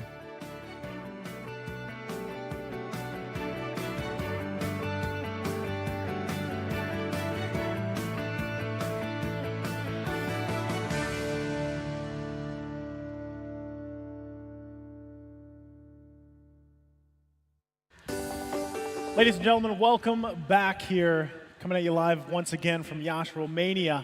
If you're just joining us, We're smack dab in the second series for MLBB WEC between Saudi Arabia and Kazakhstan. Kazakhstan taking game one. Again, I'm Naisu, joined here with OSX, here to bring you the action. Hey, now, it's been actually Kazakhstan taken over game number one, not leaving a point for Saudi Arabia until 10, 12 minutes into the game, completely having their way of adapting or improving something out of the meta from the group stages to now to the playoffs. Now, how is Saudi Arabia going to bounce back from this, knowing that most of the time, they've been taken out of their comfort picks. The Ling, the Assassin, even Tarzan was forced to pick out the Lancelot. Will the answer be on game number two? Will they transfer the sides this time around? I think the biggest thing is if they want to, like what, you know how they focused all those support bans previous game? Yeah. They could possibly just go that route. We saw that so much in the Asian Championships. Maybe they play that route. If they don't, maybe it's locking in a signature troll pick. But even at that point, I don't think that's the answer for against this team, Kazakhstan. Because what we talked about from, yes, this is kind of like their, redemption arc in a way, because they already fought against Saudi Arabia in that best of three series back in the Asian Championships. But just the improvement, like we said, from Kazakhstan, and then seeing what they've accomplished in the group stages alone leading into today, it's amazing, right? So I think even if you're talking about comfort picks alone for Saudi Arabia, that's not enough. Yeah, you might get the heroes you want to play, but still, when it comes to that fundamental level, the micro level, Kazakhstan is just playing better. And that's what we've that's what we've seen from them from yesterday, the day before, and what we saw in the game one. The micro and the macro plays of Kazakhstan has been doing from game number one. That's the first two things that you need to adjust for. Once you have a way of countering them into the draft, execution will also be checked, right? If you're Saudi Arabia, you might want to have this counter way of maybe checking out of the meta of how Kazakhstan uses this from game number one. As you said, they might take their eye off of the roam or the healers, the heroes that might show up for the side of Kazakhstan. Maybe look for another key player that can be effective on their side. If I was to choose a key player here, we've already talked quite a bit about Troll, but I would actually just focus on the jungle, right? In this specific matchup alone, Saudi Arabia and Kazakhstan, comparing with Tarzan versus Kinesis. And the fact that, like we said from before the game one even started, Kinesis, the fact that he's already, in a way, proved himself from the group stage, that he's holding his own against some of the best junglers out there. You have to be able to control that and handle that if you're Saudi Arabia looking to take this to game three. So, with that said, we're in game number two draft. You can already see it kind of falling into place, right? Kazakhstan, right away, taking the Fredrin, the Valir, the Claude. The only way to counter a Valir is a Valir. Well, you push away literally everything. Well, it's a good pick with the Valentina, though. What a theory. Yeah. I can't find any ways, man, because if you use the ultimate, you release... Well, oh yeah, okay. But you're going go with with Valentina. Yeah, because this Valir pick for the side of Kazakhstan is so much effective in the micro scale. If you want to penetrate the back line of this team, you have a way of pushing them out of their own AoE setups that they can use. With the presence of Valentina for the side of Saudi Arabia, yeah, they can take something out of the ultimates from the side of Kazakhstan, but for this point, they're securing more of their strategy in a macro level that we've seen back in Riyadh. But now they're still respecting the Ling still in the first phase of the bat. Now, as we get through the second phase of these bans, I'm trying to think what exactly Saudi Arabia can do with this draft, especially that second phase, right? The first part's already locked in, and we were talking about this specific pick for a while before even the first series of the day, OSX, the Baksha. How it's typically, picked up not only for its mobility, but the fact that the way the passive works, and it's kind of that anti-sustain, anti-heal. It's the only thing that kind of bothers me about it is usually Baksha, it has to, in a way, when it comes down to those jungle matchups, if you will, during the objectives, you really need the support there. Because, yeah, you're rolling around, you're quite tanky yourself. Give me a target. Not only that, but with a Valir across from you, it gets increasingly difficult to secure those objectives, right? And this is already automatic push, but this is already something that we saw from the previous series. Like I said, you have to be able to get those initiations, find those angles you're looking for if you're Tarzan, and win those objective fights against someone like Kinesis. That is the hard part here. So I like this. As I was saying that, they go ahead and lock in the Terizla. Great option here, as we've been saying throughout the course of this tournament. Wow. But still, like, what is your gold lane option here? You know, as you go through that, is it the Irithyll? Like, do we see that pop up? Good ban though on this Leslie. If you have a Claude present on your composition and you have a Veil or a Valir rather being present to push all the initiations from the front line, you don't want that ultimate being used over and over again to reveal like a short amount of distance on where is your marksman or even on your team that you're trying to hide. So with this point, they're securing more of the weaknesses that their heroes might again come across with, and easy as well. They use it again, and also the Lapu Lapu. Man, they're rising the win rate out of this hero. Being stuck in the 30, 29 in our stats here, just Lapu Lapu showing once again in game number 2, up against the Terizla though. Yeah, but remember, this is, like, if you look back on the history of it, from even the Asian Championships, like, this is a signature pick, if you will, for Kazak. Yeah. Yeah, and we saw him make, like, world-class level plays with the Lapu Lapu. And that's what he's looking to do here. So, very well-rounded lineup, great team composition. I can say the same across the board for Saudi Arabia. The fact that they picked in the carry here, it helps, right? It helps with some of the tankiness that Kazakhstan has, but the only downside of it, again, is your range. Like, anytime carry is locked in, you really have to be able to micro yourself in those moments, you know, staying alive, working around with that small range you have, especially against a Claude, whose sole job is to literally just enter the battle, blazing duet, and like get out of there. Peek out, and this is, that's a great point to actually talked right now, because if you were carry and up against a Claude and you have 3 heroes from Kazakhstan that they actually push you away if you lose your target, this brings in pressure for the Franco to even get a good bloody hunt onto members of Kazakhstan. Not only that too, but I'm wondering, like, what battle spell do you take here for the carry? Like, you would assume you have the Purify, right? It's not. It's Flicker. So you're going for the defensive. You're going for the defensive Flicker as much as possible, because there's so much CC. And then, you know, as we talk about the Valir specifically, just that alone is enough to put pressure on a lot of these gold lanes in these early skirmishes and team fights later on. Yeah, and we're seeing a bit of a way of starting up their early game. Meanwhile, Kazak receives half of the damage. His HP's on half right now, up against Sanji on level 2. Terizla on early game is a good way of just pushing a pressure out of the turrets on the enemy side. Yeah, right now too, you know, anytime it's an XP laner versus Terizla, it's, for the most part, it's just better to kind of be passive in that lane as much as possible, not letting, you know, him getting a huge lead, whether that's a kill or 2 early on. And just, especially in the sense of Lapu Lapu, like, your job later for those objectives is just to be able to find those stuns, utilize that bravest fighter the best you can. Yeah, and a good point though, because if you are a Lapu Lapu, you would want to have the Dominance Ice right in your inventory, because if you're up against Terizla here, a lot of, again, if he gets his hand on the Bloodlust Axe, he gets so much life and he gets so much spell vamp, and having this Brave Smite onto his emblem, he could actually have his way of holding his own lane and not give him, again, a bit of a pressure on the other side of the lanes, because he can focus more on himself in the XP lane, which is a great factor as well to push down their macro game for Team Saudi Arabia. And as this, like I was saying, early game, as passive as possible here, right? Especially for Saudi Arabia.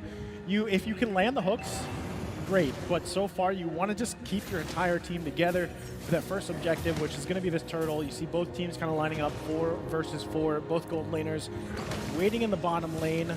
Not needed for this first one. Kinesis eyeing on Sanji. Meanwhile, all 4 heroes are present on their ultimates. Kazak takes the first objective. Now getting onto the team fight. Kinesis is trying to bounce out of that battle, but Tarzan is trying to hold it. Look at a regen. Torres Poison's being used. Onward, says Red. Primal Wrath made it through the damage. Tarzan falls down and exchanges while Troll takes a kill. 2-1 from the first turtle of the game. Solid start there. Kazakhstan able to get the turtle as well as a couple kills, but the response as well from Saudi Arabia. But the kill went over to Troll, right? And that could work out for their favor as he is rolling that focusing mark. He is going to be a very big asset here to the success of Saudi Arabia in this game too, if they can pull it off, right? Like what we saw from the first series where Maro was really able to utilize the Franco with this same emblem set. That would be amazing. Obviously for Lark to get to the point where he is that huge threat on this carry. But right now, it's slow building, right? We're only 3 minutes in. Yeah. We have Ferocian Scythe present on a Lark. We were talking about the marksman for the matchup from Kazakhstan and Saudi Arabia. Now he has more ways of amplifying the damage of the basic hits that he can do, and most of his lanes to farm up for those second and third item for damage penetration. As we are looking at the lineup of Kazakhstan right now, they have so much way of pulling and pushing out. Look at that Sanji and Kazakhstan with a showdown. Look at the recalls. Now on to this top lane. We're getting much attention. Sanji flickers out. Okay, we have Team Kazakhstan just pushing and giving fresh meat out down bottom. Two-man knock-up. Red goes down into protection and use the Primal Wrath for his defense. Now looking at the coverage. Wow, Saudi Arabia meanwhile top. He did let Sanji go. Still going with the regen. Look at this 12 up now as Kazak takes the kill. Sanji falls down. They did not let go. But meanwhile, here comes the pursuit. Oh, Iron Hook would not connect. Look at the pushback from the ultimate coming from that Vengeance Flame on Kashi. A lot of ways to push back members of Saudi Arabia, but now look at that reinforcement. Now there's more way of giving a comeback on those kinds of team fights. Right now, all of that happening across the map. They're going to go ahead and just trade it over. Turtle going to be secured here by Kazakhstan. Meanwhile, still looking for a play in the mid. Iron Hook still not connecting, though, for Saudi Arabia. Meanwhile, the action here is happening right onto the mid lane. Look at the pokes coming in from Sanji, but Kazakhstan has secures the objective, so no casualty at first. Meanwhile, they're eyeing over the gold lane from Saudi Arabia. So here's the great thing, right? With all this stuff happening, Lark is able to just farm up. Oh, Troll, though. All right, he's going to flicker out. Oh, hook not going to land either. Almost, closely. If he landed that hook, great. They probably could have resulted into a kill. But at least for Saudi Arabia, at this point in the game, Lark hasn't gone down. He's been able to mainly just farm up, but so has Aleem, right? And as we transition mid to late game, that's going to be crucial for them. What gold laner is really able to shine? Like we saw from game 1, they were technically neck to neck in gold. They farmed up really well given the circumstances. They're going to probably do the same thing this time.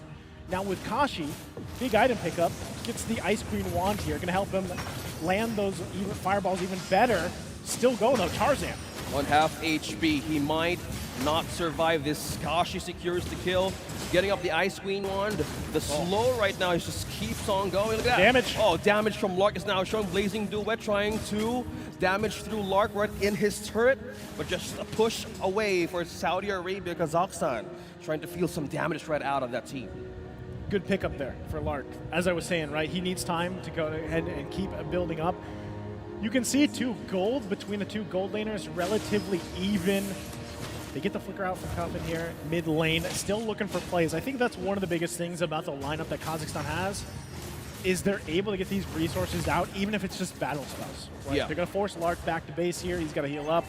And that's what we kind of see Kazakhstan doing. This is, you know, that macro and even to the micro play that they're working around here. And it's kind of difficult when it keeps going in their favor little by little, even if it's not a kill. Like, they don't get a kill, but they get battle spells or ultimates down.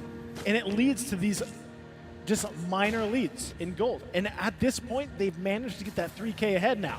Yeah, and they will manage to get Coffin for this one. Red with the onward Kashi now.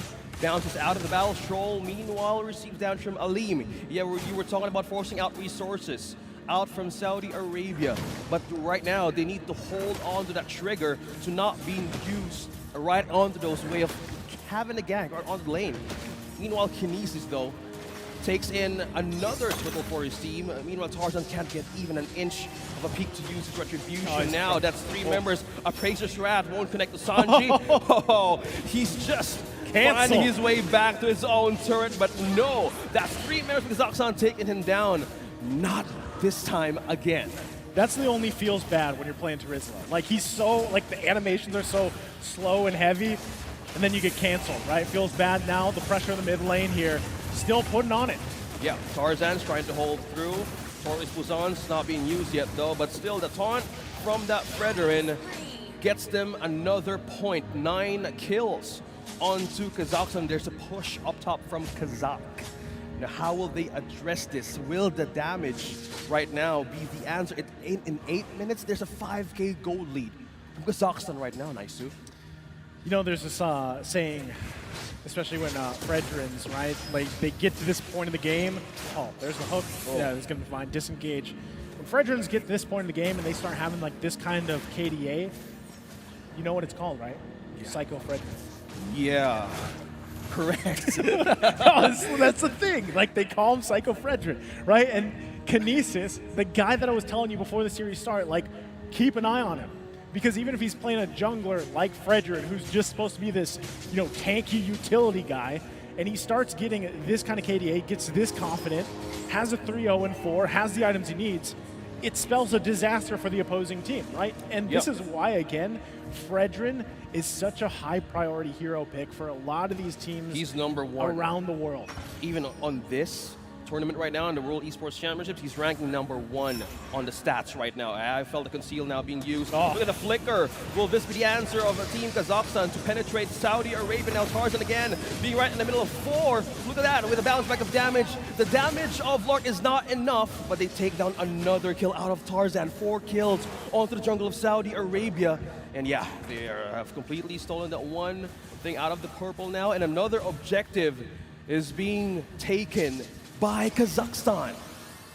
Tarzan not having a good day, right? He's not having a good jungle this game. And as we were talking about in the draft, man, Baksha, when he's locked in, you have a certain amount of utility, but if you are this far behind and you're now sitting at 0-4, you can't really get these objectives. You can't contest them. No. What can you do but take the brunt of this damage like we just saw from that replay?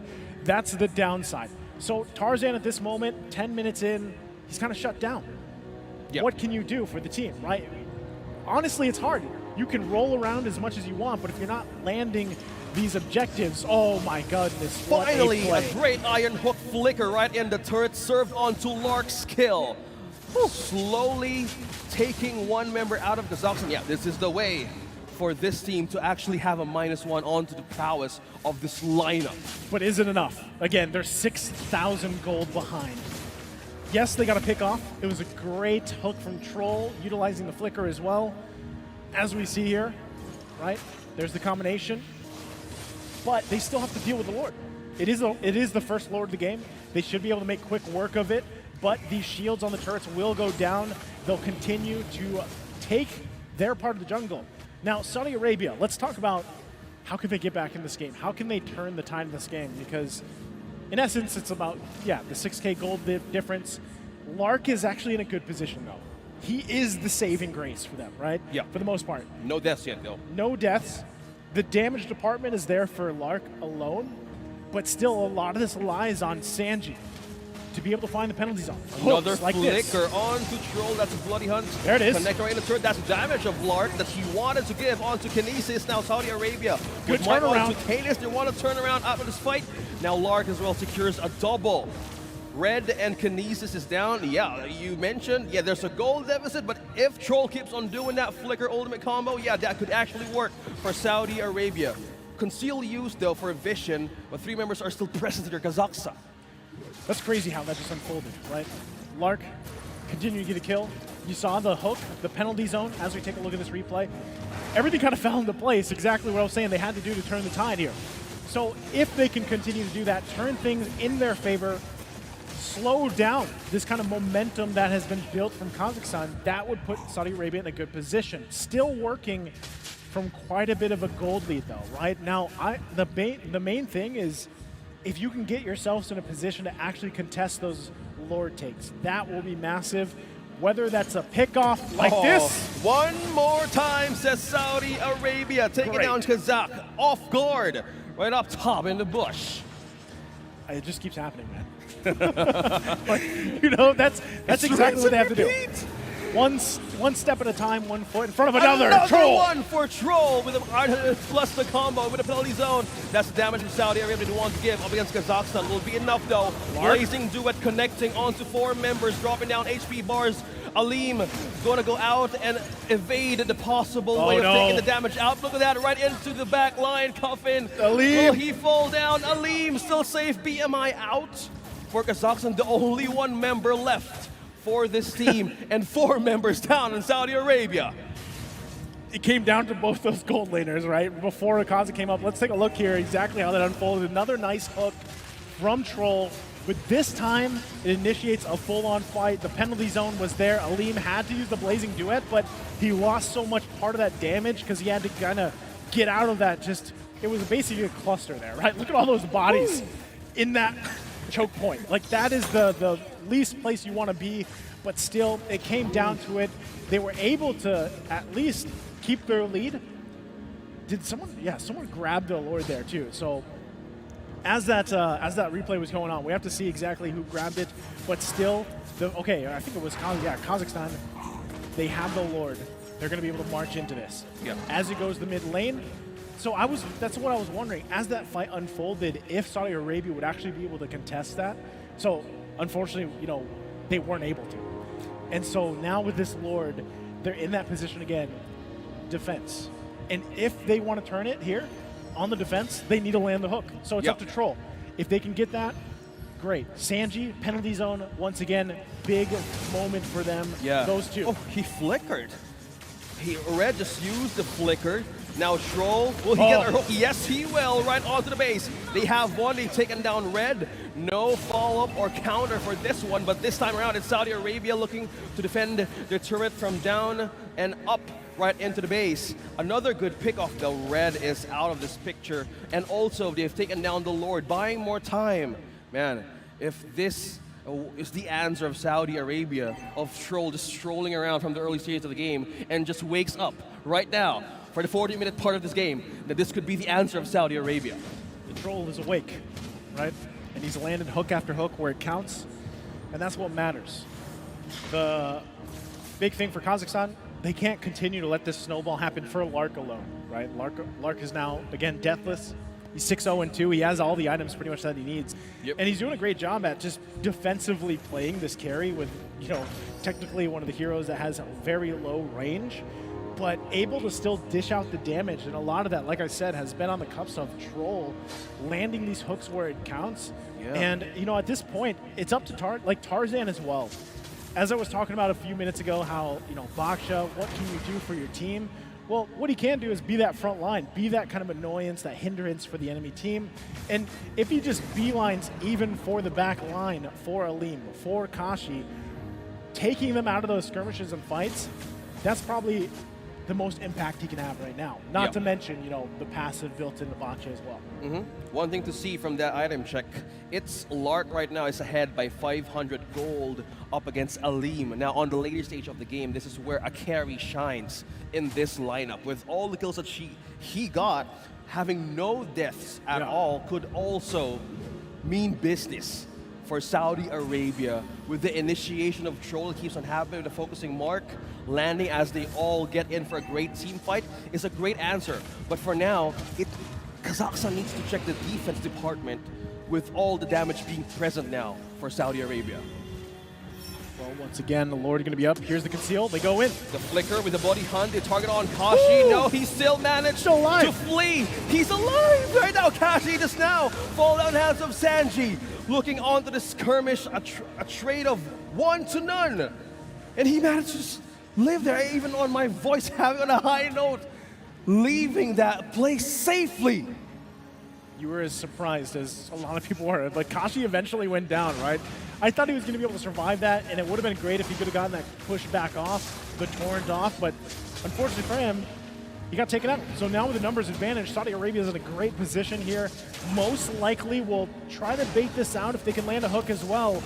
We'll see if Kazakhstan can live up to what they've been doing. Oh, look at that penalty zone flicker, but there is an iron hook combo right into the Lord. Being in a bit of damage, Red falls down, Sanji takes the kill. Who's going to be the answer here for? Will it be Kinesis though? Tarzan finally secures the objective. Lark takes down Kinesis. Saudi Arabia finally getting their objective into this game, tying on the deficit, on the lead. They've finally woken up. Saudi Arabia is doing it. They have turned things around now. They've whittled down that 5 or 6K gold lead they've been working against for the majority of the game. And just like that, they're in control, right? As we take a look here at the replay, you can see it. It was a great just kind of execution from them. Look at that. Lark just unleashing on Red and then Kazak. And the lockdown too on Kinesis was great from Troll to try to alleviate that potential that he takes the Lord. The positioning of that carry, Lark having the right angles in a micro level, not being caught by either Daikashi or even Red. By that initiation from Sanji using the penalty zone and being another follow poke from Troll, there's no way a bravest fighter would escape that setup. No matter how brave you are. Right? Yeah. So right now, space being gained here for Saudi Arabia. Eyes set now on these inhibitor turrets after losing that one mid lane of their own for a while. They have made their way to the base of Kazakhstan, taking a turret themselves. And as we see them kind of reset here, right? At this point, you have both teams with one turret down, and it comes up to that, most likely the next Lord, right? Which is a minute and a half away. Unless, again, one of these teams can find a pickoff. Now, who has a better chance of finding a pickoff? Saudi Arabia, right? As we've seen with the hooks. You have rated armor present for Sanji as well for the magic damage of Kashi. Even though he will use that ultimate time over time again with the setups, it's a great way to even be a sponge in the front line. So they have more tools, they have more answers right now for the composition of Kazakhstan. This is the window of the composition of Saudi Arabia to be utilized up against this stage of the game. Problem here with Kazakhstan's lineup is obviously if they lose Kashi, they lose a ton of not only just kind of magic damage to whittle these members down, especially with the way that he's building this Valir, but just also the utility of it, right? So both teams, ideally, they don't lose anybody before this next Lord fight comes up because right now it's just Saudi Arabia, they know they have that kind of space advantage, they're going to go ahead and work around that, but still, as we get closer to that Lord, Kazakhstan has to find their way to that part of the side of the map, that jungle, get the space that they need to work with, and at the same time, not get cut off and keep Kashi alive. Going back to it again, Baksha, what is one great thing that he's good at doing? Cutting people off. Because cutting people off, like, you have the slow, you have the he drives by, yeah. He rolls around. Rolls around. He rolls in the deep. And just by looking how he can go into the deep, he has Dominance Ice, he has Guardian Helmet, and even have a Radiant Armor, a lot of answers. He's tanky. Yeah, tanky. Two members actually tanky here, Nice. You also have Franco, has more of the tools here to even have a great bite. But Kazak here has the Blade Armor, needs something to deflect though, because mostly right now, two marksmen for the opposing team has no deaths, still maintaining that record. Okay, here it goes. There's the conceal play going to come through. They go in. Oh, there is Red with the onward, but what is the call here for Kazakhstan? The answer, they're trying to take on Sanji, Kinesis, and Kashi, trying to look over a different angle. It's going to be one member using the ultimate out of this team fight. Tarzan still managing to secure a kill for Lark. Kazak is down though, but Troll is trying to hold on Kinesis and Kashi. Two immortalities being present. Now in to the way of securing their beeline right now. Saudi Arabia. Oh no, push back from that Kashi as well. Won't even have a chance here. Troll is still managing to secure another way of using another penalty zone on Sanji. Immortality is still present though. Kinesis, on the other hand, can't do much. Two members present. Lark secures the Lord. Saudi Arabia now marching through the base of Kazakhstan with this Lord present in a few seconds from now. That was clutch. The fact that they took Aleem so low to basically just get him out of that entire fight, they lost so much firing power that Saudi Arabia had no trouble there. Look at that. 5 immortalities present from Saudi Arabia. Having a great bit of second chances in probably a bit of a percent of half lose of them the team didn't even fight. pop. Yeah. It was still up because, again, Kazakhstan lacked so much damage for that fight. So now they find themselves in a situation, right? Lord marching down the bottom. You're going to have to deal with it. Kashi coming up in a few seconds here. They're going to lose that mid turret. Base is already at half health. Saudi Arabia looking to take us to a game 3. Sanji used the penalty zone right onto Alim, targeting the marksman of Kazakhstan. Meanwhile, the damage right now is taken on Kinesis. Coffin secures the kill. Kazakh's falling down as well. Sanji with the mega kill. That is just the Bloodwings doing all the work right now. Damage reduction won't be an answer for now for Kazakhstan, but now into the base. Saudi Arabia, with the Lord on their side, takes down this game and finally getting a point out of Kazakhstan. Great performance there. We've got a game 3 on our hands. And this is what, I should say this is expected, because what they did in the Asian Championship was exactly the same. These two teams going the distance in 3 games. Yes, whoever loses here still has a chance. Yep. But these are two teams that know each other very well, and it shows in the way that they play. Again, hats off to Saudi Arabia, because they were down 6-7K gold. Yeah. They were able to inch their way back, turn things around, and even when I said Tarzan, what can he do, man, on that box shot? He was able to hold on. Troll stepped up, landed hook after hook after hook, and Lark stayed alive and profited off of that. And then they were able to just win little by little, gain ground little by little, and able to do it. Yep. They just saying hi and having a thumbs up right onto this match. And just by looking at Tarzan's performance on second game, yeah, he had 5 deaths on 6 minutes, but that wasn't the answer. That wasn't the real plan on how their composition was totally working. There was a window, there was a chance, but they just hold on and had the discipline. You've mentioned the Kazakhstan just can keep doing the resources being burned out on the side of Saudi Arabia, but the trigger and even the discipline on those kinds of team fights actually worked and brought them for a longer stage that made their own heroes flourish. Yeah, I think that's the main point, you know, is even when you're down that far, again, a lot of these moments, they're not impossible for some of these teams. We've seen crazier things, OSX, where a team is down 10,000 gold, and somehow they're able to inch back into the game and turn things around. And yes, this wasn't a 10,000 gold difference here, but it was relatively large, right? 6,000, 7,000. And the fact, too, that you don't really have in comparison, again, Baksha as a jungler, it's not this super high impactful jungler hero, right? Like, he's very, in a way, it's kind of basic the way that he works.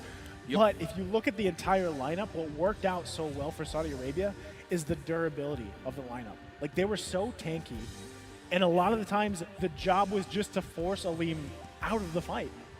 Because once you take that quad out of the fight, the Blazing Duet doesn't hit all those targets it needs to. You know, how do you get through that tankiness? And that's kind of what we saw kind of unfold, especially towards that late game. Amazing, amazing recovery for Saudi Arabia from game number 1. We have the first tiebreaker of the playoff stage right here in MLBB, in Yash. And looking at how these two teams adapted quickly, man, a lot of things are open on who's going to move forward in the playoffs. Started from Series 1 and then Series 2. Wow. Upset Series 1, and then now you have this. Again, coming into this, I expected 3 games. Yeah. And I'm happy. I am so happy. We've seen them back in Riyadh, completely a different team rising to the challenges. All the teams present right now in the playoffs could actually have a chance at getting through quickly. But we can't say what's done could be done as of the moment, because a lot of things could actually pop up in the next games to come. Well, speaking of the next games to come, we can't wait, but we are going to be taking a short break before we head over to game number 3, so sit tight. We'll be back after this.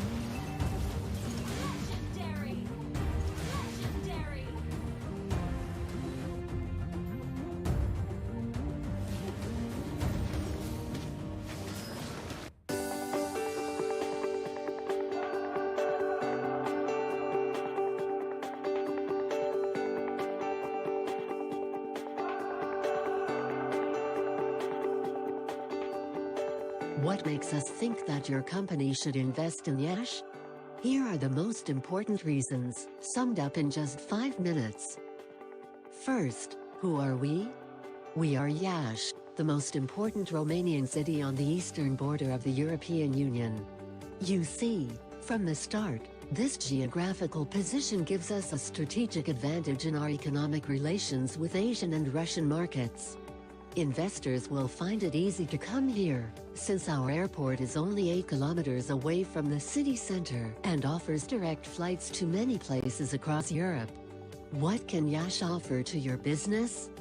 The answer is quite simple.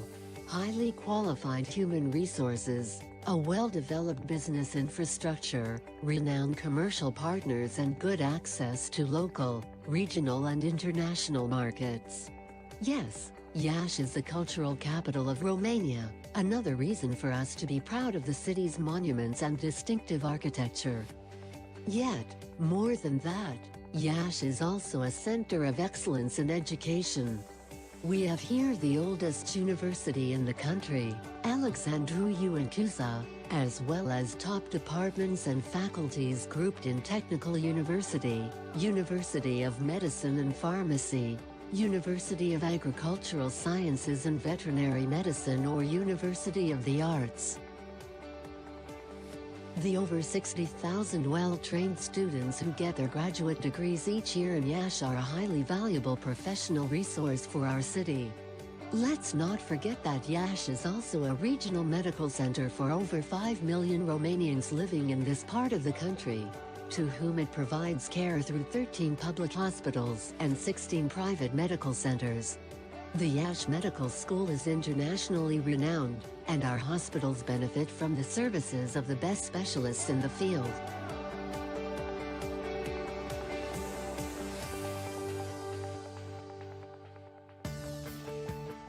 At the same time, the Yash municipality has invested heavily in rehabilitating the infrastructure, modernizing the local administration, and supporting the business environment. Tens of millions of euros, mainly from European funds, have changed our city's appearance in record time. This is why we are proud of our business community, which is currently growing in several key sectors, such as IT&C, agricultural, medical or biotechnological research, textiles and many others. The figures speak for themselves. There are over 10,500 companies registered in the city of Yash. Together, they reported a turnover of over 3.5 billion euros. Industry giants, like Amazon, Oracle, Condant, Continental, Pentalog, and a host of others, have already opened branches in Yash, showing that the business environment here is thriving. And these figures are constantly rising.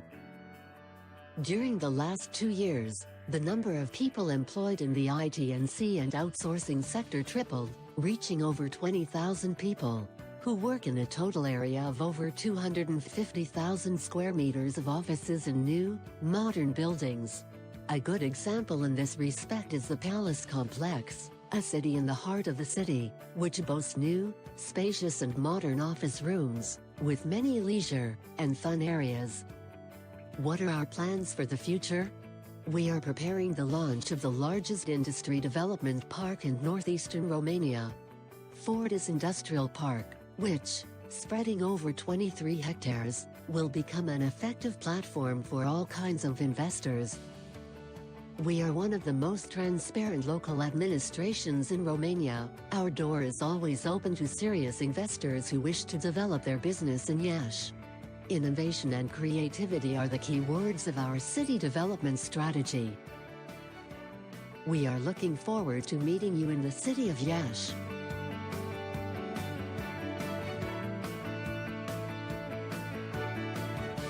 Come here and get to know us better.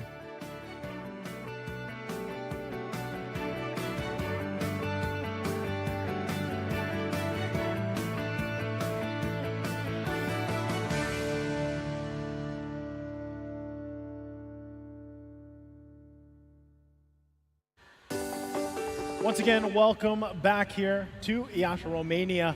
And we are now deep into Series 2. Again, I'm Nice, joined here with OSX, and it's Kazakhstan and Saudi Arabia, and they've taken us to a game number 3.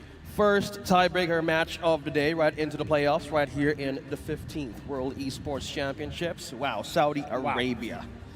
A different beast we're seeing here. Turning around. Today, turning around, clutch time. You can't say when it's done, when it's done. Yeah, that's true. You can't, that's all we were talking about before the break, right? The fact that, again, they were down, 7K gold. They held on, they turned things around. Tarzan didn't have, let's just say, a very pleasant early to mid game, but still able to provide some impact for the team. And turning things around, enabling them to take it to game 3. And just, for those that didn't catch the Asian Championship, these two teams went 3 games there as well. Yeah. Right? So this is, like I was saying earlier, this is kind of expected. You hope that it goes 3 games once again when they meet each other, and one of these teams will be sending the other to that lower bracket.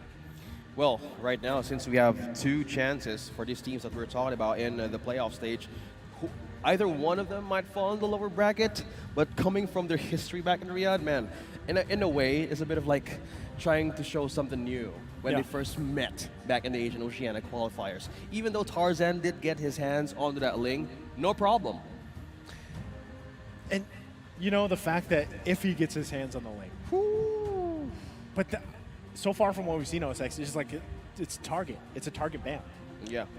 And so if he's able to do it, maybe that's where, if it goes through, I don't know exactly how they would get their hands on it, but if it does go through and he's able to get the Ling, maybe they go with the Angela, right? That classic combination of Angela Ling might work in their favor, but still at this point, once again, you have to have an answer, so to speak, for that durability composition that they played with.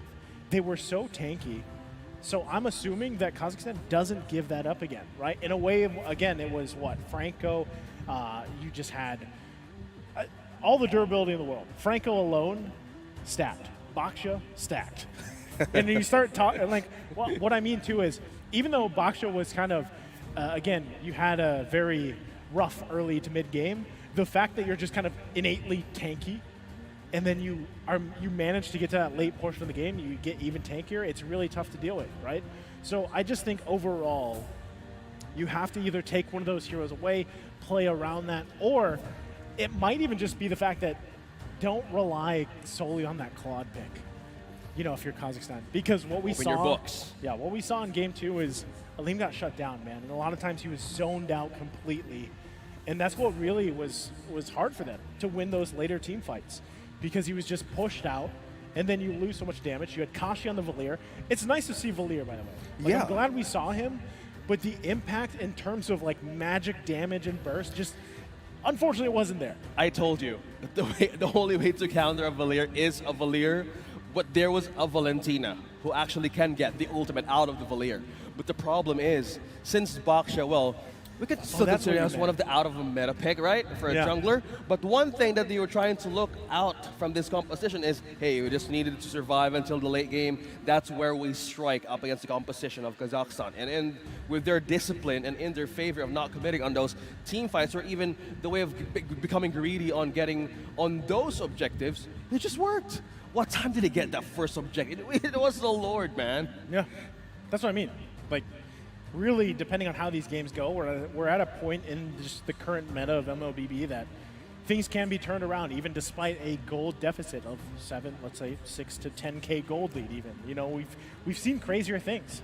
And games even go past that 30-minute mark. Now, we went from 40, 45 in our history, bro. Yeah.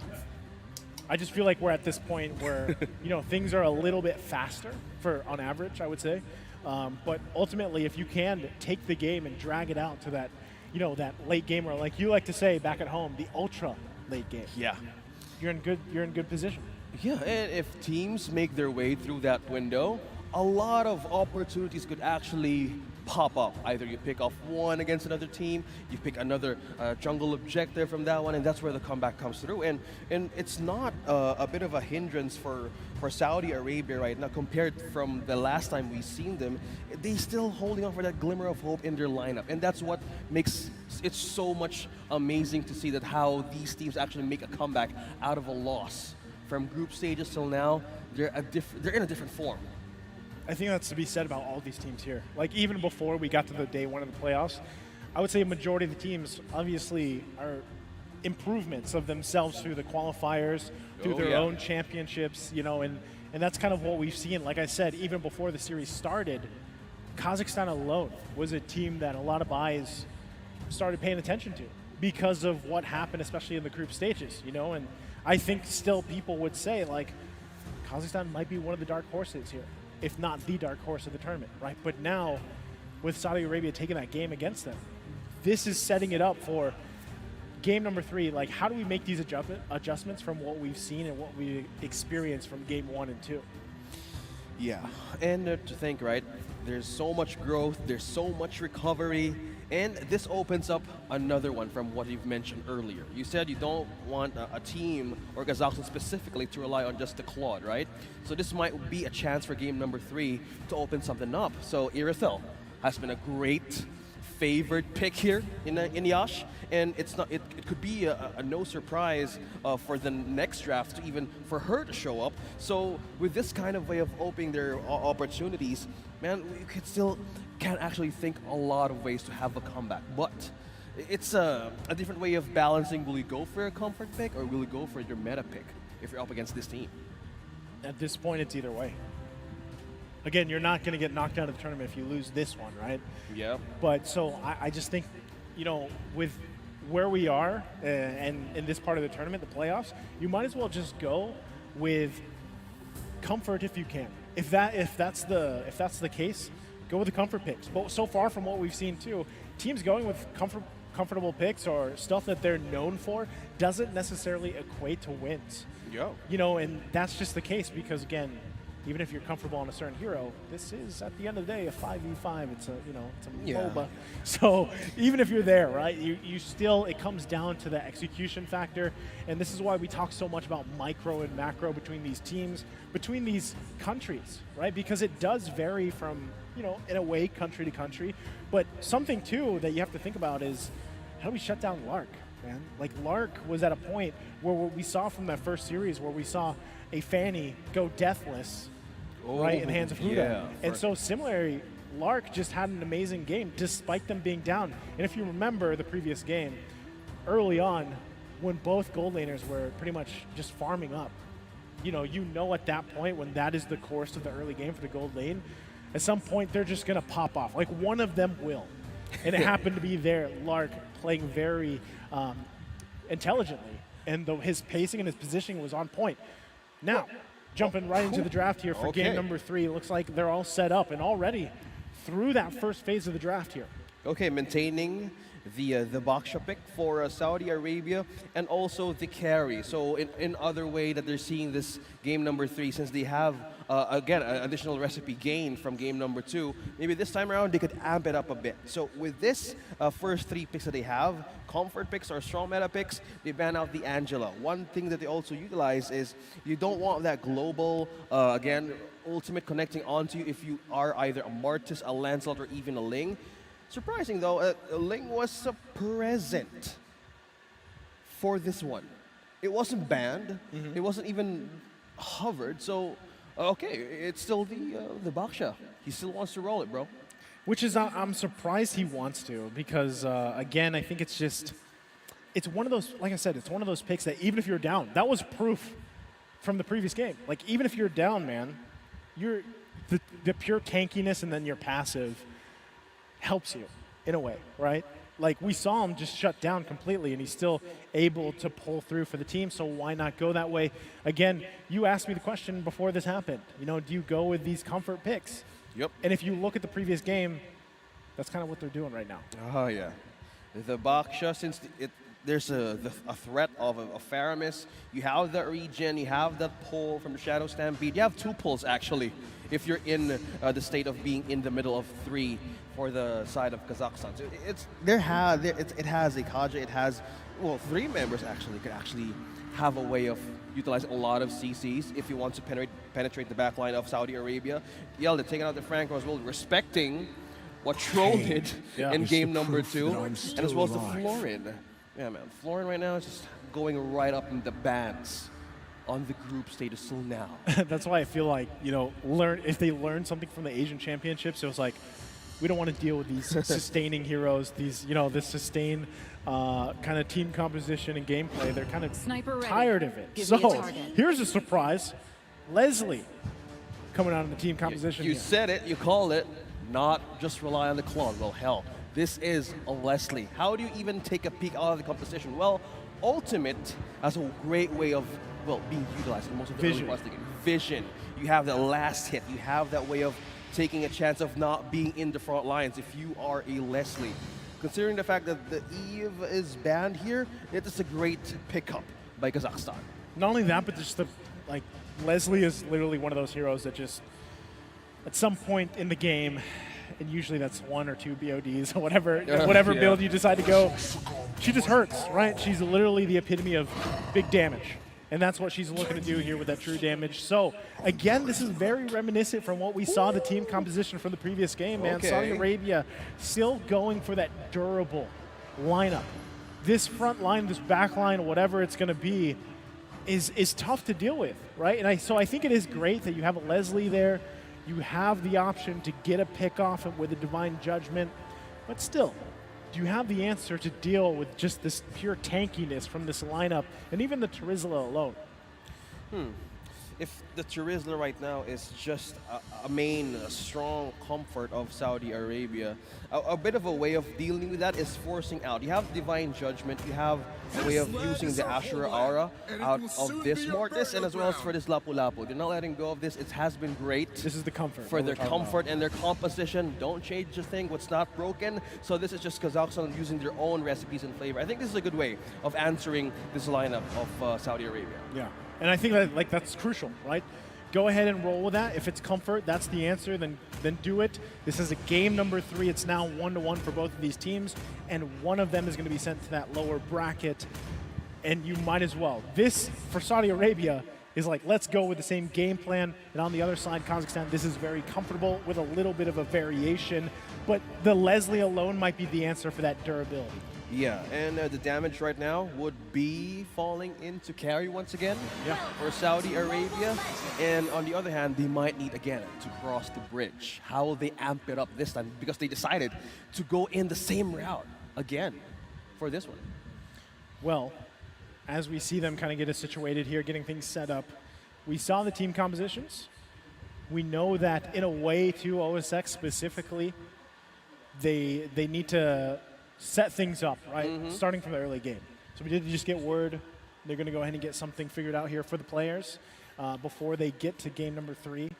But that's the thing, man, is like talking about previous lineups, talking about previous game number 2.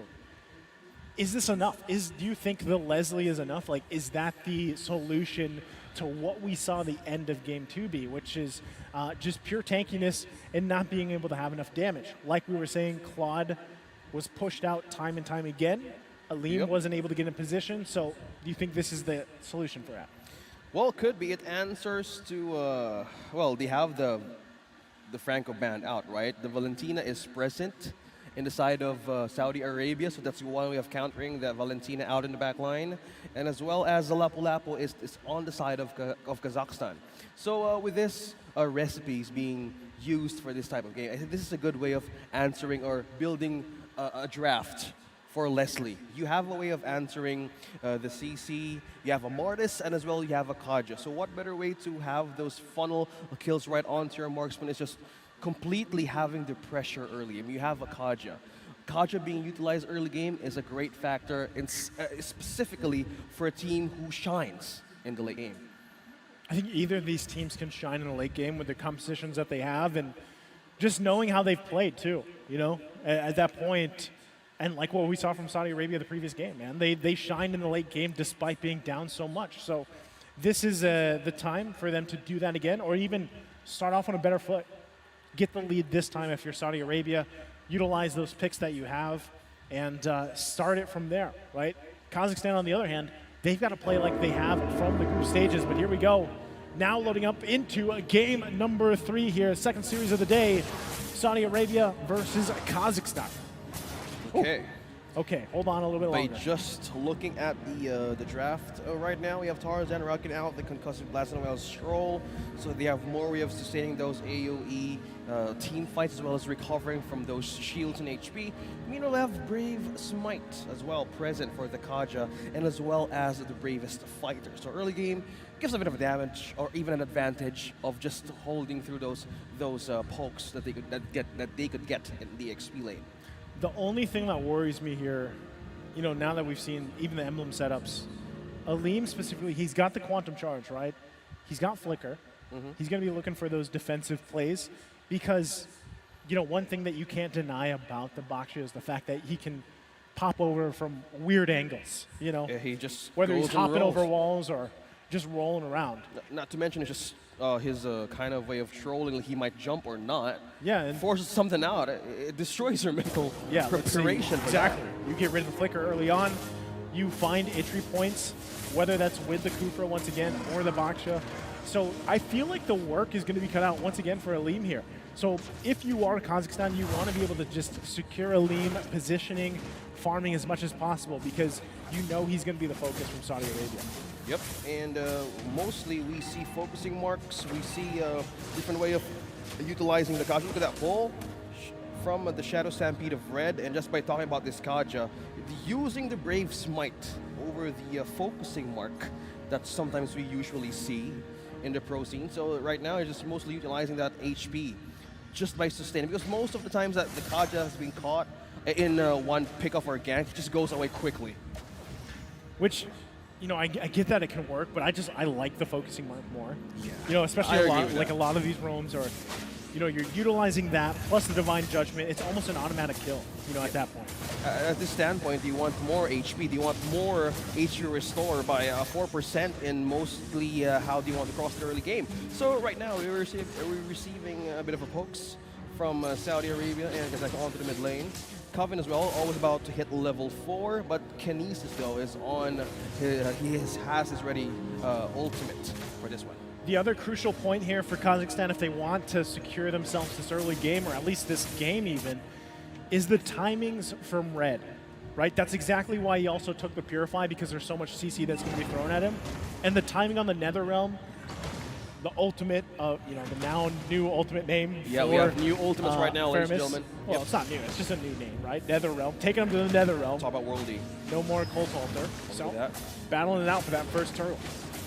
Okay, Brave Sparta has been used with that knockup. Kashi receiving damage, being pulled. Good Cult Altar though, using that Shadow Stampede to pull in Coffin. But meanwhile, it's Kinesis and even Red sustaining the steam fight. Look at that Cult Altar just being used right now, and the first blood goes to Tarzan. Taking him to the realm there, but still able to secure that turtle. Kazakhstan gets that first blood though, going in the hands of Tarzan.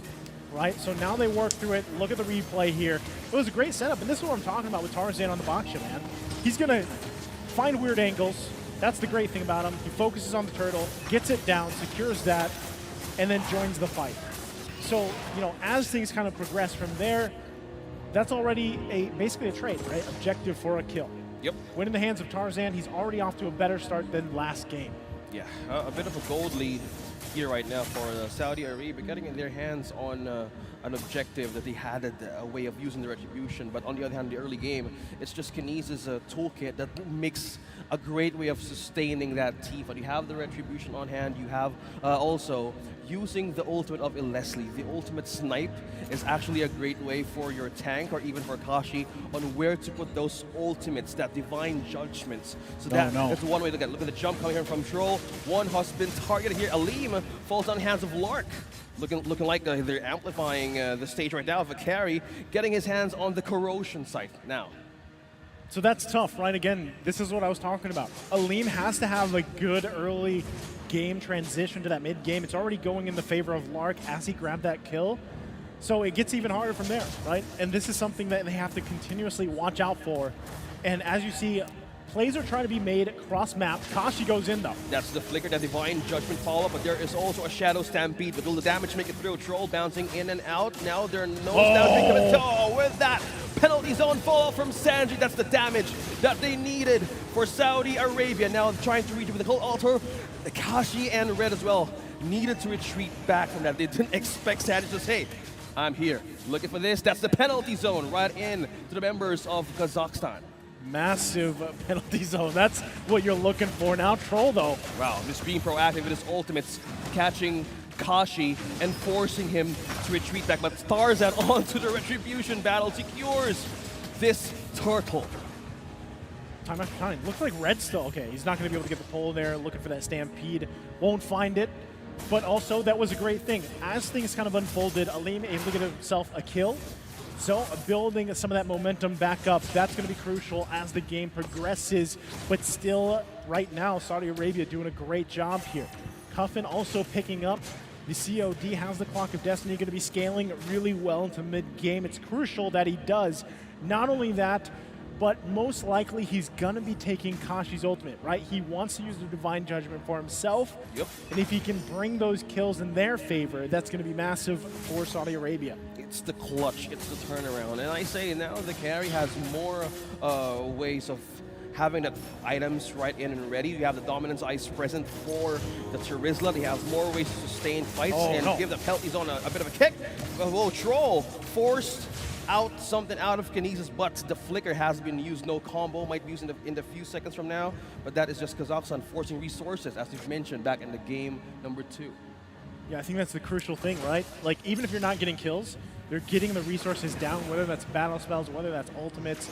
That ultimately all leads to these minor wins that snowball into the team's favor that can capitalize on that, right? So now, at this point, you see them still looking for more. Oh, no flicker, no problem. Aleem flickers out, but Kashi now receives the damage. Now Lark takes the kill. And another one, there was a follow-up right in the turret, a penalty zone.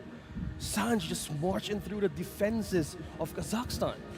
Sanji's just all over the place, man. Yeah, man. Like, he's exactly where he needs to be, it seems like, every single time. And, you know, it's troublesome. Look at this replay here. So a great setup there from Troll. There's Sanji with a flicker, penalty zone. And, you know, that's a downside. This is the weakness, I feel like, of not just Leslie, but a lot of gold lane picks. If you get crashed down on, if you get cut off or sandwiched into your turret, and you're already down the flicker, you know, it's almost too late at this point. And this lineup, like I said, that Saudi Arabia has, is meant to do that. Like, that is one of the strengths of Baksha alone. So, you know, that is something, again, like I said, Kazakhstan has to be mindful of, has to be aware of. How can they allow this? How can they allow that Leslie pick to really shine late game? Because we've seen how that was handled previously with, you know, when Aleem was playing the Claude. Yeah, and to think, why is it it's all of the EXP laners named Sanji just goes all over the place? Front line, back line, you say, hey, I'm just here. Just doing my work, getting him off guard, and just using the penalty zone right over and over again. Sounds like a familiar name. Yeah. Right? Just a different lane. Yeah.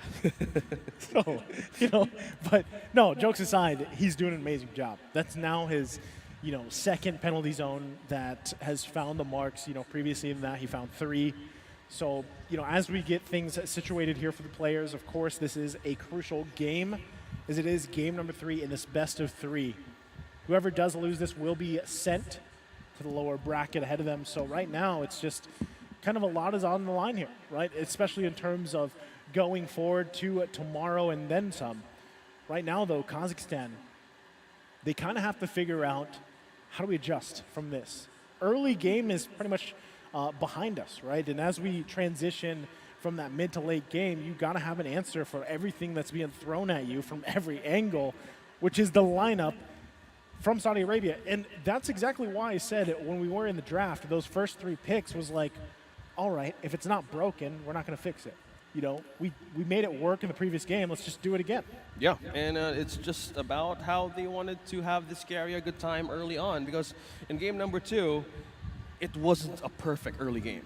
And by figuring out the solutions or even the problems from game number 2, gave them actually the confidence to use it again. So with this, we have seen the corrosion scythe present. We have warrior boots for the carry.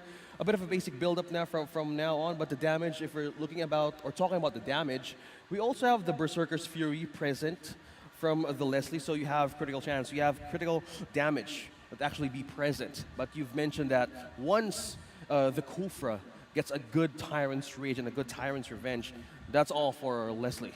Because there's no way of escaping those teams. And it pushes Kazakhstan to respond on some points of the map that they wanted to have its own isolated lane to grow for. And that's the crazy thing. It's like, how do you respond to like 3 different answers, you know, for that? Like, or 3 different problems, which is whether it's the Baksha, whether it's the Kufra, whether it's the Terizla. Like, there's a lot here that you have to have, that you kind of have to counterplay around. You only have one ability that kind of like pushes you back a little bit, and you have 1 flicker. So you have to rely on your team. Like, but a lot of these times, like what we're seeing in the early game and how just kind of the game unfolds is the fact that, yeah, you're kind of left to your own accord to farm up, you know, and the team is trying to make plays across the map. And unfortunately, it's just a hard time, especially for these gold laners, if they are focused on early game. You know, speaking of team fights, a bit of a way of having a shield right in the front lines. You have Akashi having the Kaja, that's double K. As we see the lineup right now of Team Kazakhstan, so how will you even utilize that? You have their way of, that's why they got the Faramis. You have the Cult Altar, could be a second answer for this one. So a lot of things to consider here, because if you're concerned more of the escape of this, Leslie, it's all about making all their synergy work for the skills that they have in this composition. That's the only thing that worries me though, man, is like, we're so focused, we're so hyper-focused on the Leslie, you know, that really when you have the Faramis and you have Netherrealm, that's pretty much what you're hoping for. That's what you're doing. Your damage in the magic department isn't that huge, right? So yes, you can whittle people down, you can poke a little bit, but ultimately you're looking for the Netherrealm setup. Yeah, and back in the game, that is Stroll being stunned from the Bravest Fighter, and now we see more. Yeah, the Netherrealm, a great way of utilizing the ultimate of this, again, the Faramis.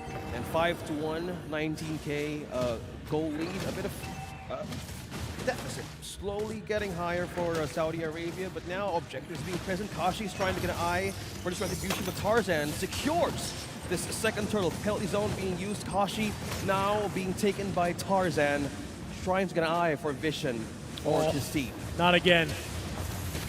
Aleem using the ultimate, using the last point of escape. Flicker now has been used, and there's no way of escaping 2 members from Saudi Arabia. Now they're eyeing on the top turret in Kazakhstan's defenses. So the tables have turned in game number 3, where Saudi Arabia is just rolling with the flow. Literally, that they have this Baksha. He's having an amazing game so far too, and at this point, you can see them building the lead that they need. They're finding targets every lane across the map, and even looking at the items here, you know, already Lark, very similar to the previous game, but last time he just got to farm up for the majority of it till he popped off eventually, and now that he's got the Corrosive Scythe, he's got the Golden Staff, he's working on his 3rd item, he's already there in the damage department for the most part, right? Aleem is scraping up as much as he can, gold, XP, and everything, but the problem is he has to pretty much be babysat by his team, right? You can't just park him in a lane and leave him there. I get you. 3 deaths onto this Leslie is not a good answer for the late game, because right now the carry has its corrosion scythe, has its own golden staff. That's amplified physical attack and attack speed, not to mention the movement speed that they can go across the backline of Kazakhstan at any point on team fights. So yeah, that's a good point. How will they bounce back? One of the damage deals that we're looking for is how will Aleem have a recovery from most of the early games that they have taken from this team? Just as that, Tarzan and Sanji is just right into the turret's defense of Kazakhstan, and Sanji was fleeing over against 4 members. Okay, so it's kind of weird. They take the chance. Tarzan goes down. Lord's now up. But I don't think Kazakhstan actually wants to go ahead and commit to that Lord, because still, as we were talking, building up to that moment, there's too much to handle, right? The fact that You know, Troll is quite tanky himself. Sanji obviously having a massive game on this Terizla, holding on to that penalty zone in Lark too. The damage department is already there. You might as well grab as many turrets as you can, try to get some space to work with, and then if it comes down to this. Honestly, for Kazakhstan, I don't even know if I would fight this unless you get a massive pick-off with the Divine Judgment. That might be what they go for. Yeah, speaking of massive pick-off, will this be the answer? Troll use the ultimate right onto Kinesis. Now that's the Lord being present for Saudi Arabia and Kazakhstan. What will be the answer here? Will it be the kills? No, it's still the Lord. Kashi secures the objective. Now being trapped in that ring of order. What is the answer of Saudi Arabia? Look at that. Kinesis on half HP. Still having a great regen. That's a double, taking down Sanji and Troll as well. Wow. And they just turned that around. Somehow, some way, and Kashi able to get the Lord there, even though both junglers using their retributions there. They turn it around, they get the Lord, they get turrets, and also Aleem picks up a huge item, now has that BOD available to him. So, you know, despite everything, all the progress that Saudi Arabia made in the early game, it's gone like that. Deteriorating. It's now even across the board economy-wise, and Kazakhstan's in a great position, right? Yeah, it's only the first Lord. It's going to march down the bottom side. They might get another turret there, but just a great turnaround here for them. And I was expecting them to, you know, utilize the Divine Judgment early on, but things just got kind of out of hand here. Troll takes a couple shots. It was a great attempt from Sanji, but you saw the defensive flicker from Aleem, able to stay alive, and then he comes back, pops off, utilizing the damage that he has here. And the rest of the team is able to shine. Also, the presence of the Netherrealm. That's the flicker plus the combo. That is Kashi getting one that's in a concealed state for Kazakhstan. Wow. Now they're not wasting any more second here. Having an advantage with the push, waves just clearing all of the defenses slowly. And Kazakhstan right now completely having a grip here, or just bouncing back in the late game. Yeah, even the score 8-5, it doesn't even show how they want to take the base. But just check on the items, Naisu. Is this the answer now for the defense of Saudi Arabia? Well, the defense has to be there, right? Because Aleem is now getting to the point where he's evened out the gold between him and Lark, which was massive because, like I said in the early game, Lark had that lead, and they were so focused, so hyper-focused on shutting Aleem down, and they did for a while. But then, just in a matter of a few minutes, he's able to crawl back into this game, even out that gold, and they're still looking for more there. Ultimate now being used onto Kazak. Yeah, they had a misplay leader. Now that's a good take. That's the isolations you were talking about. Taking them one by one. The Lapu-Lapu was out of reach there, and Kazak didn't even manage to have a forced way of responding to that kind of gank. So right now they're eyeing on the push that they can go up against Saudi Arabia. Okay, right now we're back to that area of the game, the void of the game, where they're waiting for that Lord to come up. Both teams finding pickoffs where they can, but still, right now, in terms of space and... Oh, Kashi didn't see Kashi coming for conceal. Who will be the answer? Oh, no. Setup? No. And we have, again, another setup from here, from Saudi Arabia. Now completely no casualty, just sustaining that fight. At some point, I was getting confused. Will they be going for that team fight or not? But Lark has now bounced out from that battle, but Tarzan as well is trying to hold and give more time for Saudi Arabia. Kinesis, though, dropping his HP down, but Aleem gets the endless battle from that kill. That was crazy. They literally went back and forth, initiated, went back. They got a kill on Tarzan. Now they're going to be fighting here for the Lord. It's less than half health, still down a member. Saudi Arabia might be in trouble here. Lark's though. Oh, look at the damage. Full health, actually, is going to be going in. Oh, look at that. 4-man penalty zone onto Sanji. And now looking at the advantage of who takes this Lord. It's down Kinesis securing the objective. Yeah, they've taken down 2. And now there's still a Lord. There's a chance for them to push back. That was costly, right? They got themselves to the Lord, but they're going to lose these turrets. They're going to lose some of the space to work with here. Taking a look at the replay. Once again, they were quite low because they, you know, like I was saying, building up to this, they initiated the fights, they retreated, they went back in, so they got whittled down quite a bit. Sanji goes in with a nice 3-man penalty zone once again, and Lark joining this fight full health, able to get some of the kills himself. Look at that, throwing frisbees, damage onto Kazak. Troll secures the kill though, but with that, Lark now in 6-1 and 2. This is just, the, again, the carry that we're looking for. It's just 14 minutes, 13-6. Saudi Arabia, with this kind of window and an opportunity they have, they might want to seal the deal from now, because in the later stage of the game, this is where Kazakhstan will shine. I love this, because for Game 3 between these two teams, Saudi Arabia and Kazakhstan, with history all the way even back from the Asian Championship, you wouldn't have it any other way. Sanji, target. Being chased by 4 with the pull of the Divine Judgment. Oh, still sustaining it though, but that won't be enough. Sanji falls down in hands of Alim. Now looking for pickoffs. Kazakhstan slowly is looking for a window up against Saudi Arabia. And there we go. Time after time, both teams able to find these picks. Now down a member, Sanji, a crucial one for Saudi Arabia. You can see the fans for Kazakhstan holding that flag high. They're ready to cheer for their team. Still though, no objective for the taking. Lord is not up for a while. And it's almost too risky for Kazakhstan to commit to go and focus on one of these lanes, focus on one of those inhibitor turrets. All they can do for now is hold on, allow Alim to get that next item. Like you mentioned, he had that endless battle built up last. He's going to be working on the next one here. And also, if he can get to the point where, again, he can just fire off from the back, utilizing his flicker for defensively, because you have to watch out for Sanji and Tarzan.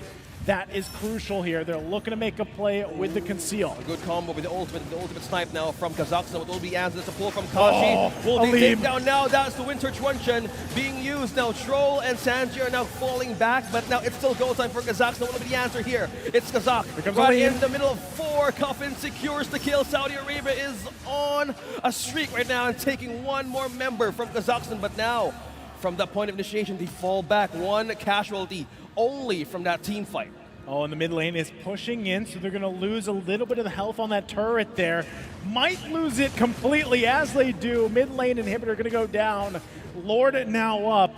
This is crucial for both of these teams to assert themselves around this Lord, get the space that they need, because right now this Lord could close out the game. But the favor for Kazakhstan is that that turret is down in Saudi Arabia's base. Wow. You were talking about resources being saved up. You were talking about flickers being saved at the right moment. And the discipline is just completely showing, macro and micro-wise. They're just trying to be cautious as well. Caution is literally what both these teams need. As we know, we take a breather here while they get things situated. Looks like it has been with Kazakhstan through this third game, but they know how important it is. Right? They have to play on that level playing field, because this Lord, like I said, this can change the course. This can close the game, right? Now, biggest thing too, the fact that that minion wave pushed down that mid lane inhibitor turret, it went down there, they can play around that. You know, as we get prepped up for this, like what we like to call the Lord dance, if they put pressure in one of these lanes, may even be mid, they can force one of the members of Saudi Arabia to stay in the base to defend as much as possible, to keep someone there for that numbers advantage. Or the other option is obviously getting a pick off, using the Divine Judgment if they can. If not, and something that I would love to see OSX is just a full-on 5-on-5 brawl for the Lord. Like, that's what I would love to see. We waited for the right moment of where will they actually shine, and then both of the teams right now is on a leveled scale in terms of goal, and even for the lead. It's just that who makes the first move and doesn't commit for a follow-up. That's where the things that they need to see if they wanted to have that opportunity to break out or force out on the opposing team. And even then, you know, like Saudi Arabia, they did a massive job in the early game. They really did shut down Alim for the most part. You know, and that was something that, like I was saying, even for Kazakhstan specifically, something they really had to kind of address going into game number 3. And I think they've done that. You know, they've gotten to the point where now Alim is in a good position. But as we saw that kind of last fight unfold before this Lord came up, you saw how fast he got cut off. Yeah. The threat alone from the basically speed of the lineup that Saudi Arabia has, and the fact that they penalty zoned just Alim and they forced him to flicker and they forced all this, they cut him off, is reminiscent of game 2. Yeah. Right? Because when he was playing the Claude, that's exactly what they did. So Aleem had it's unfortunate that it is this way in a lot of these games, but your gold laner at this point in the game, your positioning is like absolutely crucial. Yeah, positioning-wise, they need to secure that because at some points, a lot of things that we see and again be sure of is where will the Kufra will come from? Where will Sanji be coming from? Yeah, Baksha too. There's 3 members you need to worry about inside of Saudi Arabia. Right now they have the Anticuras, they have the Radiant Armor as well as the Guardian Helmet. A lot of items right now for Saudi Arabia to just answer the damage, the magic damage, or even the burst. So the more that they have this way of sustaining those team fights, because the presence of the Faramis is still present, that's where the thing that what will be the decision, where will they commit on those kinds of team fights? Because as of this point, the only damage dealer that they have is either the carry or even the Valentina, who now has a Divine Glaive as well as the Lightning Truncheon, and even the Clock of Destiny. So as of this point, they might have a way of like leveling it out on who's going to make the first one. Because even on the moments of action, just a few minutes ago, even me, I get the kind of like, wait, are they going for it? Are they going back and forth, just waiting for the mistake to happen? So it's just, they have so much reinforced or even security if one decision fails. That's what I mean, like between both teams too, you know, talking about the back and forth, how they've been initiating fights, how they've been disengaging. It's apparent that both of them are, you know, have figured out each other as a team, right? And again, you know, as we're figuring things out here on the tech side, it looks like we're starting to see some thumbs up going up. So very shortly, we should be jumping back into the game here. And, you know, if you're just joining us, we're at a very crucial point of the game, game number 3. And it's this Lord now that can close out this game. The first tiebreaker match of the playoff stage. Who will hold the flicker? Who will hold on to the ultimate?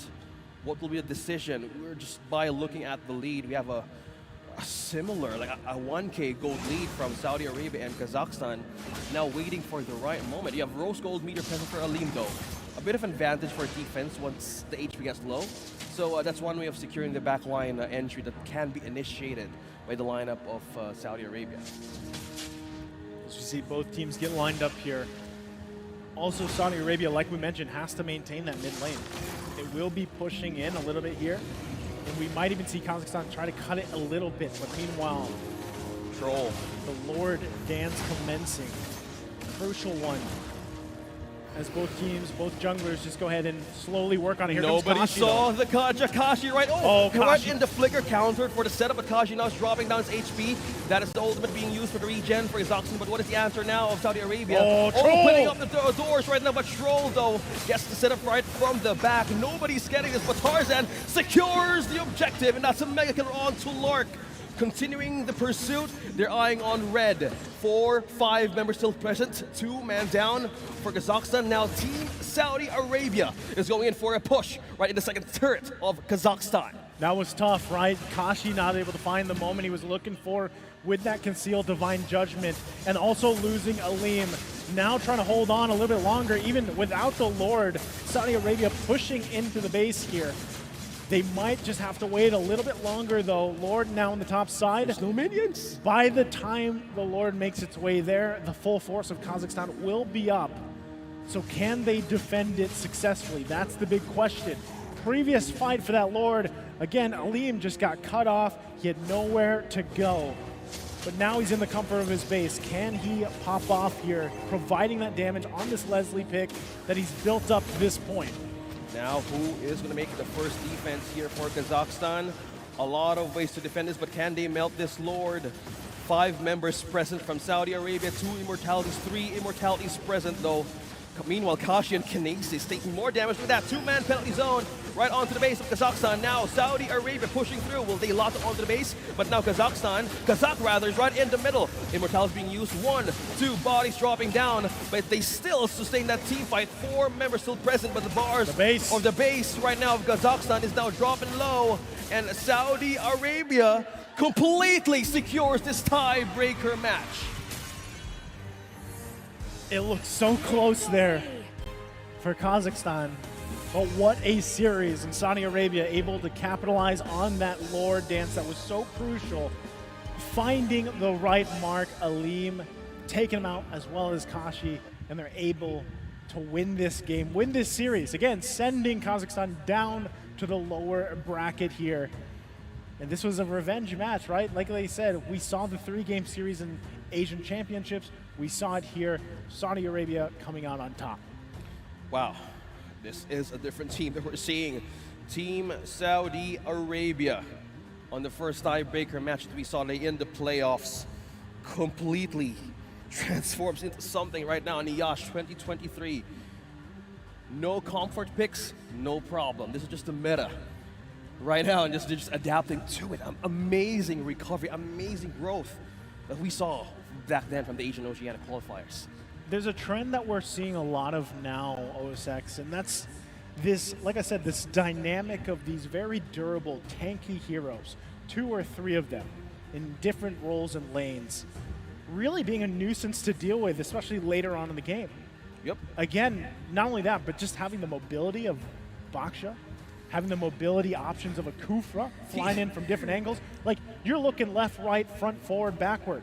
That's forward, front twice, but that's how it feels, you know, especially when you're a gold laner. I just gotta say, Tarzan right now doesn't need trees. He just rolls in, right in the deep, soaking up all the damage, just being in front of everybody, having all of the confidence, all the items that he needs in the late game. It's the complete answer. When we talk about Frederick being right on the top, on the charts of Yash right now, well, let's count Baksha in slowly, being another way of utilizing their own comfort picks. Because again, in the draft, will they go for comfort? Will they go for something that hasn't been used? A lot of options right into the table, but Saudi Arabia decided to just, okay, game number 2, so one more time, game number 3.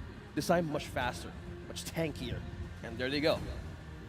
It's like it's turned over from, you know, that sustainability, that healing kind of composition that we saw so much of back in Riyadh, and now it's this kind of like tanky lineup that's working really well there.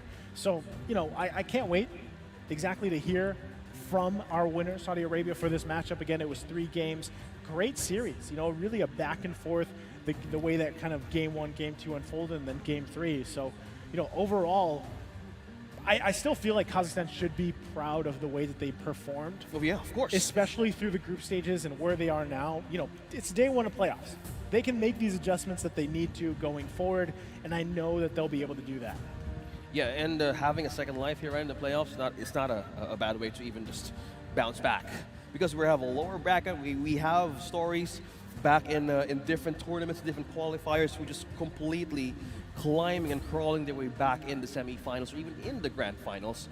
With now the strength of the teams shown from group stages to the playoffs, we could actually count a lot of ways of the bounce back of each team who just fallen right in the lower bracket. And we see that. Saudi Arabia making their way to the stage here. We'll hear from them shortly, but yeah, again, performance very, very on point. So, you know, let's actually go ahead and throw it over to our boy over there, Waxen. They're on stage with Saudi Arabia. Thank you.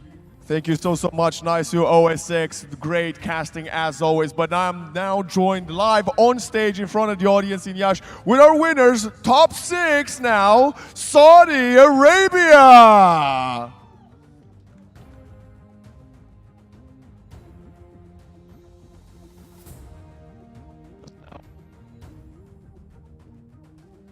And this was your rematch versus Team Kazakhstan. Coming up. Well, it actually feels really good because we were planning on our revenge from the moment we lost before. We were wanting the revenge because they eliminated us in the IESF qualifiers in our hometown. So to be able to defeat them in Romania, it's a really good feeling. Well, it's such.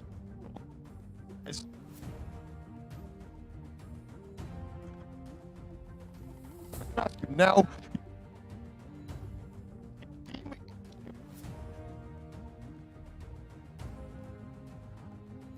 Well, we will be sending back quickly up to the casters and we'll return in a moment with the rest of the interview. Okay, so we heard it, you know, from Saudi Arabia that it felt good to get that revenge. Again, we witnessed it unfold, in Riyadh, and how and we heard right there that they were off looking for their revenge as soon as they got that loss against Kazakhstan back then. So, I'm sure they feel great about it. Now also being top 6, Yep. They still have their work cut out for them. Obviously ahead of them in these days. Again, this is only day number 1 of the playoffs here for MLBB, but they got to feel proud of themselves. Yeah, and to think, and even say how they went through again, acknowledging their loss back in Riyadh. In these kinds of tournaments, you actually don't lose something. You actually learn something, especially from this, the minds of Saudi Arabia. It's just amazing to even hear and to see. Now let's check on the MVP of this match. Let's see who is the MVP of this tiebreaker match. It's a tough one here, right? But it's going to be none other than Lark. There's the handsome face, right? 7-1-4 on this carry. And like we said from, game 2, the guy had a massive game. Lark had a massive game on the same hero, game 2. And then he has one on game 3, able to just pump out the damage. And like I said, early on, it was the team that could really secure that gold lane better, at least early. And that's not to discredit Aleem. Like he got focused on hard early game. He had a hard time, but Aleem was even able to crawl his way back in. It's just inevitably at the end of the game 3, it was Saudi Arabia that performed better in those moments that really counted. And Lark himself, the positioning, the micro was just on point on this carry. Yeah, and to think, used twice in a row for this game, 3 games, 7-1-4. Well, this is the first match that they had an actual death for the carry. It wasn't even a bother. And this is one way of congratulating Lark, completely having a streak on this carry, 7-1-4, being deathless on game number 2, and now game number 3. Yeah, it's a small hiccup, but that is just completely the way of having a great mindset towards of perfecting what is not broken in their own lineup. That's what I love about where we are in the current meta. Well, a lot of these times, even from the MVPs, we see different roles being highlighted, right? So let's go ahead and hear from them now. Let's throw it back over to Waxen on stage with Saudi Arabia.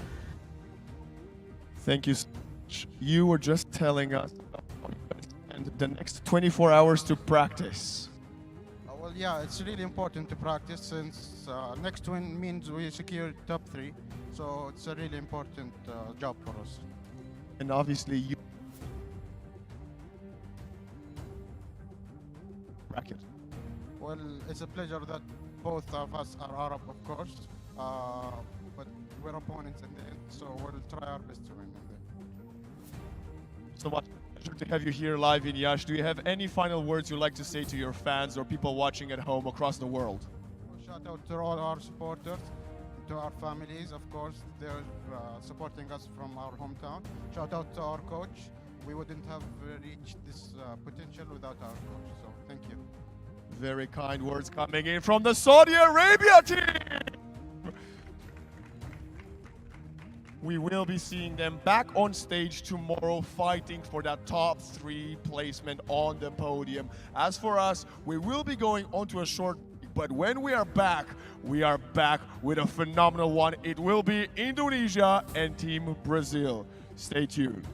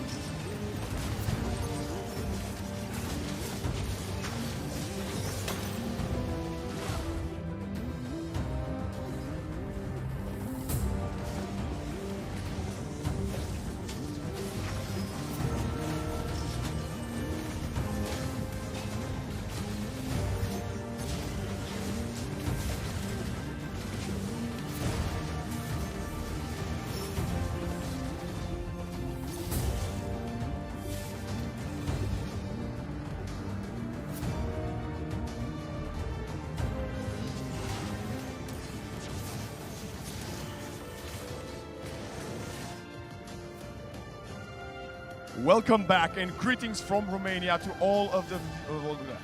let's try that once again. Welcome back and greetings from Romania to everybody else around the world watching the MLBB World Esports Championships live in Yash.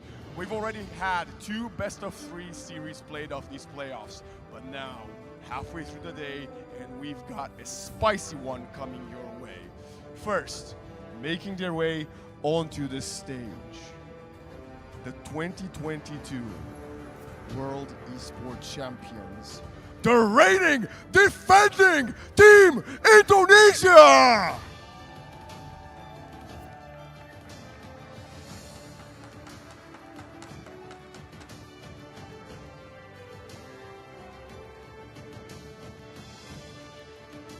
Horizo, Supercan, Moreno, Vin, and Seiken are taking onto the stage, wanting to defend their country's legacy and the title that they have won just a little over a year ago. But their opponents, someone here wanting to make a statement, representing their home country and wanting to take Team Indonesia down in the lower bracket, make some noise for Brazil!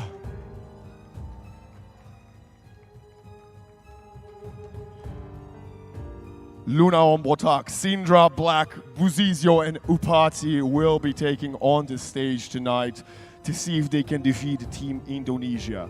I would like to ask the team captains to step in the middle and shake each other's hand. And may the best team win. Good luck, and you can make your way to the booth.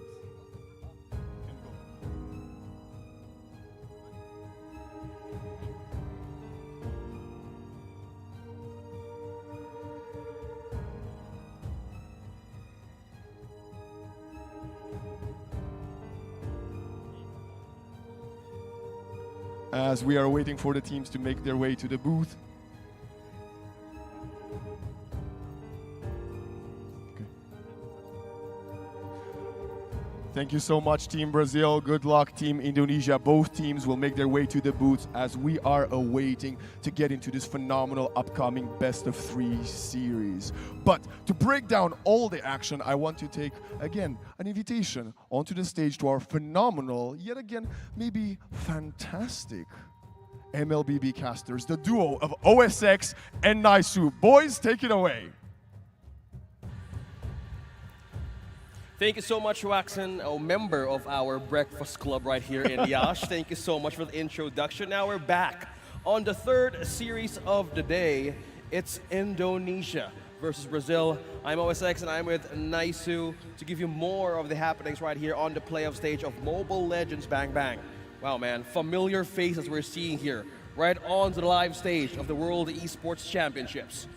Yeah, I think there's so much, when you talk about these players specifically, as we take another look, we had the amazing introduction from Vlad there, Waxen, and there's so much here that for Indonesia and Brazil alone, how much history is built into these players, these teams, and Indonesia being out here to defend that IESF title. Oh yeah, they're on course for it, and I feel like a lot of people would say they are up there as a contender of the tournament favorite, right? I feel like we were talking about this before the first series, and specifically how a lot of people look to this team of Indonesia, of the Philippines, these powerhouse countries, to see what they bring to the table, for this IESF now in 2023.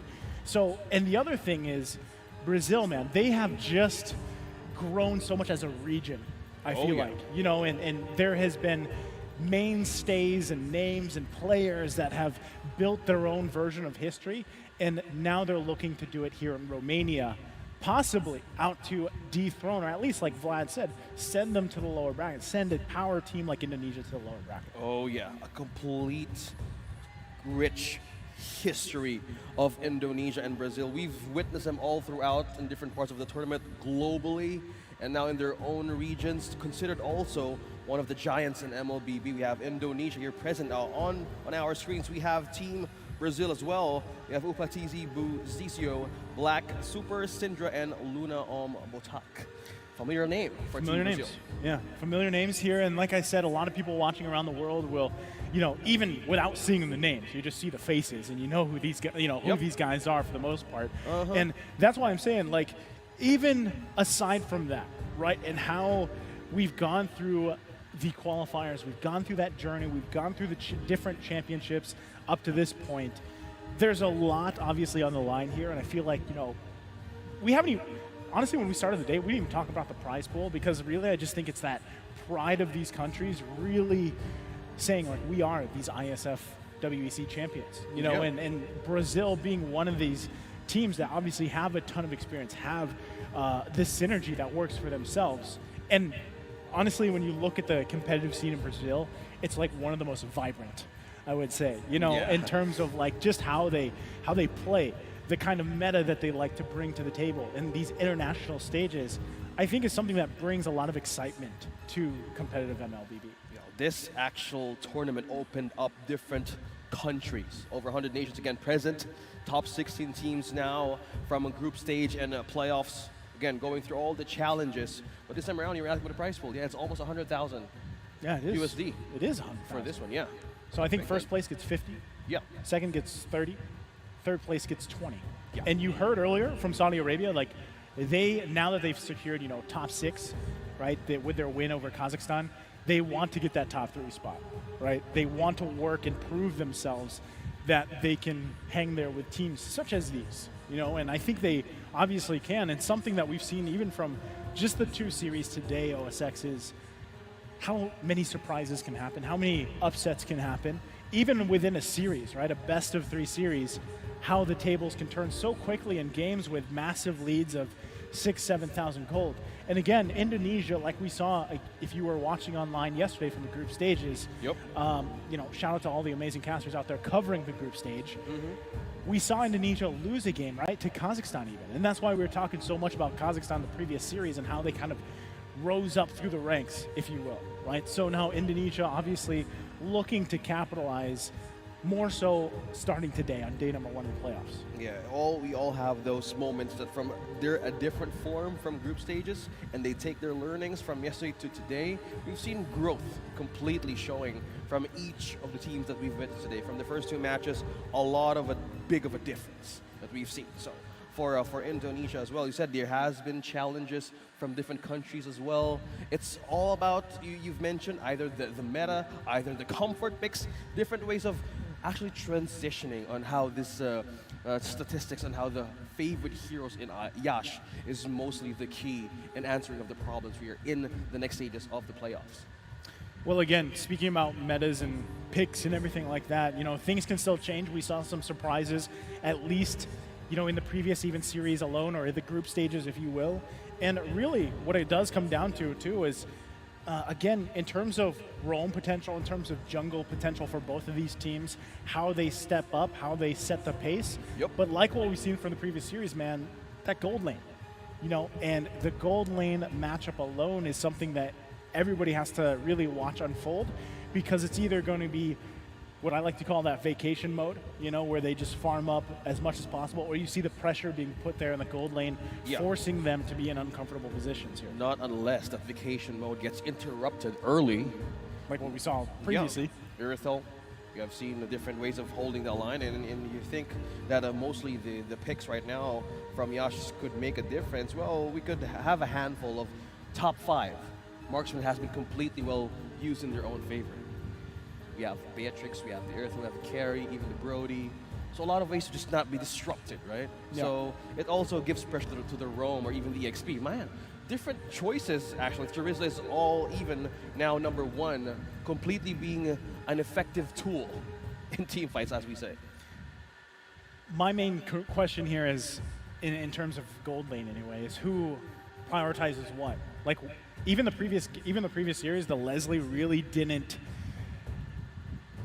shine the way I feel like it should have. I don't know, because again, you pick up that hero because of the true damage potential, the burst, especially late game, and Aleem was just forced in position time after time where he didn't want to be in, you know. So I feel like, especially with the gold lanes, when we're talking about gold lanes here, and specifically even Brazil, their gold laner has multiple awards and has been on championship teams before. So like the accolades there, again, when we're talking about individual players, comes to play, and then the synergy of the teams.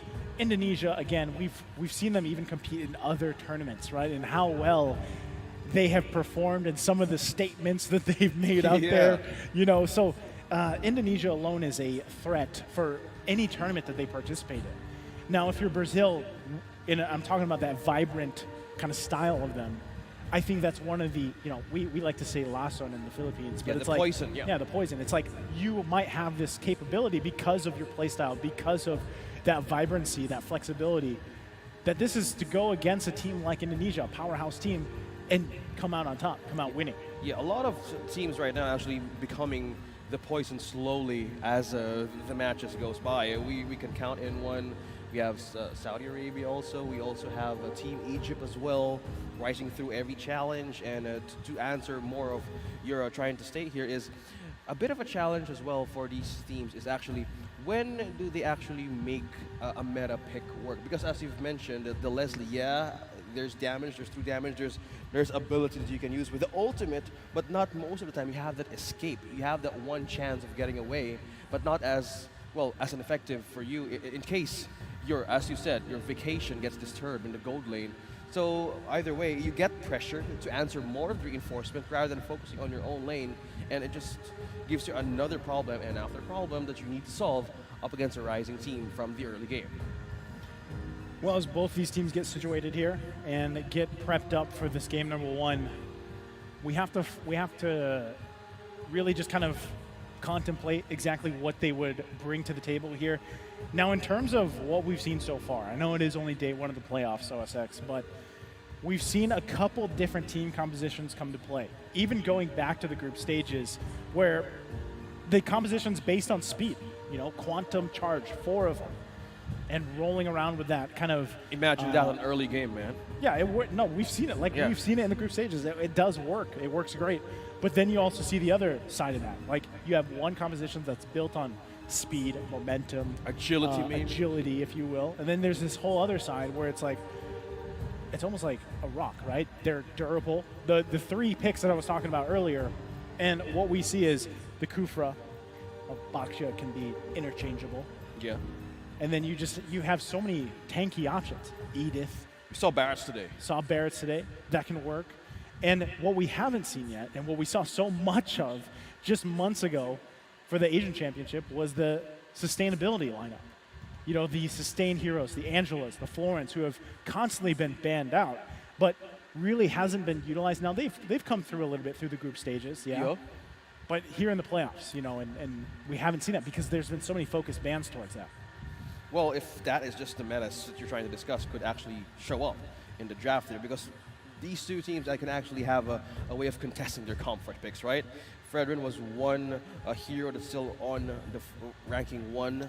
Fredrin's number 1. He's always going to be. I feel like Fredrin's I think for the next months to come, he's just number 1, being a great utility in the jungle, and even Turizla just being number 2. Yeah, in the first day it was like number 1 on Turizla. Sometimes it changes. Now Novaria as well, a bit of a 50-50 on results on each matches, but the one thing we're looking for that's so effective is also having the Eve or even the Valentina on your side is just a great amount of AoE that you can set up for a team who's so strong in the front line. Like, think about that. Think how much time we've had where the current meta included Valentina and Eve. And like, out of all the changes that have happened, at least like meta-wise, emblem-wise, at the end of the day, the top 2 mid lane picks that are still really showing up a lot are those 2, the Valentina and the Eve. Yeah, and we can either expect the Novaria, but most of the time she's gone in the first phase of the banning. But it's a good point to see if, no matter how nerfed or the buff these 2 heroes are, they're just so effective in terms of building around your own meta pick or even your marksman nowadays. Because even Claude right now, you've mentioned Angela as well, right? So most of the times, even Ling doesn't show up if the Angela gets banned. So it's a great way to see where the championship, even the tournament, came from back in the qualifiers that they witnessed or even faced back then.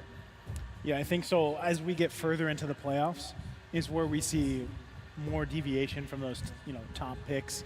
Even today alone, like the fact that we see a Valir, who it didn't get the win, right? At least here in the playoffs today. But still, those kind of changes, the Valiers, the Gourds that are popping up around the world, and some of the changes that happen in the mid lane is refreshing to see. But like you said, I think it's just too good. Even Valentina alone, the fact that you can take pretty much whatever ultimate you want, not only that, but in the draft, you force the enemy team to decide, like, okay, what ultimates are we willing to give up? Yeah, see?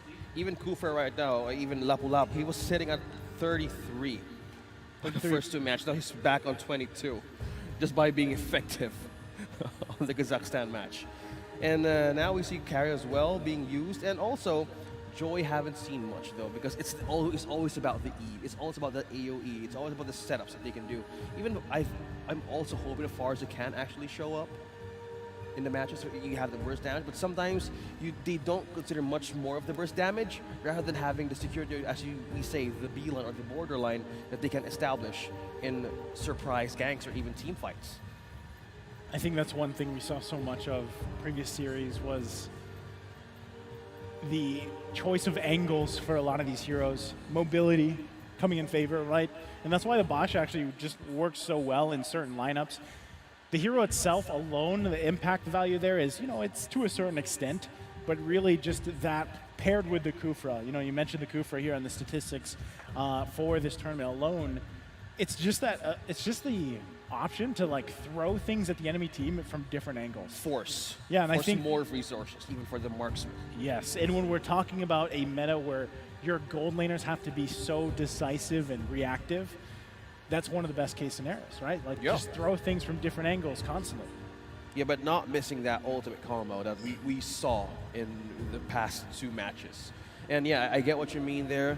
It's more of like the coverage, more of like the setup of getting something out of the gold lane.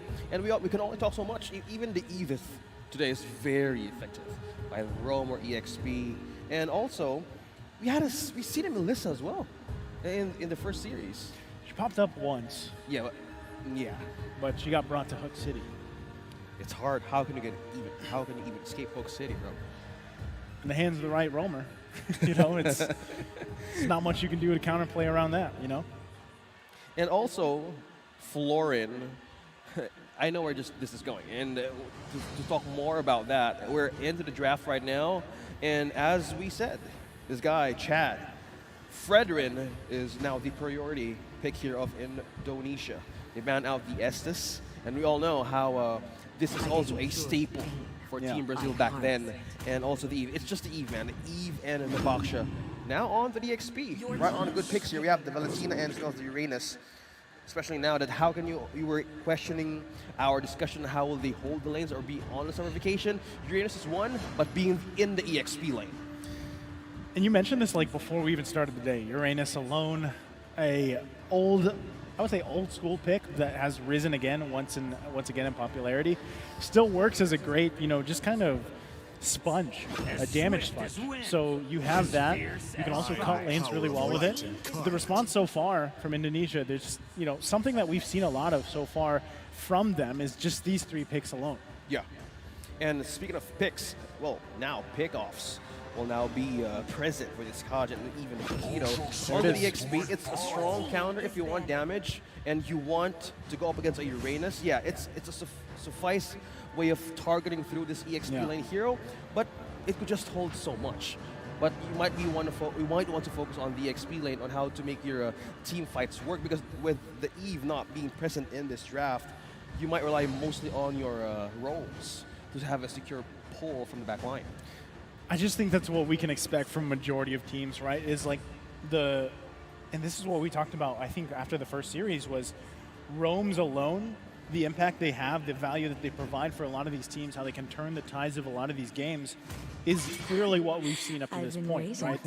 Now, in terms of this, like I said, Akaja is always crucial for a lot of these team setups just because of the fact that you have the divine judgment, able to get a pick off for the most part. But we've also seen it work against you when you're trying to get those initiations in, you use the conceal, and you're not able to find the target before that conceal is gone, or you just kind of flounder it, right? So, and he gets deleted quite quickly. So at this point, even with the Kaja here, Indonesia wants to round this out. Big question is, what do they throw in the mid lane? They're already kind of holding on to that because they know they have a Valentina across from them. Well, speaking of great mans here, take off the carry.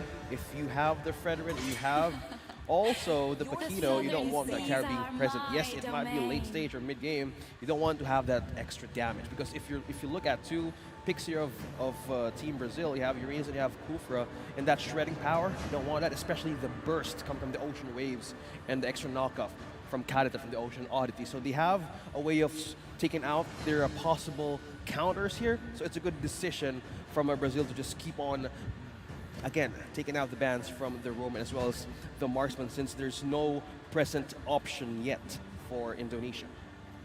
Still wondering what's going to be parked in the mid lane here. Yeah, you mentioned the Kadita taken out, and I think that's just one of the safe bets because usually when we've seen Kaja and Kadita paired together, that's just so much stock and let's get one.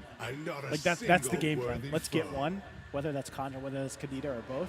And so I think that's a good, good solid choice here for the last ban from Brazil. Meanwhile, the Martez is going to be taken out. A lot of jungle-focused picks here, right? Narrowing those options down.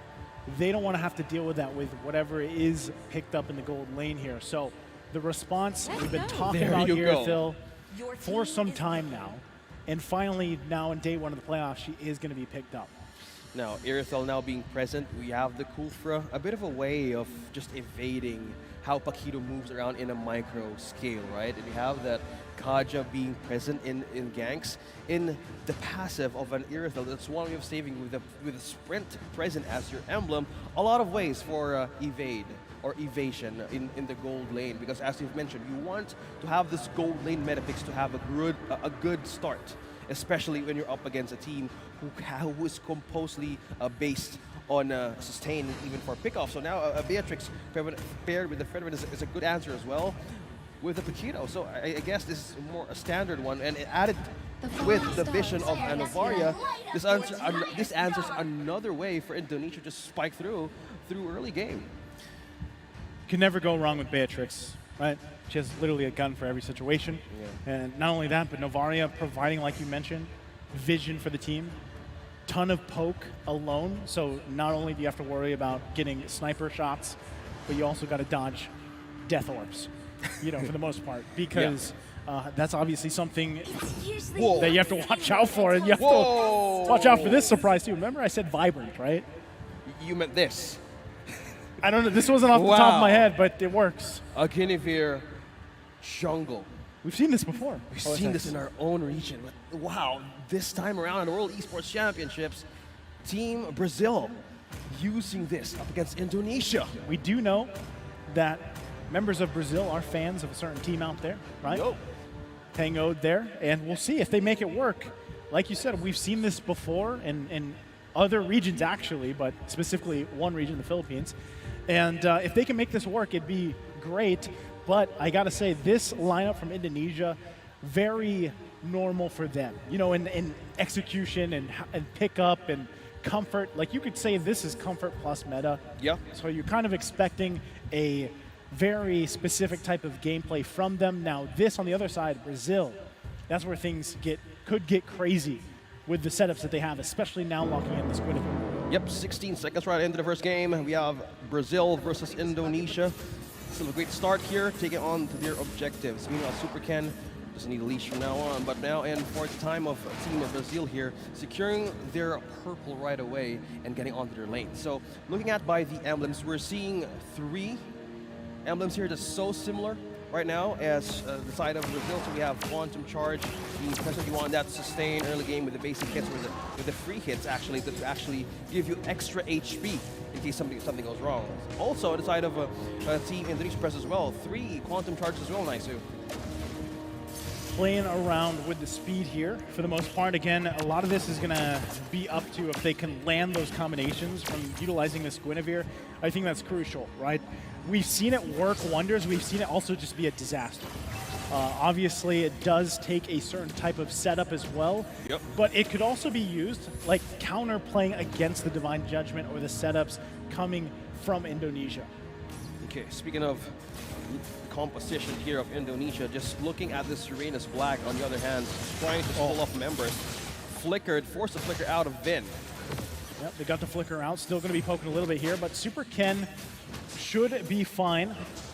Still, once again, all this kind of back and forth is what we're used to seeing before that first turtle of the game comes up here. Yep, no engagement yet, but they're eyeing on the EXP lane. They're eyeing on Chorizo. The playmaker also for Indonesia, Saken, almost low on HP. That was a close possibility of Upatisi taking that first blood right out of his hands. Upa wanted it, you know, he even used that sprint there. Not going to be able to get the kill though, forcing Saken back, but Turtle's going to be up too. They'll work for it. Black now hitting that level 4, going to have that consecrate available to him. Vin does not have the Divine Judgment just yet, so this should be a battle. There's the knockup coming through. Buzz able to find him, still looking for the kill. They grab it, first blood for Black. Still forcing him back here. Turtle going to be secured though by Super Ken. Now going to be looking for a little bit more. Gets the knockups through here, forcing Syndra back, and a shot comes out from Moreno, but ultimately trades here across the board. Yeah, good layering of skills there by Indonesia. Well, they forced out 4 ultimates. There was no follow-up. You know, Super Ken. Super Ken just getting taken out. Chorizo now looking for the 1-2 punch. Gets Super Syndra down. Now going to be the focus here, but has Vin and Moreno there to back him up. So still, you know, across the board, it's pretty much even, OSX. Yeah, speaking of being even now, looking at how they're managing to go through their early game, now we have steel leg plates present for Urias and for Black, and by just looking at these 2 marksmen here, you have an advantage. Saken has more of an advantage on building on his first item. With the aid of Novaria, Moreno, and as well as Vin, he has a better way of climbing through that first item speed as it may, and also gives so much damage potential for the sustain and also a tankier lineup that Team Brazil has. So back to it, 3.5 minutes in. Both teams looking for picks at this point, right? Now the fact that everybody has what they need. Pushing in under the turret they go. Luna gonna be in trouble here. Now Buzz trying to get out of there. Ken focusing him down. Shots come out. Moreno will get the kill. They find 2 for Indonesia. Yeah, and also cutting lanes up top. Chorizo as well, same as Black. 2 kills right onto this Guinevere Busizio.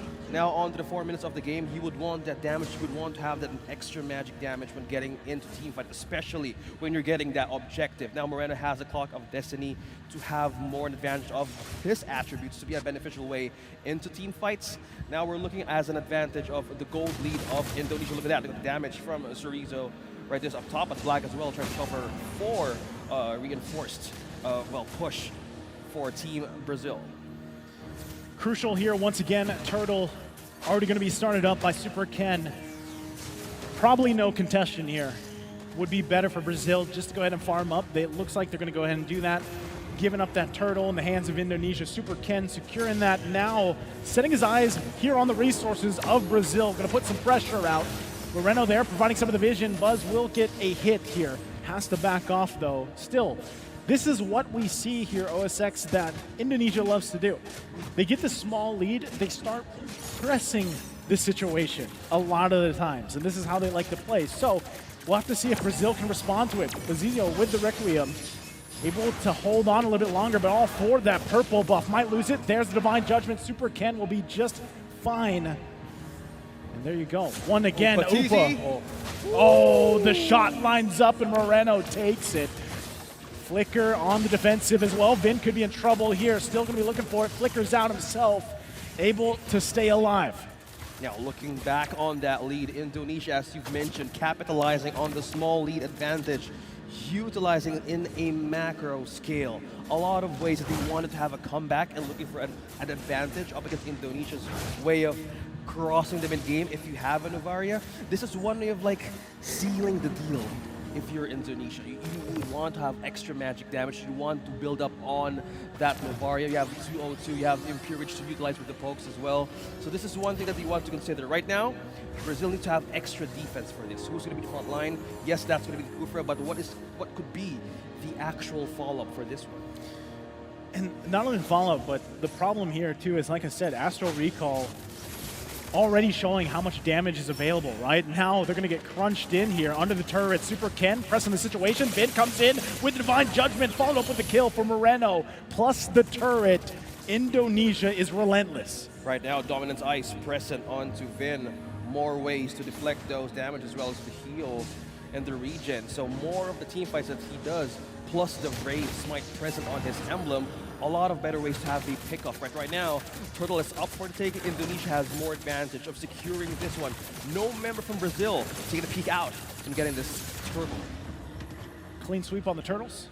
They take them all here. And that's the thing, right? In this situation, OSX, the best thing you can do is really just kind of stall out, buy time. If you can manage to get a setup and get a pick off, then great. But if you can't, you might as well put your focus on just farming up, especially for Upa, right? We've seen Airthel really shine later on in the game, but you got to get to that point. Yeah. And speaking of getting that point, so we have the Quantum Charge present here, but how will the items show in 7 minutes into this game? If you want to have an extra damage, you would want to rely on this, again, the Irithel. But now, Brustizio trying to look on to spam Super Ken, but onto the damage, yeah, they need to have that extra little punch for this one, for the lineup of Indonesia. Vin already going to use the conceal here. Might be looking for a target. Going to be able to find Bazizio. Will go down under the turret there. Sakin cleaning up the kill. Turret going to be next here on the target. They get that down as well. Indonesia just furthering the goal lead that they have.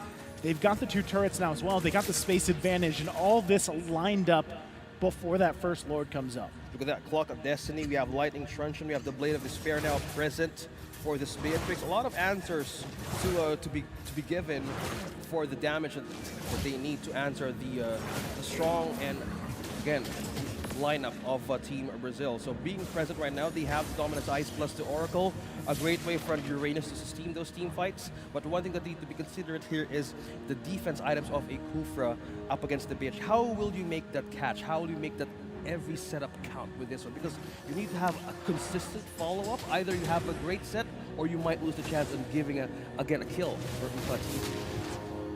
That's what he needs, man. Upa needs a kill, right? And at this point in the game, as we lead into that first Lord, this could be where it happens. He did just finish that Berserker's Fury, so at least he's got that. But meanwhile, on the bottom side, they're going to get the Violent Requiem off.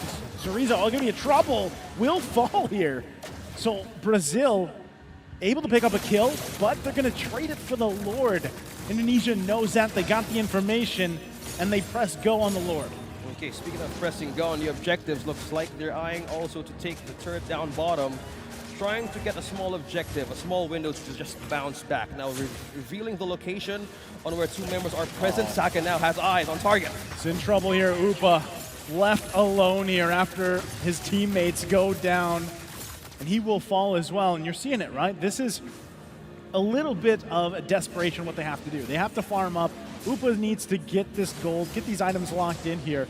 But, you know, with things kind of unfolding like that, and they continue to happen like that, you're not going to see that late game of this game number 1. Yeah, speaking of late game, that is the complete answer of the lineup right now of Brazil.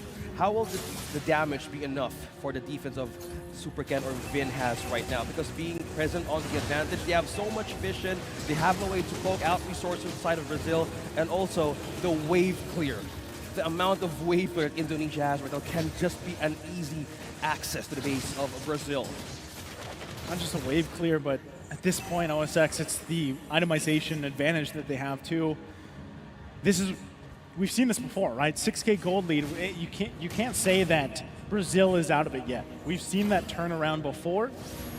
My biggest question still is, are they able to defend against this poke potential lineup that Indonesia has? And I think that's why so many times, we've seen this actually in so many competitive games, this combination between the Beatrix and the Novaria, and how annoying it is to deal with if you're opposing it, right? Because you can sit in your base as much as possible, but those 2 heroes alone will poke you down, whittle you down to the point where then next thing you know, it's Vin flickering in, Divine Judgment, someone who they want to, right? And having that advantage in terms of a team fight. So if you're Brazil, how do you deal with that, right? You have to be the one to most likely start one of the fights. And here it is, Vin actually picking off Luna, going for it with Divine Judgment. He's still going to survive, though.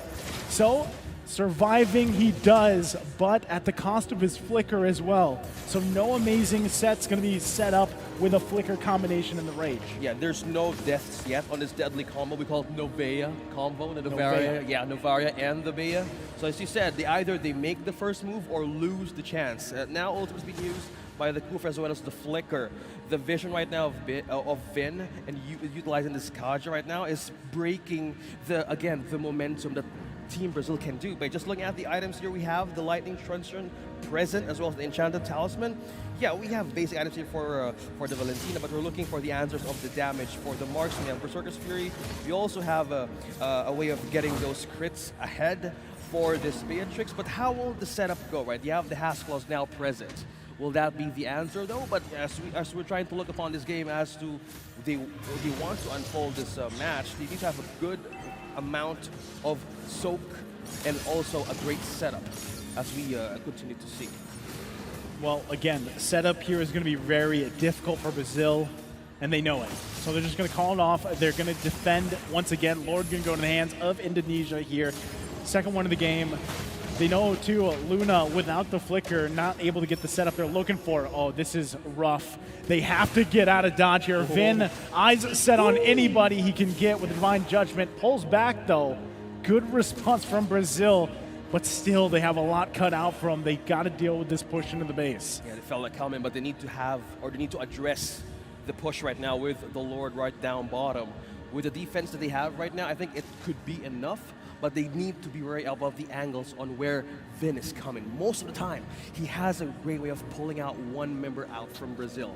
And when that moment happens, with the fleeting time present, he can just completely do it over and over again. Yeah, quite often, right? Fleeting time locked in, like you mentioned. Now Lord marching in the bottom side. Gonna go ahead and get that charge up here. Brazil on the defense, getting poked down as well. Astral Recall proving to be a menace. Vin getting a flicker in, gets the Divine Judgment, will find the target, Black falls. Lord is still up here.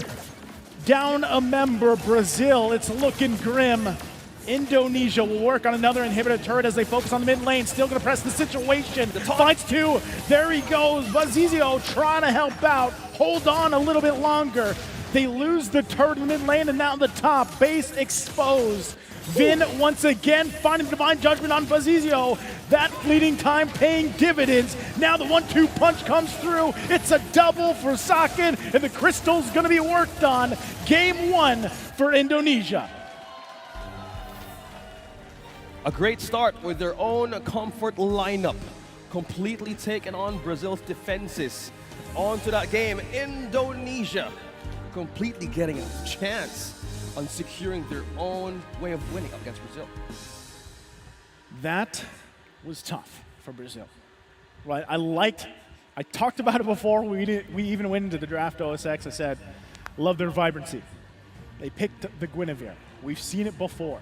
It's either worked or it hasn't, and in this instance, this game, momentum started so quickly here for Indonesia that it was just kind of hard to get back into the game at really any point through that game number one. And this is what I was also saying earlier on where, this is very reminiscent of an Indonesian lineup in terms of hero composition. You know that they're going to execute in a certain way, and that's exactly what they did there. Brazil just kind of scrambling, trying to find answers where they could. Unfortunately, they just couldn't, right? This is basically what it is for Indonesia. That lineup specifically is a mastered lineup. Yeah. And the poke potential is unreal. The Uranus actually easily melted down in the crosshairs of a Beatrix, aided with a Novaria. That combo from the Asian Oceanic qualifiers till now is still a deadly draft to go up against. And if you have answers, yes, with the Kufra and in the Uranus, you need to answer back also with fire, with that. And the Irithyll, technically isn't fire. She can be later on. You get to the late game, but early on, mid-game, Irithyll's not. I wouldn't say she's really fire, How do you even counter fire with fire? Water. Yeah, water. But Kadita there's no Kadita present on that game, but yeah, that's a fair point to see. But it is also how would you even get close to even in the front line of Indonesia? They reveal you right away with the Astral Echo, they bombard you with the ultimates of a Beatrix, and that started with, again, with the ultimates of a Beatrix, and in that way, either 2 ultimates has been used or even committed. Now we look at the MVP of this game, none other than Saken of Team Indonesia, 5-0-6 KDA for this Beatrix. Remember when I like to say, you know, gold laners going on vacation mode? In this instance, Saken was able to do that because a lot of the times the enemy team, Brazil here, is just whittled down to the point then you get to choose really whatever gun you want to approach the situation with and get a kill, right? And a lot of times too, early on it was Vin once again pulling people towards who he needed to, especially Saken, able to lay down the covering fire or even get the shots off with the Renner, right? So things worked out really well here. Once again, it's just a mastery of these heroes, of this team composition, and of course, this synergy, which we've seen from Indonesia before. Yeah, completely. This is just experience translating through their success in game number 1. The Beatrix, an all-around hero, a perfect marksman. At any point that, again, a Ferid shows up, might as well pick the Beatrix right away, or you ban it from that point. So either the Irithel comes through, but if we see any chance for Irithel to even shine, you need to have a good way of sealing the gold, or aiding the gold lane, as you've mentioned. Either you have a good vacation, or you need to have someone with you in your vacation. Yeah, take someone on vacation with you, right? Yeah. If you can.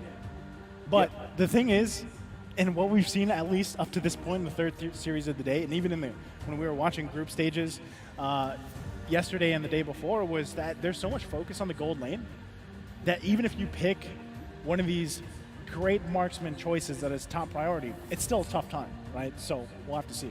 It's tough time now for Team Brazil. Let's see how will they bounce back in game number 2. For right now, we're coming in for a short break. Don't go anywhere.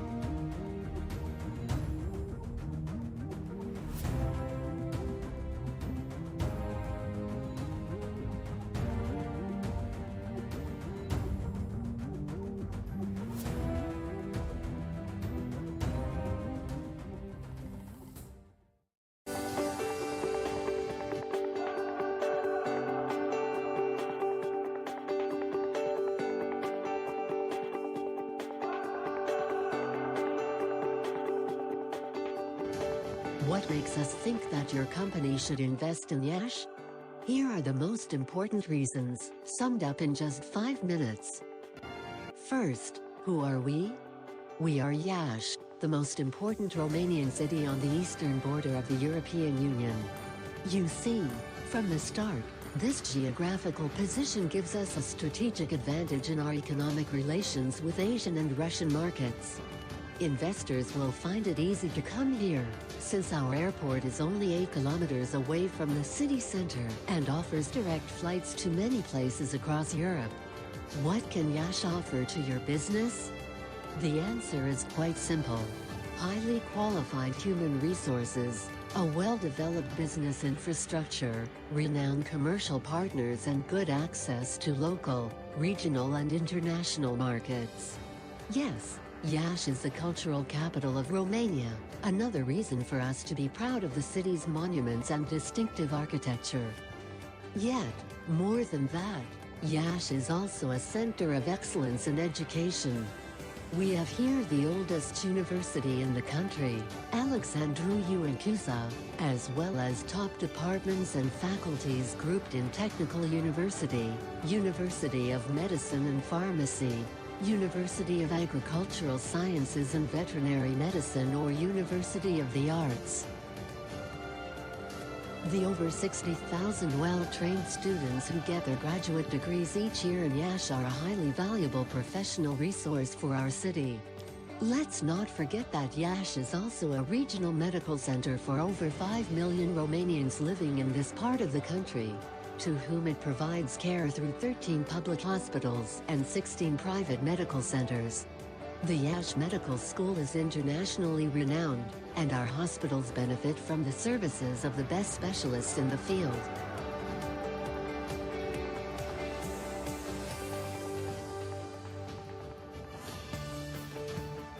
At the same time, the Yash municipality has invested heavily in rehabilitating the infrastructure, modernizing the local administration, and supporting the business environment.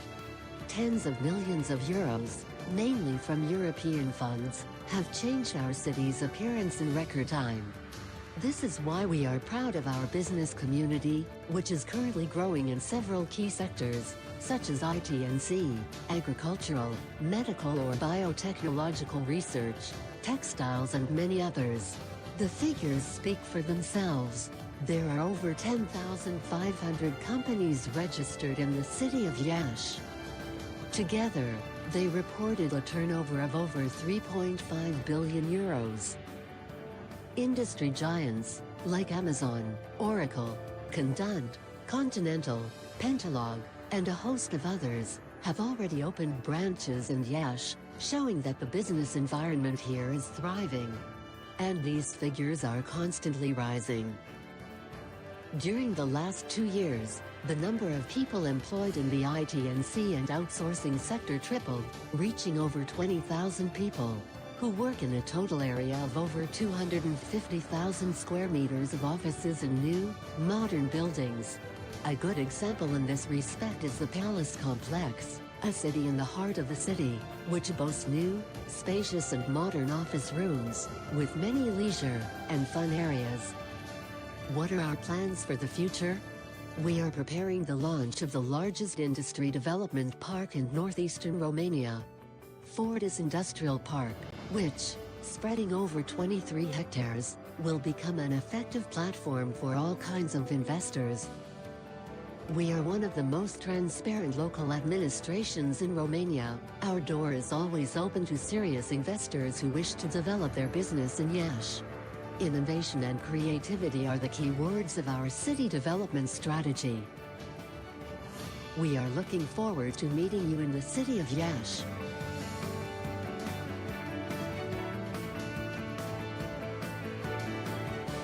Come here and get to know us better.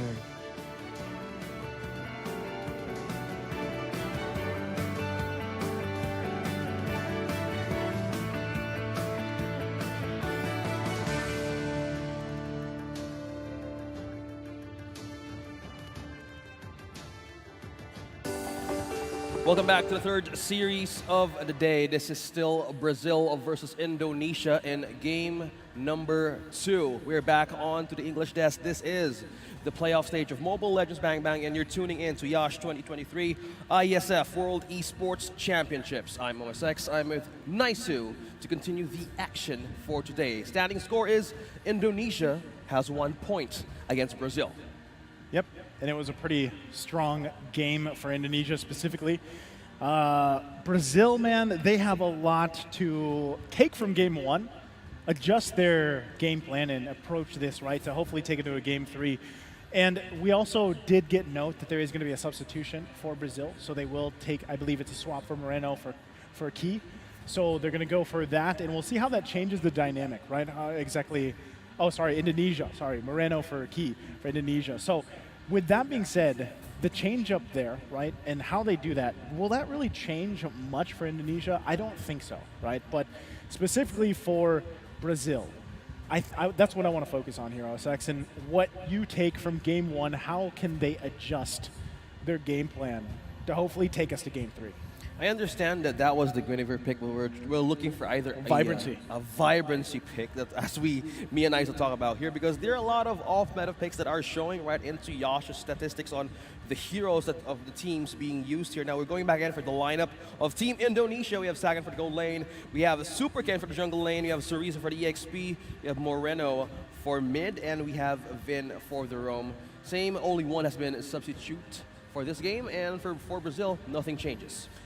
Nothing changes. Game plan, though, should change, right? For the most part, because of the fact that, once again, if you look back at game number 1, if you guys didn't catch it, the stage was pretty much set from the get-go from Indonesia, right? They really started the pacing early on, and they didn't let go, and they really focused on especially the gold lane, right? And Brazil was kind of just really trying to catch up with that, get to the point where they needed to be, but unfortunately it just wasn't there. And it could be the fact that Kaja's so strong right now, that might be one of the cases, right? Maybe Brazil decides to take Kaja, utilize that because what we saw OSX was a lot of plays decisively being made just with a concealed play, the Divine Judgment. Yeah, especially in the hands of Vin.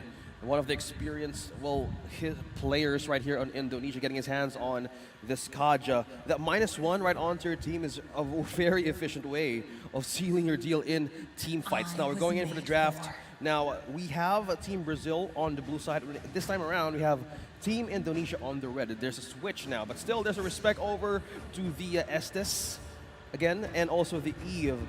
And looking back on the banter of Brazil, also they're eyeing on to this Fanny, which has been a strong hero pick from our recent matches. But for the Kaja, you were talking about it earlier, respecting this hero from Indonesia. Yeah, might as well, right? If you're not going to take it yourself, that's what leaves me to question, what do you want the priority to be? You know, if you're Brazil, maybe that's the Fredrin.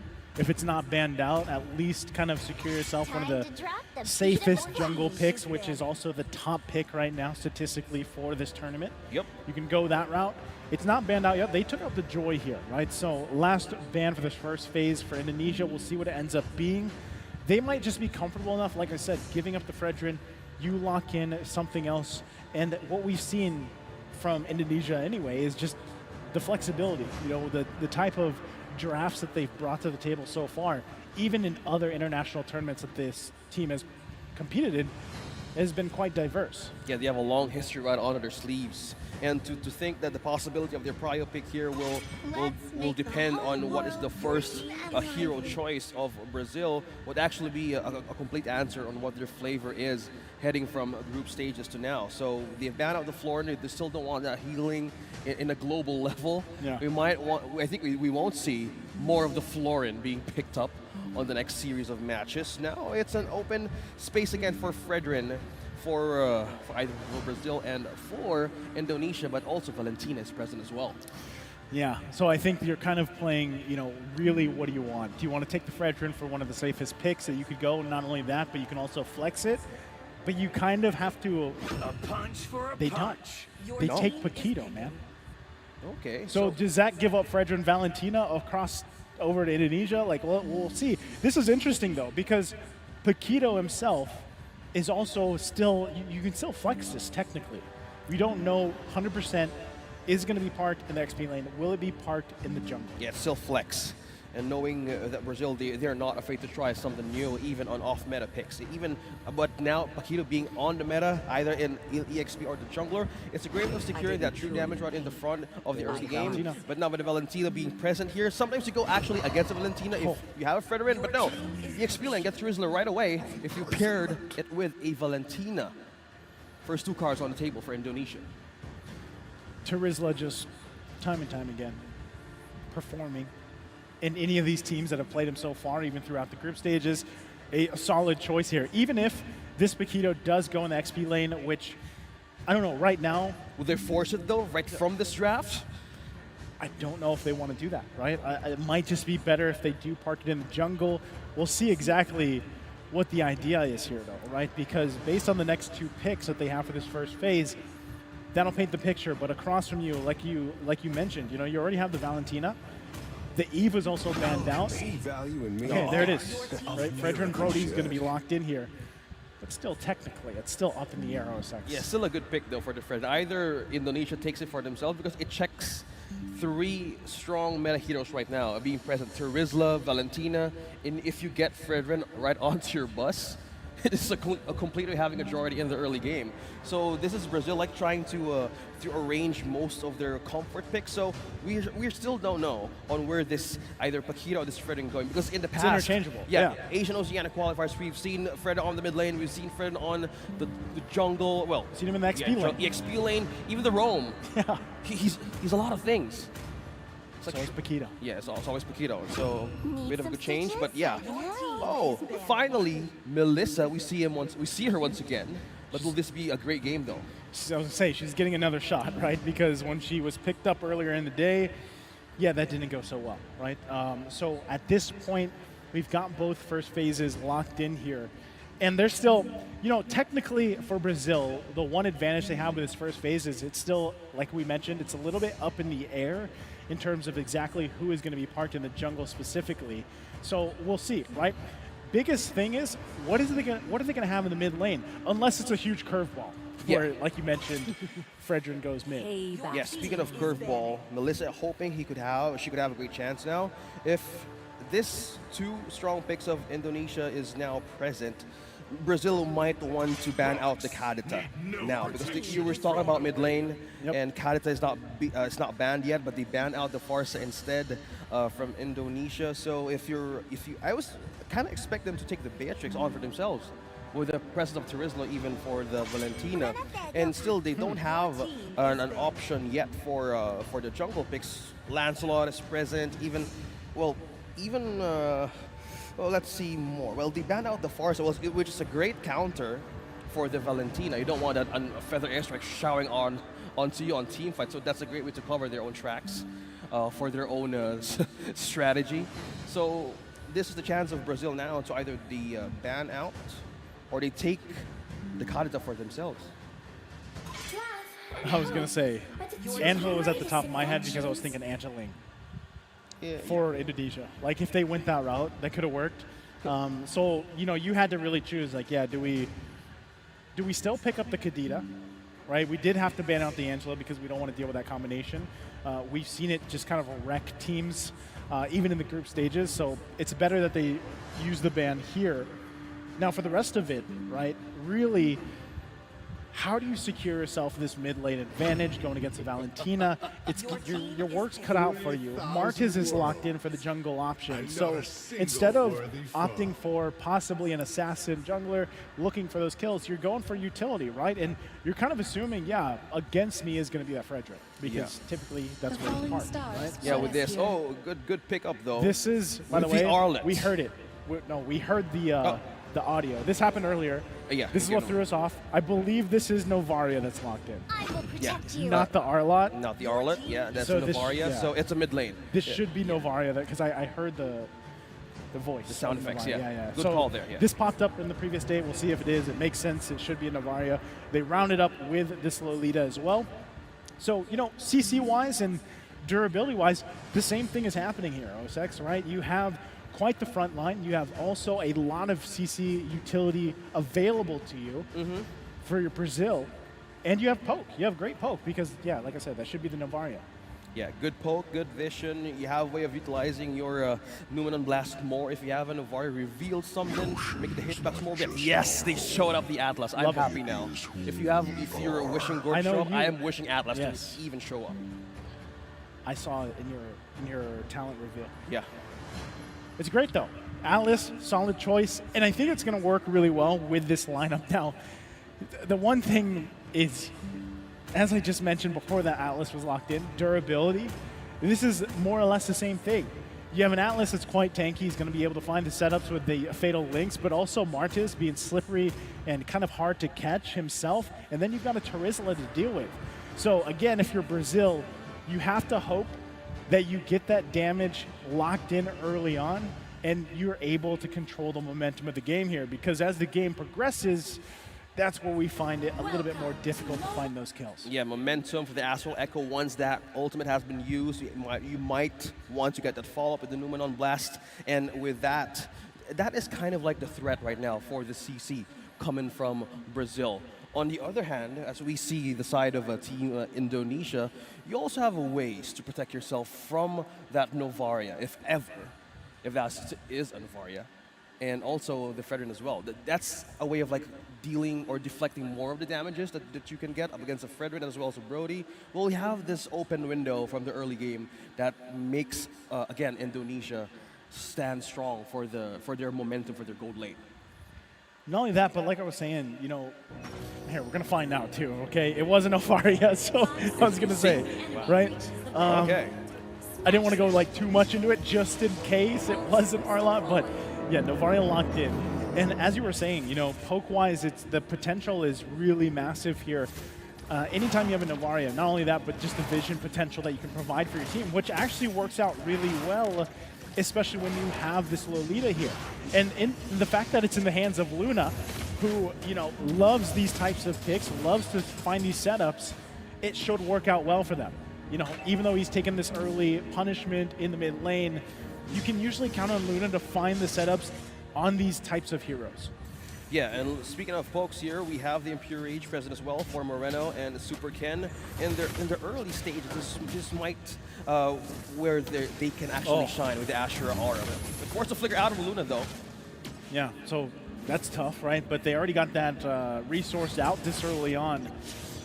Should it be available, he'll have at least the Numenon Blast leading into that turtle. That will be crucial, but the fact that he doesn't have the flicker, you know, unfortunately won't be able to find those setups that we're used to seeing. So right now, in this early phase of the game, this is what we can expect. Both teams just trying to find any win they can. That doesn't necessarily mean, you know, an early kill, but if they can get some of these battle spells down before that first turtle comes up in about 30 seconds, that's great, right? Same thing can be said if they can find early kills like that. There you go. Another they get one here. resource from Cerezo. That is their Pegasus Wrath, almost onto nothing HP for Cerezo. Still saved by the Altar's Turret Energy Shields, nice. And just by looking at this situation, and it's just 2 minutes. The first turtle is up, and now they're looking for a better way to secure this. We have, again, Buzizo and Supercan on the area, as well as Vin. No ultimate yet present for the Atlas, but for Buzizo, he has the ultimate still present. Look at almost half HP on to Vin. But meanwhile, on the other hand, we have a great space here for Indonesia to take this turtle. Okay, he's going to get whittled down here. Turtle's still going to be worked on. It is secured by Buzizo. Able to secure that there. Still looking for more here. Couple knockups found here. Zurizo not level 4 yet. Will go down. I think he was hoping to utilize the penalty zone even defensively if he could, but not able to. Brazil getting 2 kills plus the turtle there as we take a look at the replay. Going back on how this went through, Luna was trying to find a setup here, but once they've heard that Luna Blast was already used, this was the commitment that the Valentina could actually give for the side of Brazil. So this was a missed chance for actually getting that good setup, but getting that first turtle, it's just completely Brazil taking the chance by having just a retribution.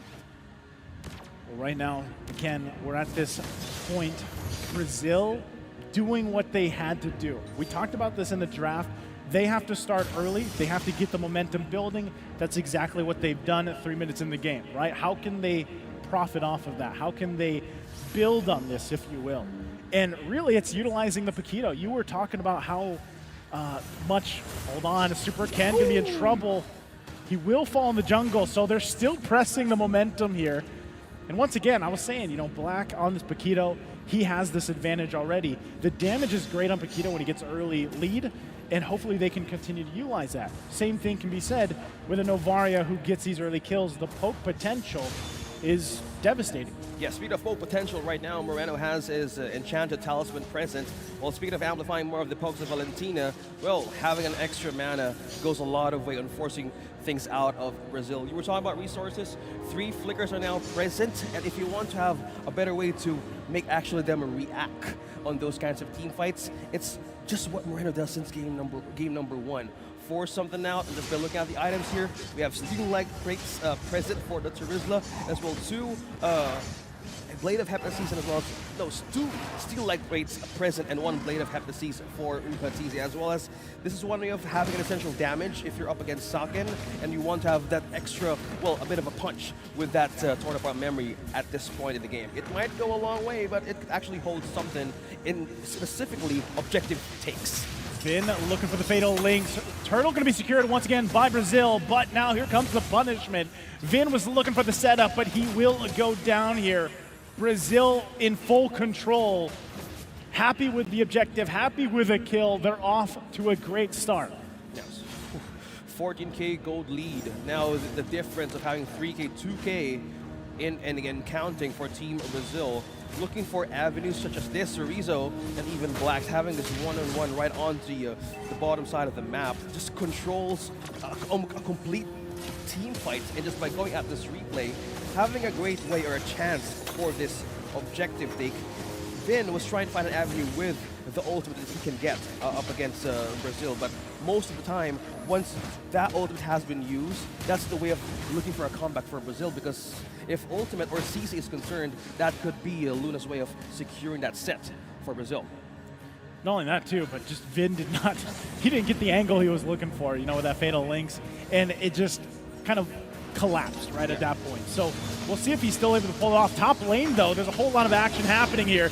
Upa will fall. Now Luna gonna go down as well. That's a nice double decimate coming through from Super Ken. Now the focus, Saken getting him away. Bazizio now going to be focusing on Vin. Will force him back. Moreno here to help him out too.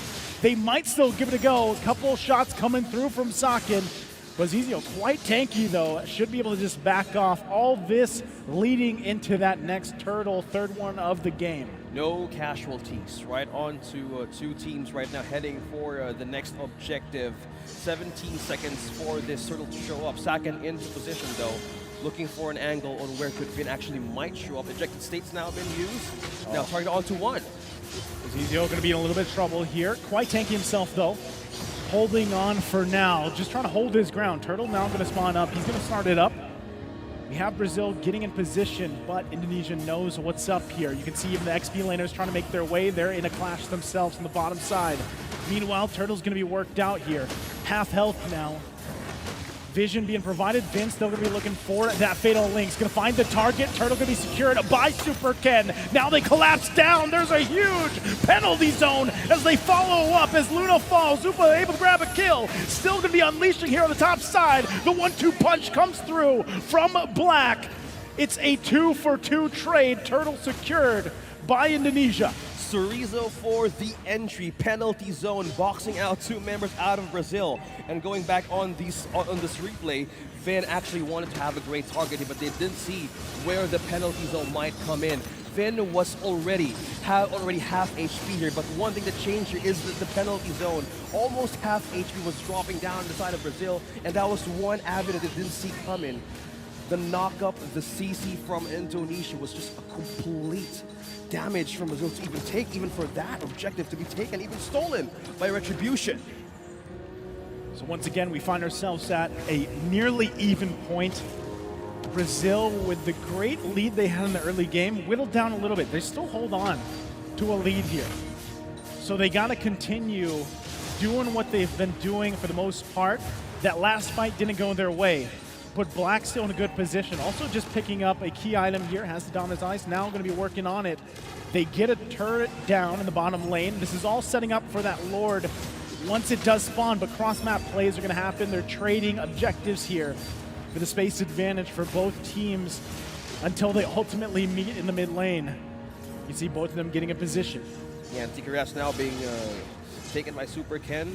It's just that how they wanted to deflect the damage from Brazil. Also, 4 members were trying to get him out of the turret completely right away. So at some point, they're looking for these pickoffs that they can actually use up against Indonesia. But at this way of seeing their items right now being present, a lot of ways to counter. You have the Antikyras, you also have the Dominance Ice, and 2 Antikyras actually are present. And to deal with the penetration that the Brody has, you have the Blade of Hephaestus, and also you have the Malefic Roar. So I say they have more tools now to answer the defenses of Brazil, especially now in the First Lord. They would really want to have this advantage and have a push for the base of Brazil.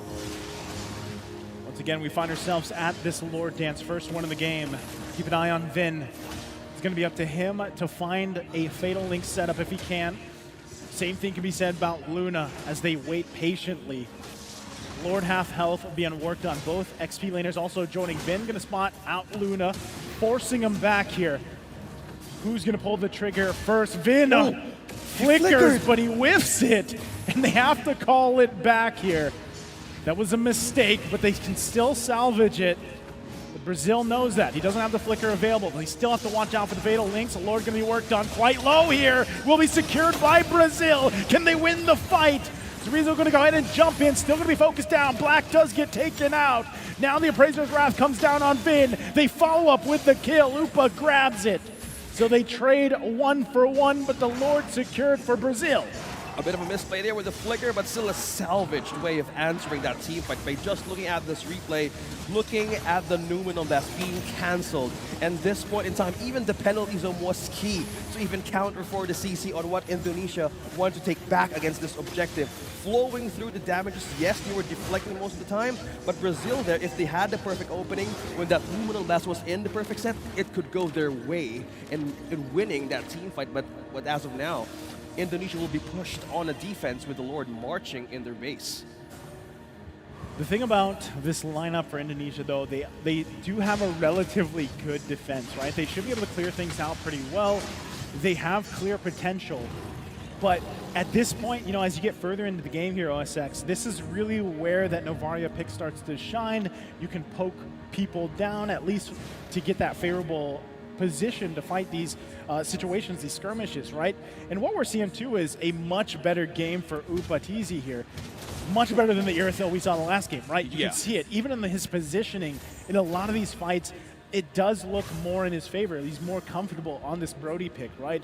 But still, a lot of this can come down to these setups. Vin whiffing the flicker earlier on, if he had that available, that could have been a different fight, right? But at least Brazil was able to secure that Lord. They made a little bit of movement across the map, but still, ultimately, even with this lead that they have in terms of gold, they still have to choose their fights wisely, right? They can't just nonchalantly walk up and fight Indonesia just yet. Well, speaking of Navarra now being in the position, especially on the mid-game, this is where Navarra shines in terms of vision, also poke. And if you're up against an Atlas, you might want to see, speaking of which, Astral Echo, or Recall rather, just only hit them, just revealing a lot of, well, positions out of Indonesia, so that you don't want that, especially if you want to have a good setup for your team. So with this, they would be more eager to take in vision, get in for the reconnaissance, especially have good setup and have a good way of just clearing through the defense of Brazil. That's one way of securing their win. Right now, Buzizio has the immortality present. He has more ways of soaking up damage as well as just being in the front line. Just this, taunting Super Ken, just surviving and just letting him use the Ashura aura. But Vin, on the other hand, though, receiving damage such as that, almost half HP, revealing again the vision and in the positioning of Indonesia. Again, if you have this kind of hesitation, and if you're up against that Novaria, you need to have a clear stand if you want to commit or not. Got to respect the damage from Black as well on this Paquito. He did, with a couple shots, take Vin down, and Vin is one of the tankier members here of Indonesia. And you can see it, right? Even this, the torn apart memory is not going to kill Ken there, but you have to start respecting that damage coming out from Brazil, right? And now that this leads into this next Lord take, we'll see if Indonesia, if they want to go ahead and press the situation here. They have all the tools they need. Look at that poke. But Brazil can respond very quickly to this. Biggest things you got to watch out for if you're Brazil is that initiation with the penalty zone or the fatal links, regardless of flickers or not. Ooh, look at Black on full stack. Full stack damage alert right there on the bush. Nobody's checking it now, though. Okay. For a play. On the conceal, nobody's here the back line. Fatal Link's gonna come through. Still, Sakin could be in trouble too. Had to use the ultimate. Meanwhile, still working here in the mid lane. Upa up. Luna gonna charge up. Neural Blast goes in with a flicker. Still looking for the kill. Will they get it? One hit away. Chorizo falls. And there you go. They get the number advantage. Still gonna be looking for more though. No one giving the call for the Lord just yet. Vin takes a couple shots. Torn apart memory. Vin. Stacks are there, but not able to get it. They give the go signal on the Lord though. Indonesia might not just give this one up though. Yeah, so much pumpkin has been popped. They're almost, well, a lot of smiley pumpkins on the ultimate from that Luminum Blast, but the takedown on Chorizo, now Brazil has more advantage to freely get this Lord for themselves, because for the most part, it's the battle, it's just the ambush, it's just the mechanical prowess of this team to just be, you just need to respect for. So now they have secured the Lord, and also they have a way of pushing the defenses now of Indonesia. So approaching late game, they might need to have more damage now if they're up against the Taquito and as well as the Brody. Now the window, now Brazil is completely, could actually shine in this one. I think they are. You know, at this point, you can say they're shining, man. Like, they've got the lead they need. They just got that Lord. They had a great team fight there, execution-wise and everything else. Now, what's left to question is how do they play around this Lord, right? It's going to be marching down the bottom side. It will most likely charge in, and they have to make the decision. You know, do we push into this mid side? Do we keep the pressure on the top? Again, Indonesia has a great lineup to make some clears here. As you see, they're going to make quick work on this Lord. Oh, look at the taunt on Super Ken. Still going to be working on it. Super Ken should be just fine. They hold the Lord there. They take it out very quickly, holding on to that inhibitor turret. They do lose one, though, that tier 2. Now possibly this tier 2 in the top side. So Brazil still able to get something out of that Lord, despite it going down rather quickly from the clear from Indonesia.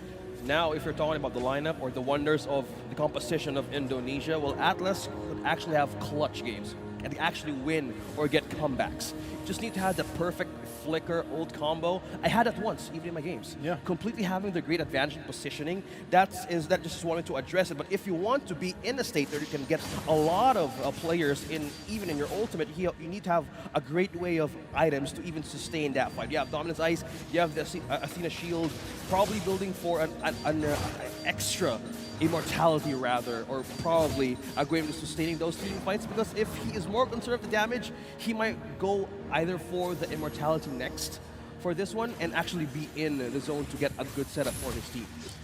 It's just crazy that Black has so much gold, you know, like compared to even his team, right? He's just massive on this Paquito right now, and I think that's really what is paying dividends for this and this matchup against Indonesia, you know, in game 2.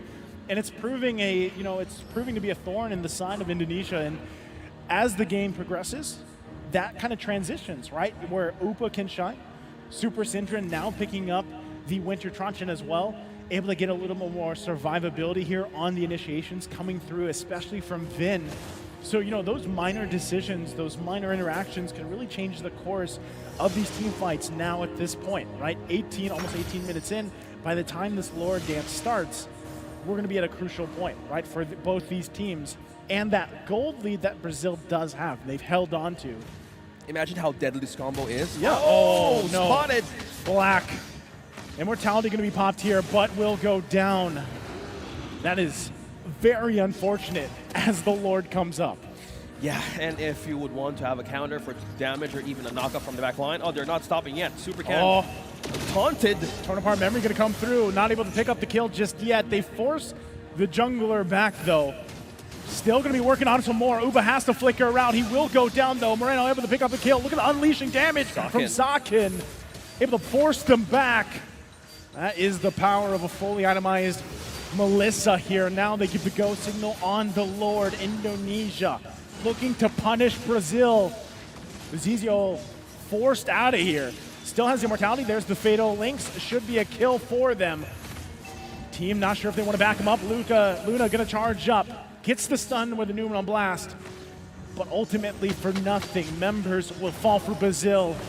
Lord secured for Indonesia. A major objective and 2 people out of Brazil. Now we're looking at attack and just shining through that needles and flowers.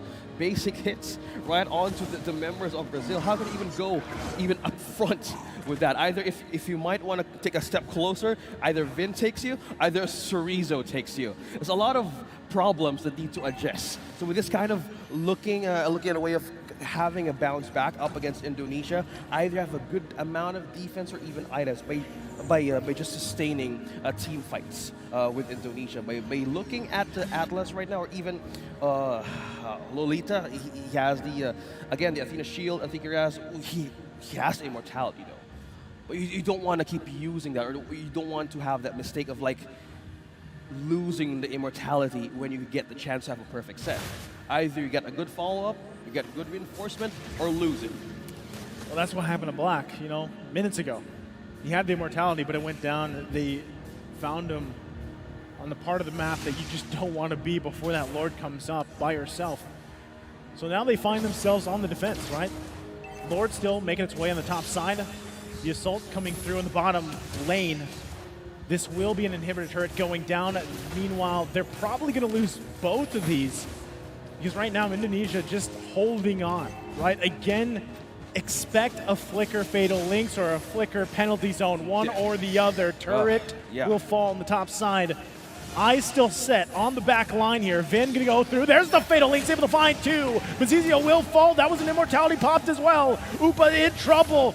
Goes in with the Wind of Nature, but they don't get the kill. It's a double though on Black. And now gonna be working on the Crystal, and Indonesia turns the game 2 around as they clean up and take the series.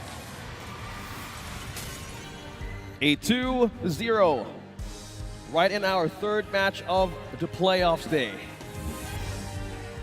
A great start for Indonesia today, and even in their own lineup, late game, they answered correctly the problems they're up against Brazil's early game power. Similar to what we saw earlier, OSX. Gold lead for one or the other team, and able to turn things around with just great gameplay, great decision making. And that's what we saw there, right? Indonesia is a team, one of the tournament favorites that people are looking towards, again, defending that title for IESF as well. But I loved what I saw from Brazil too. I know that they're gonna be sent there to the lower bracket, but what we saw from them and how they adjusted from game 1 to game 2, you can't deny the fact that there was some improvement there, right? And now we gotta see how they adjust.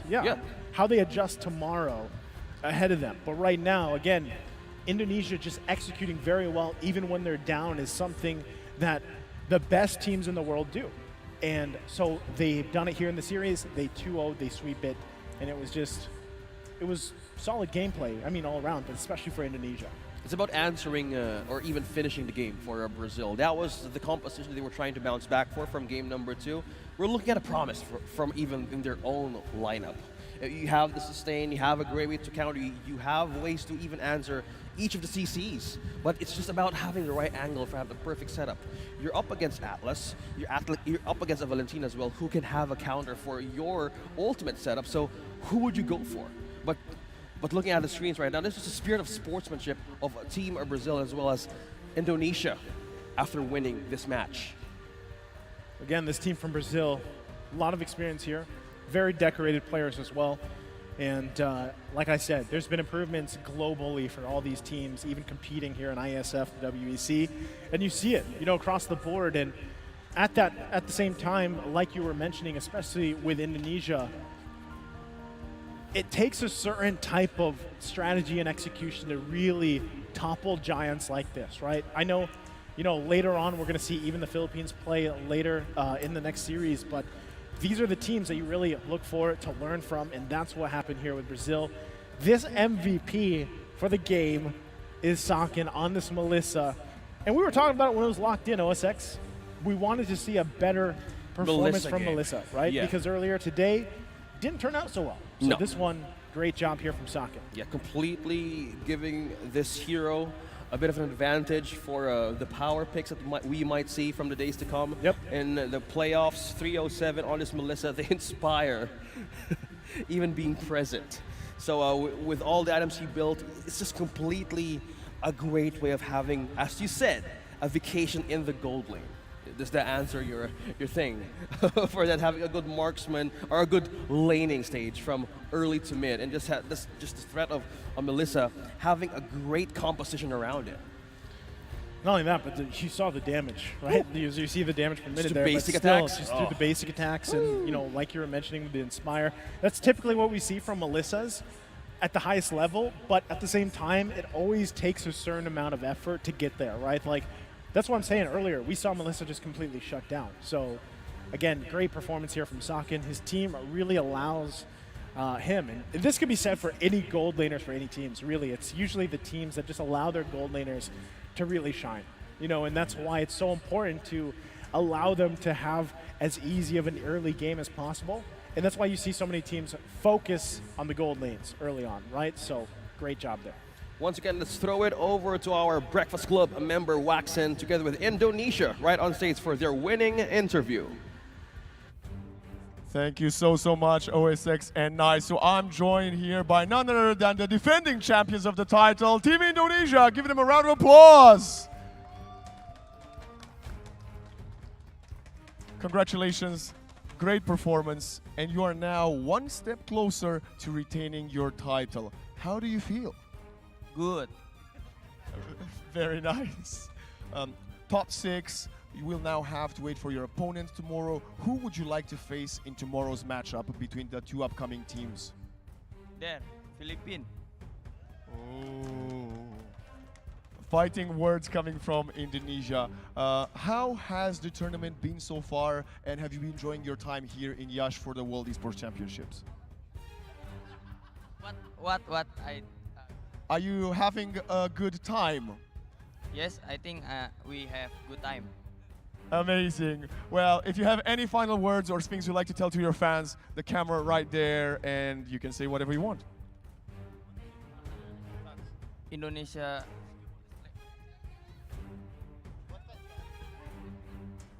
Terima kasih atas dukungannya buat seluruh masyarakat Indonesia, dan kita tetap butuh doa dan dukungan kalian supaya kita tetap dapat pialanya lagi. Thank you very much. And once again, round of applause for Team Indonesia!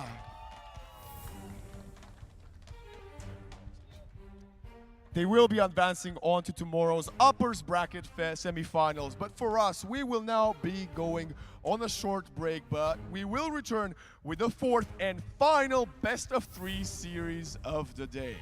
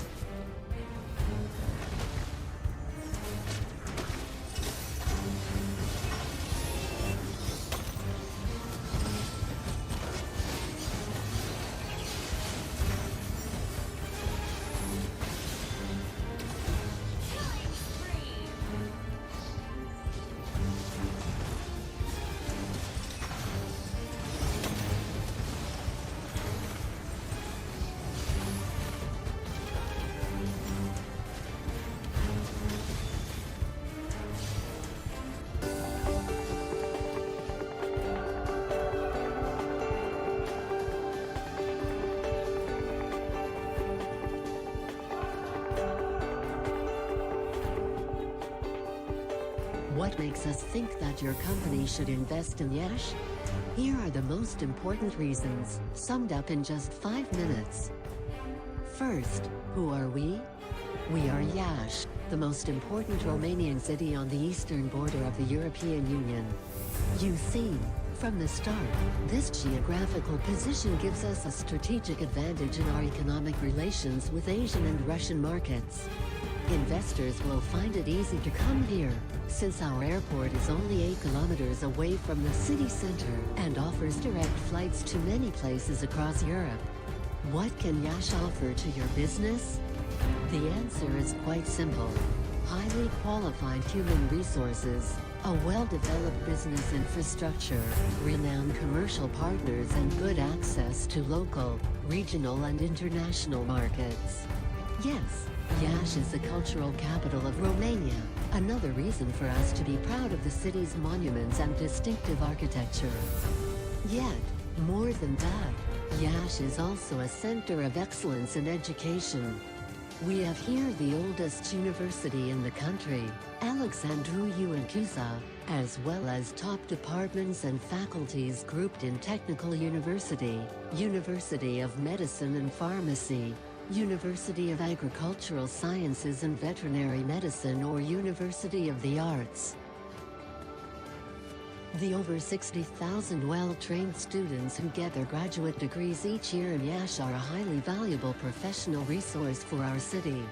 Let's not forget that Yash is also a regional medical center for over 5 million Romanians living in this part of the country, to whom it provides care through 13 public hospitals and 16 private medical centers. The Yash Medical School is internationally renowned, and our hospitals benefit from the services of the best specialists in the field.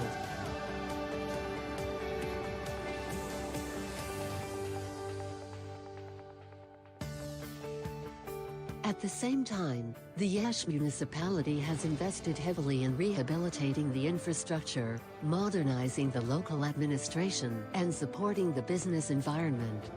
Tens of millions of euros, mainly from European funds, have changed our city's appearance in record time. This is why we are proud of our business community, which is currently growing in several key sectors, such as IT&C, agricultural, medical or biotechnological research, textiles and many others. The figures speak for themselves. There are over 10,500 companies registered in the city of Yash. Together, they reported a turnover of over 3.5 billion euros.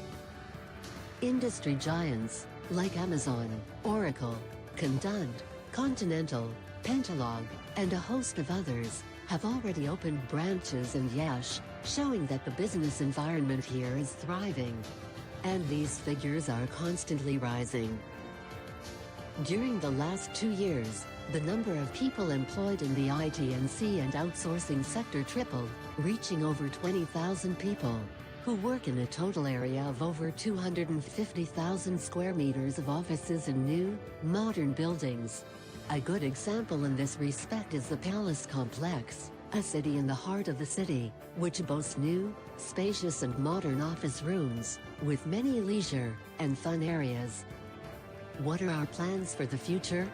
We are preparing the launch of the largest industry development park in northeastern Romania, Fortis Industrial Park, which, spreading over 23 hectares, will become an effective platform for all kinds of investors. We are one of the most transparent local administrations in Romania. Our door is always open to serious investors who wish to develop their business in Yash. Innovation and creativity are the key words of our city development strategy. We are looking forward to meeting you in the city of Yash.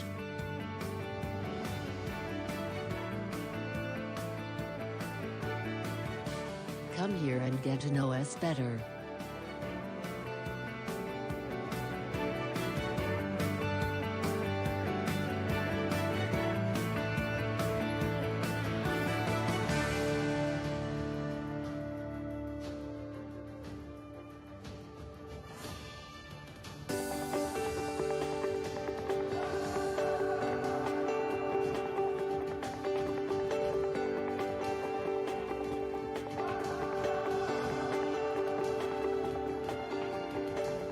What makes us think that your company should invest in Yash?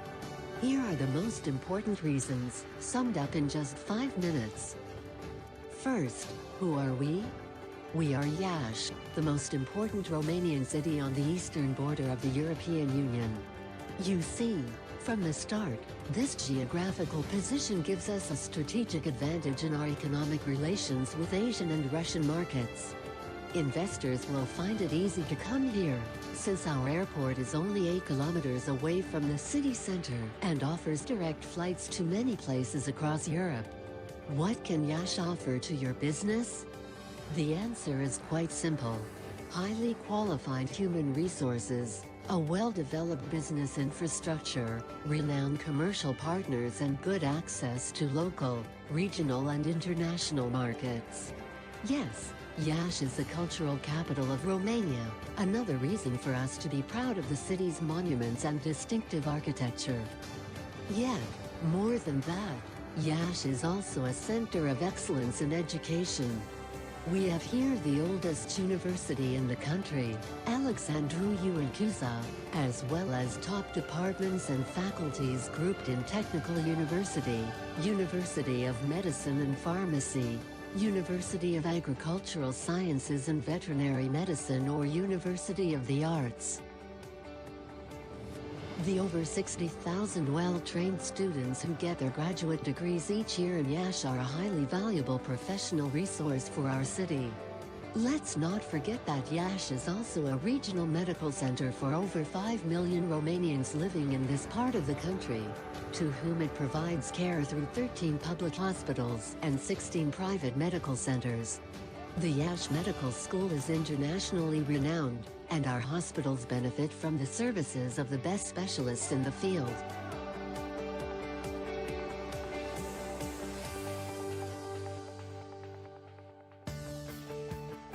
At the same time, the Yash municipality has invested heavily in rehabilitating the infrastructure, modernizing the local administration, and supporting the business environment. Tens of millions of euros, mainly from European funds, have changed our city's appearance in record time.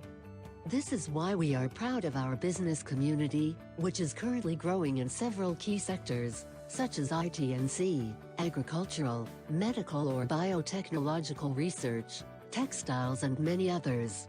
The figures speak for themselves. There are over 10,500 companies registered in the city of Yash. Together, they reported a turnover of over 3.5 billion euros.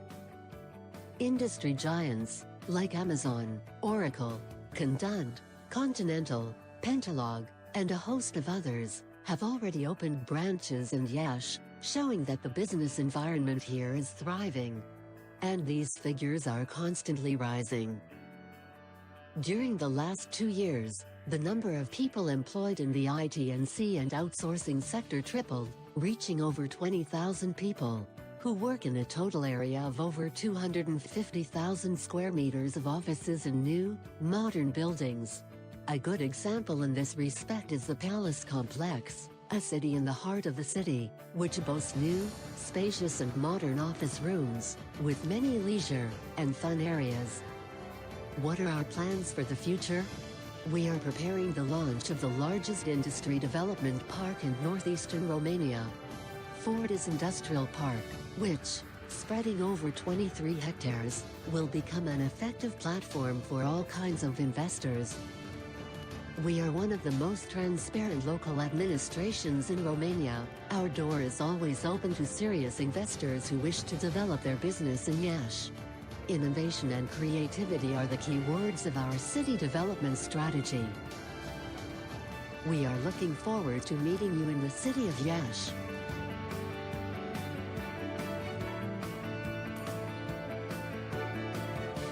Come here and get to know us better.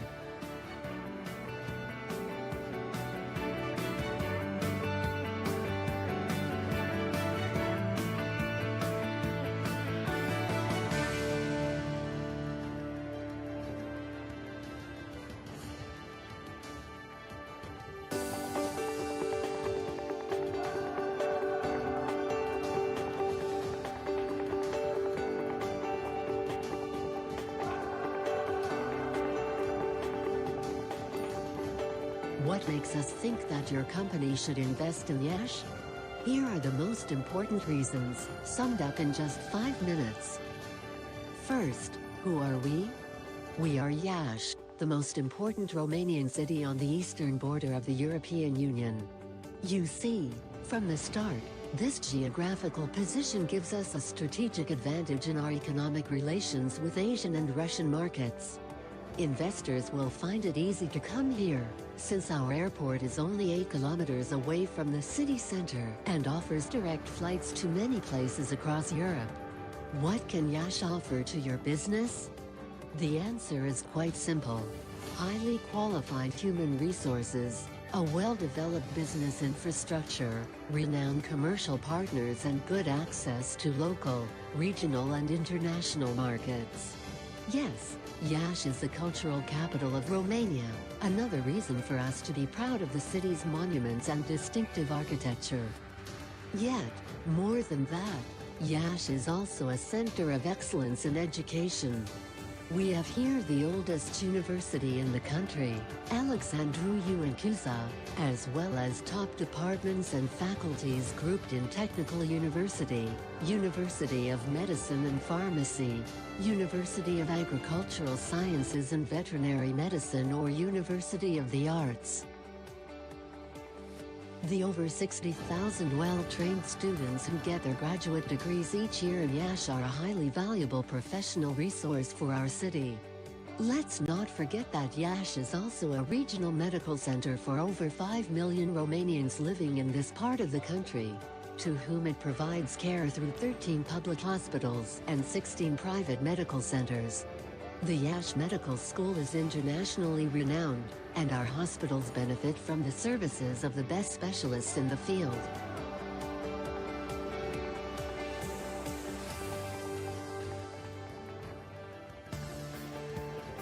At the same time, the Yash municipality has invested heavily in rehabilitating the infrastructure, modernizing the local administration, and supporting the business environment.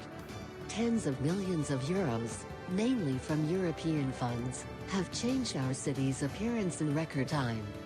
This is why we are proud of our business community, which is currently growing in several key sectors, such as IT&C, agricultural, medical or biotechnological research, textiles and many others.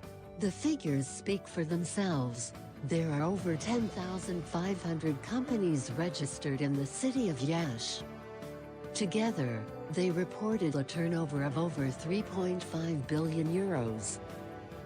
Industry giants, like Amazon, Oracle, Condund, Continental, Pentalog, and a host of others, have already opened branches in Yash, showing that the business environment here is thriving.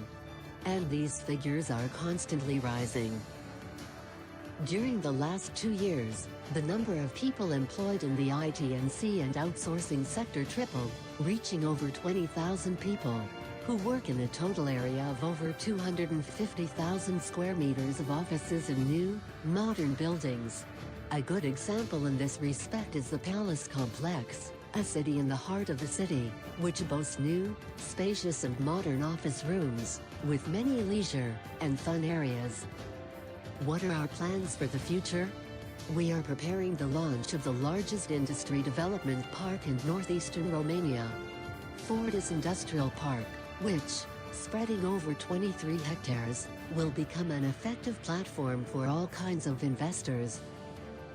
We are one of the most transparent local administrations in Romania. Our door is always open to serious investors who wish to develop their business in Yash. Innovation and creativity are the key words of our city development strategy. We are looking forward to meeting you in the city of Yash.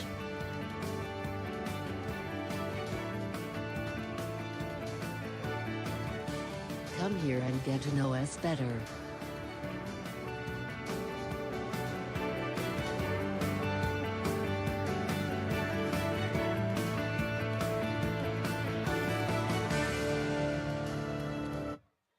Greetings from the World Esports Championships live here in Iași, Romania, the 15th edition.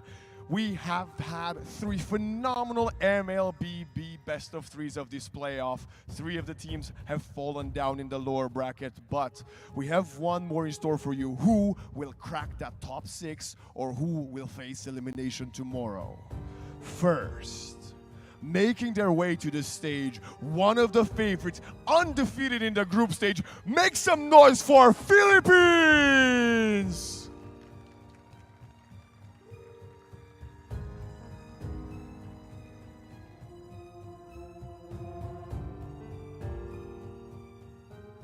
And their opponents, second place in the group stage, wanting to make a statement while representing their country and crack into the top 6.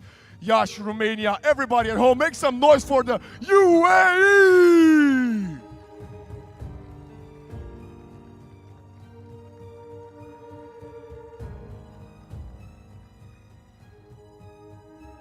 Philippines. Could I have team captain step forward for a picture, for a handshake? UAE team captain. You can shake each other's hand and may the best team win.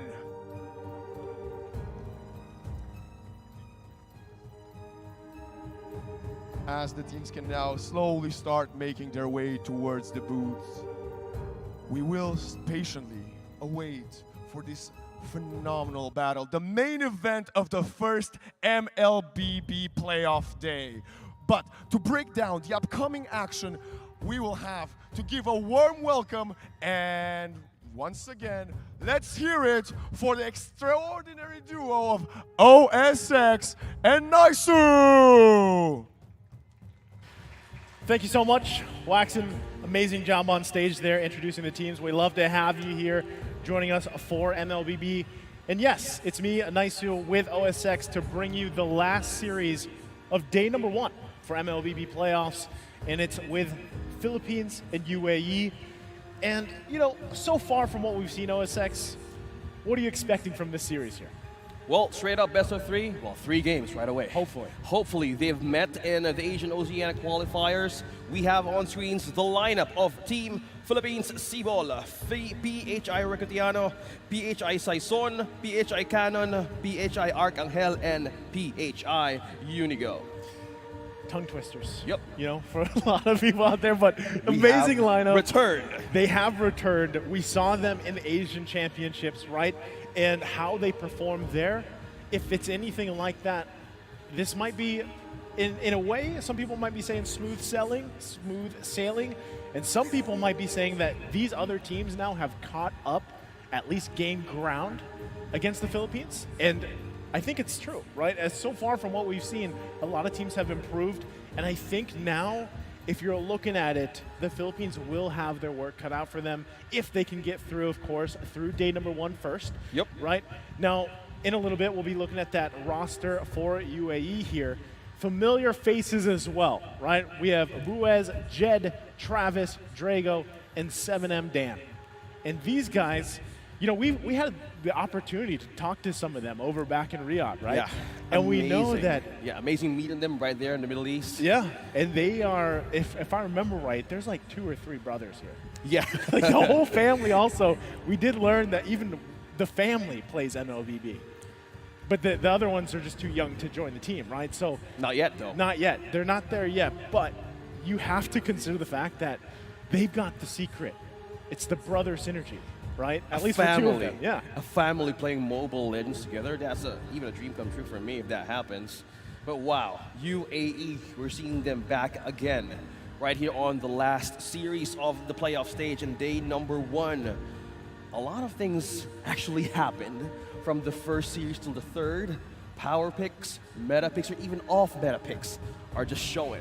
But one of which that Philippines is actually known for back in the Asian Oceanic qualifiers is that Florin being used back again, and also the most banned hero today. And even the Estes is out, even a lot of sustainers are out. People just don't want to deal with it. Like no. They're like, I don't want to deal with sustained lineups. Because in a way, and especially what we saw, again, what was that, 2-3 months ago when the new emblem system came out, that update that introduced that? A month ago, yeah. Was it a month ago, or it feels like 2 months? Feels like a while. It was July. That's crazy. Time flies. Wow, so quick, bro. Yeah, that's the thing, though, is my point is this sustained lineup, those picks, those hero picks, especially with the way that the emblems kind of changed, it worked out so well, but almost too well to the point where a lot of teams just don't want to deal with it. So they'd rather just go the ban route, right? Use one of the bans for the Florin or maybe the Angela if you don't want to deal with Angela and Ling. And we know that this Philippine team loves to opt for that. But I would say, OSX, the thing we've been seeing, kind of the trend here right now, even throughout the group stages, even today, is again, more opting towards that durability lineup. Speaking of durability, well, we can count more of the percentage of a friend who might show up. So most of the times, we've seen assassin picks. We've seen him paired with either a great sustained hero. We've seen Baksha today. Yep. Mostly not on the offensive state, but mostly in a utility state on team fights. So most of the times that we see this kinds of heroes show up, especially for these two teams right now that we're going to see, it's mostly on the draft that they will have their hands with this power pick as we see. Either you choose a cheese strat or you use a pocket pick up against one another. But if you're up against the Philippines right now, if you are UAE, you might want to have that homework. Because if you're not, by just being here in the playoffs, you made it through the challenges of group stages. And you have the second chance now to just continue or just be dropped down in the lower bracket. Well, like I've been saying throughout today, man, is, specifically whether you're going with any variation of these lineups, these team compositions, right? For the most part, if you can secure yourself the gold lane, I always feel like that's one of the most crucial things, especially, let's talk about UAE, because again, in a similar fashion as what we saw for the previous series, Indonesia, a lot of people already have the idea, right, about teams like that, Indonesia, Philippines. I want to know UAE, though, and exactly how we kind of established this meta so far in IESF is, what do they have to do to actually topple a team like the Philippines? Because in a lot of ways, there's multiple routes you can go, right? And one of those, like I said, is that gold lane matchup, securing it, going and letting it farm up as much as possible and get to the point where you're just online popping off, So that might be the case here as we jump into the draft for game number 1. First bans, nothing out of the ordinary. The fact that they did decide to take out the Fanny, great choice, because we saw the performance from Philippines during the group stage with the Fanny. It's devastating. So you take that out, you take the next one, the Ling out, and you follow up from there. Wow, we finally see Canada show up. Paired with the Claude. Not wasting any second. We were talking about the respect ban here for the Fanny against the Philippines. Well, paired up with the Fredrin. And have been playing Canada all night long back in the day that we had the chance to rank up in this season. I'm also just wondering, because, we've had this thing today so far, is this a Novaria or is this an Arlot? Because it's twice now that we have seen Arlot show his face, but it's Novaria locked in. So let's see exactly how that unfolds as we get through this rest of the draft. They pick up the Beatrix. I think this is a solid choice.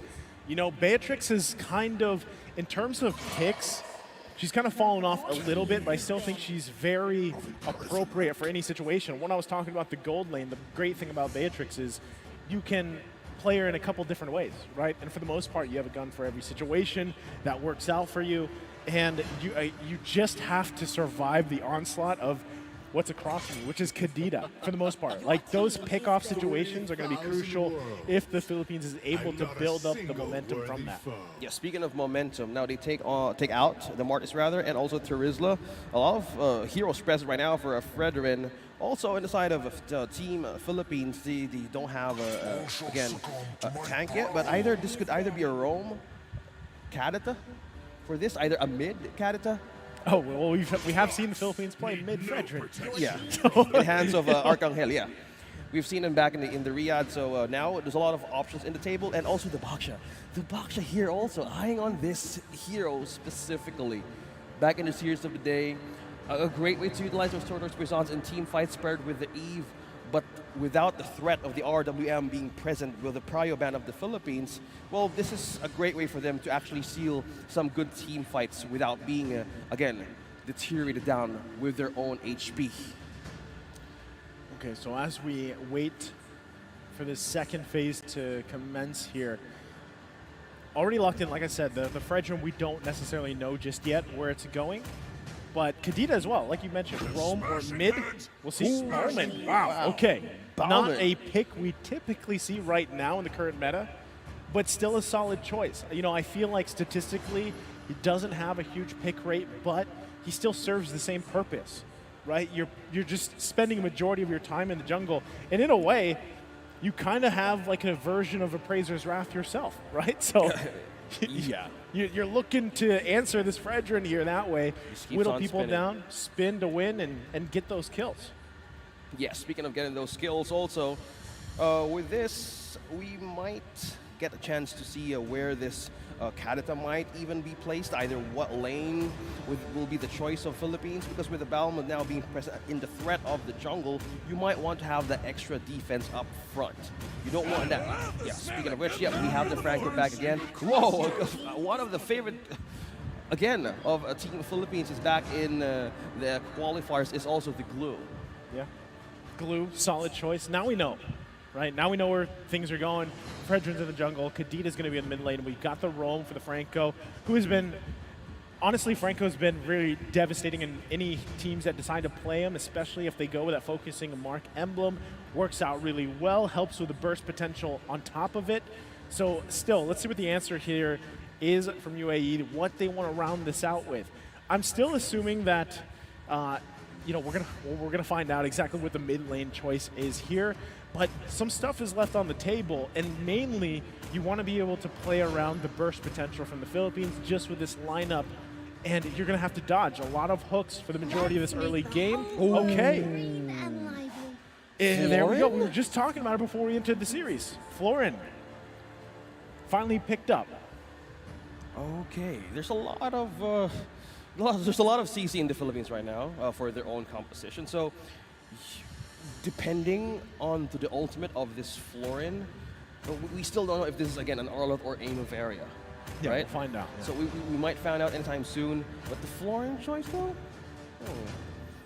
I mean, it makes more sense, right? Florin, let's say Florin, Rome, Novaria mid, Paquito in the XP lane, you got Ballman in the jungle, and then of course the Beatrix in the gold, right? Like, that's kind of what I'm expecting, but still we'll see once we get loaded up.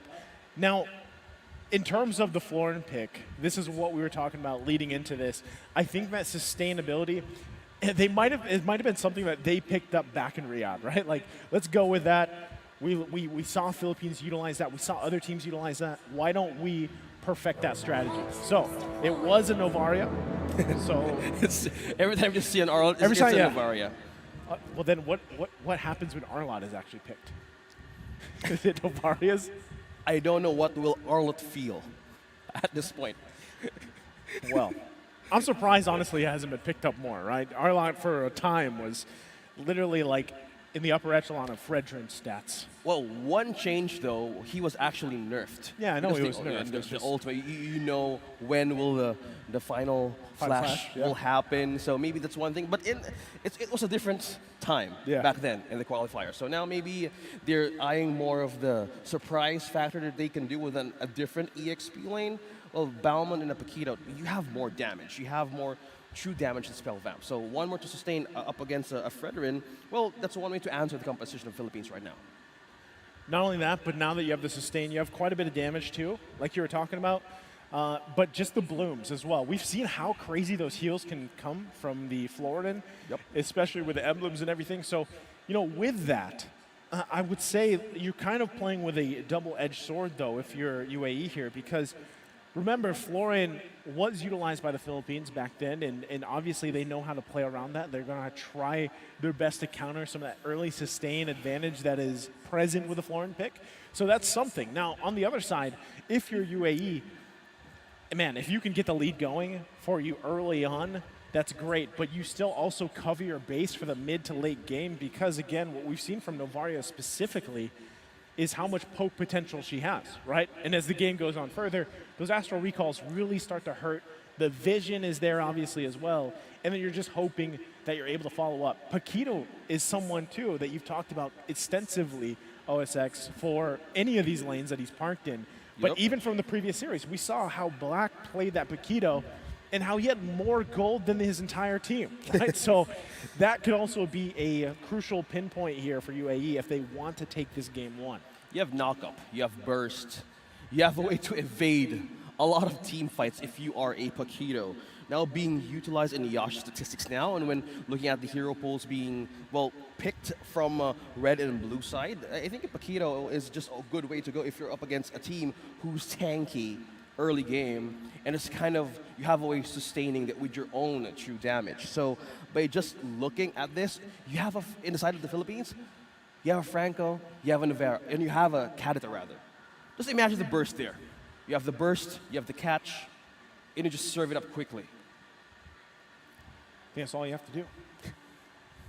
That's kind of been the story, man. Is like, whether it's the Kadita, whether it's the Kaja, they serve the same purpose, right? Look for one of those targets, burst them down, get the numbers advantage, right? And that's why I feel like a lot of these different compositions, and we've kind of seen the emergence of that durable lineup, you know, and that's why you even saw in the bans there, a lot of it was focused for some of those durable heroes, right? And that's something that you can go along with is, as long as you can avoid, and I feel like it's easier said than done for the most part, because most people be like, hey, just avoid the Kadita, avoid the rough waves. It's that easy, man. Either you avoid it or you force something out of the Kadita. Yeah, but more often than not, at this level of play, right, you might be able to avoid it for a little bit, burning your flicker, using a purifier. You don't want to use that early. Yeah, but then you're going to get punished, right? And that's why I feel like, for the most part, those burst kind of compositions that are happening, these burst heroes that are being prioritized, you've got to kind of have a plan A, plan B for most of these situations. Yeah, if you want to get a catch onto Philippines' lineup, so we either check if the Bauman, the Paquito, it's much more of like an invade composition that we see. Because there is a Novaria. Again, you reveal a position right onto the map. But if that layer or that resource has been used, either you commit to a setup or either you commit to a pickoff. So that's what we see the lineup of UAE has. So either they can have a chance to go up against Philippines as well. Well, as the teams get situated here, it looks like they're just about ready to jump into this game number 1, last series of the day once again. It is the Philippines versus the UAE. As we get loaded up, we see everything is situated for both of these team compositions. Jumping into the land of Dawn, game number 1 here. Already a hook being landed. And this is I feel like step number 1, right, for the most part for UAE. You got to watch out for these hooks. They're going to be happening all day, all game. And sometimes if that's putting Travis in the front and taking those hooks, then that might be the best case scenario, because you have to rely on literally your tankiest guy, which is this Ballman, and then the sustain, right? That is kind of what you have here.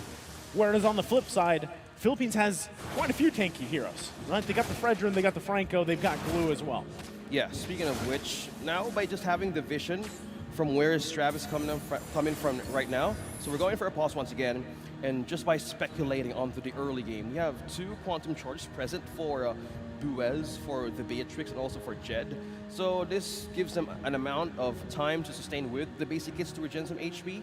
But if that point that wasn't blocked, if Travis didn't block the hook, it could have been a reset from that purple. But as we see here, they're getting more and more focused on getting these objectives right away in the first minute here, and even on the first turtle of the game. First turtle of the game is always crucial, right, for a lot of these teams to build up here for the most part. And as the early game kind of goes forward, you're not expecting, at least with this lineup, for any early kills, right? There might be some poking back and forth. Nice flicker, That's the flicker and the hook combo forced out a resource from this Novaria. Drago might want to get his hands back on this flicker if, again, he might get taken down or being chased down by Philippines. Meanwhile, up top, we have Buez on level 3. Ricotiano, on the other hand, is level 2. So sustaining more of this laning stage, I think they're trying to disturb more of the gold lane of Philippines right now.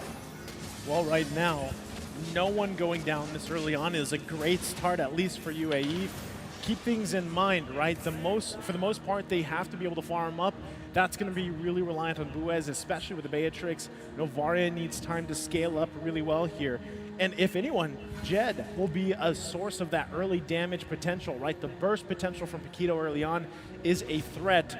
So all this leading into that first turtle of the game, UAE getting in position, might be looking for their own kind of advantage in terms of not so much a kill, right? But if they can whittle down the Philippines a little bit. But it looks like they won't even be able to find a moment here just yet. Petrify now has been used. Ocean Audi as well. Knock up onto Travis. Will the burst be enough? That's the rough waves connecting to Team UAE. Arcangel secures the kill. Cannon as well. Takes 2 points out of UAE. Now Unigo is eyeing on one. Suppressed one member. Using a bloody hunt. Right on to Drago, forcing him back to the turret. As 7 and Dan tries to poke in for reinforcement. Meanwhile, Saison has eyes on this purple, stealing another objective out from the jungle of UAE. This is what I was talking about. Like, the Philippines is one of those teams, just like even Indonesia, where they just, their routine in the early game is almost mirrored every single time, right? They're able to just kind of poke things down, whittle their enemy teams down the best they can. Nice little dodge there. But the same thing, right? When it comes to that first objective, the turtle take, they usually know that dance so well. We like to call it that turtle dance, that lord dance, because that's what it ends up being. And usually they're looking for a bait, right? They're trying to get the other team to engage, and they know their positioning is crucial. So at this point too, even with that whole thing unfolding OSX, the fact that you get that early kill already on Archangel here, it's tough to do it, because Kadita, the more kills you get, the more burst. Speaking of which, that is the rough waves connecting. Blazing Duet. Recodiano is trying to pierce through the damage, but still sustaining that team fight, or the poke rather, from the Claude, still pushing through. Forced to flicker out of 7 and Dam though. Saison on the other hand is eyeing on the top lane turret. Meanwhile, the EXP of Saison is up by 2 levels ahead against Travis. Okay. Gold lead already starting to favor the Philippines here. You can see that, right? The turtle timer, 20 seconds away. Positioning already crucial, and they're going to be doing that. This time around, though, if they can find this hook in any part of the map, they're going to go for that. They're looking for the numbers advantage. And it's just time and time again here, OSX, they're taking the purple buff away from UAE. I gotta hand it over to Cannon and even just Saison just being present. Look at the control over the camp of UAE. Having that great amount of vision as well as coverage, and having a right beeline on where is the objective coming from. That's one way of securing recon for your team, that you can actually have an advantage. Where you're talking about numbers, you're talking about burst advantage. Now Philippines freely securing this turtle once again by Saison. And at this point, UAE furthering this gold deficit they got to work with, right? And sometimes this is a strategy in itself, right? When you know that the early game is not going to go in your favor, you might as well give up some of these early objectives. Just farm up. Just get as much golden experience as you can. Bloom, though, hold on. Travis going to go down here. Even with the Bloom, the sustain, not enough already. Yeah, speaking of sustain, the burst right now coming from Arcangel is just completely, slowly being devastating for the side of UAE. Meanwhile, Jed onto the sacks of true damage. He's just being poked by Cannon over and over again. Meanwhile, up top here, Unigo as well as Recodiano trying to chase down the floor, and 7M Dan is down. Saison takes the kill, and meanwhile up top, Buez is left alone, and 3 members of Philippines are present. Man, right now, just like I'm saying, you know, the lead continues to build, and you're looking for any moment that UAE can save this. Woo! Oh. And that is just Saison securing the kill. 3 members from Team Philippines who are present on off-camp kills were added to the list. Arcangel takes another one. 6 points in for Philippines. There's just too much action across the map is basically what's happening, right? Left and right, top and bottom lanes, kills happening here, juggling turret aggro and everything else. And it's just, they're not stopping here. Yeah, he is not stopping. Taunt on to Travis. Saison is just by himself. 7 and Dam, look at that, stickers showing through from Team Philippines. Meanwhile, up top, Wes trying to get on for the advantage. You were talking about how will this window for UAE could be beneficial. Either they sacrifice something out, because as we can see, we're looking at Travis trying to take on possible leftovers of the objective right in the map from Philippines. They're trying to hold on to anything they can, right? Another turtle's going to spawn here. Look at the positioning, though, for UAE. They could turn this thing into something beneficial for them, right? Travis securing that orange buff. Jed has information here that they need, but even if they commit to this, do they have enough to turn it around? They're going to go for it. Oh, Jed is right in. The middle of two from Team Philippines. Jet as well is now using the dash to have a safe passage back in his team now. Rough waves connecting on to Travis. Ricriano secures the kill. Philippines another one for this game. 7-0. The goal lead right now rising onto 4K. So as we take a look at the replay here, you're seeing the struggles of Balmond and why he's kind of, struggled in the current meta. You slide in there, you've got the spin to win, but then after that, it's pretty much over, and especially with all the CC being laid upon you, it's tough to deal with. I mean, even having lethal counter isn't enough to really deal with these kind of the pressure that's being put on, right? Not only that, but the fact is, I don't know at this point how many buffs have been stolen, right? So you're getting further and further away. You're 2 levels behind Saysun here on the Fredrin. And so at this point, and what we saw before, even when the Boxer was having a hard time in the previous series, you have to find a way to give value to the team. This is tough. Wow, with a follow-up with a blazing duet onto Ricriano, piercing through the health on HG bar of 7M down. Now Jed is forced to attack, but the damage of Buez is not enough. Arcangel is on a killing spree, evading by just going and diving on deep with that rough waves and a breath of the ocean, just completely giving him an avenue to burst down one member after the other for UAE. At this point, again, it's just getting more and more difficult for UAE to find something in this game 1. And we talk about the snowballing effect a lot, and how there is always moments where teams can actually find ways to turn things around. But if you're looking at this all across the board, everybody is struggling for UAE. Usually in those situations, you have one lane or maybe at least 1 or 2 of those members who at least have been able to farm up relatively well. But this way, the gold gap now at about 7,000 gold, and it's spread pretty evenly. I mean, this is just a Malefic Roar being picked up for Buez here at the 9-minute mark. And so it's getting increasingly difficult. Look, they're looking for a play here. Travis trying to help out. Will the ambush be the answer for Team Philippines? Travis surviving through that lethal counter, but Arcangel is just on a spree, taking one member after the other. Now Unigo sustaining that damage. Now Saysun completely secures the Lord. Diversion all over the map and kills translating into success, heading towards the mid-game. Now the Lord's been secured. All the turtles across the board.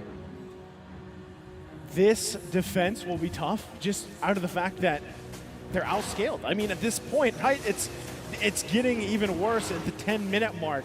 So even if you try to defend this first Lord push, really what can you do? Your saving grace is once again hoping that Buez has some damage. He only has a couple of these items here.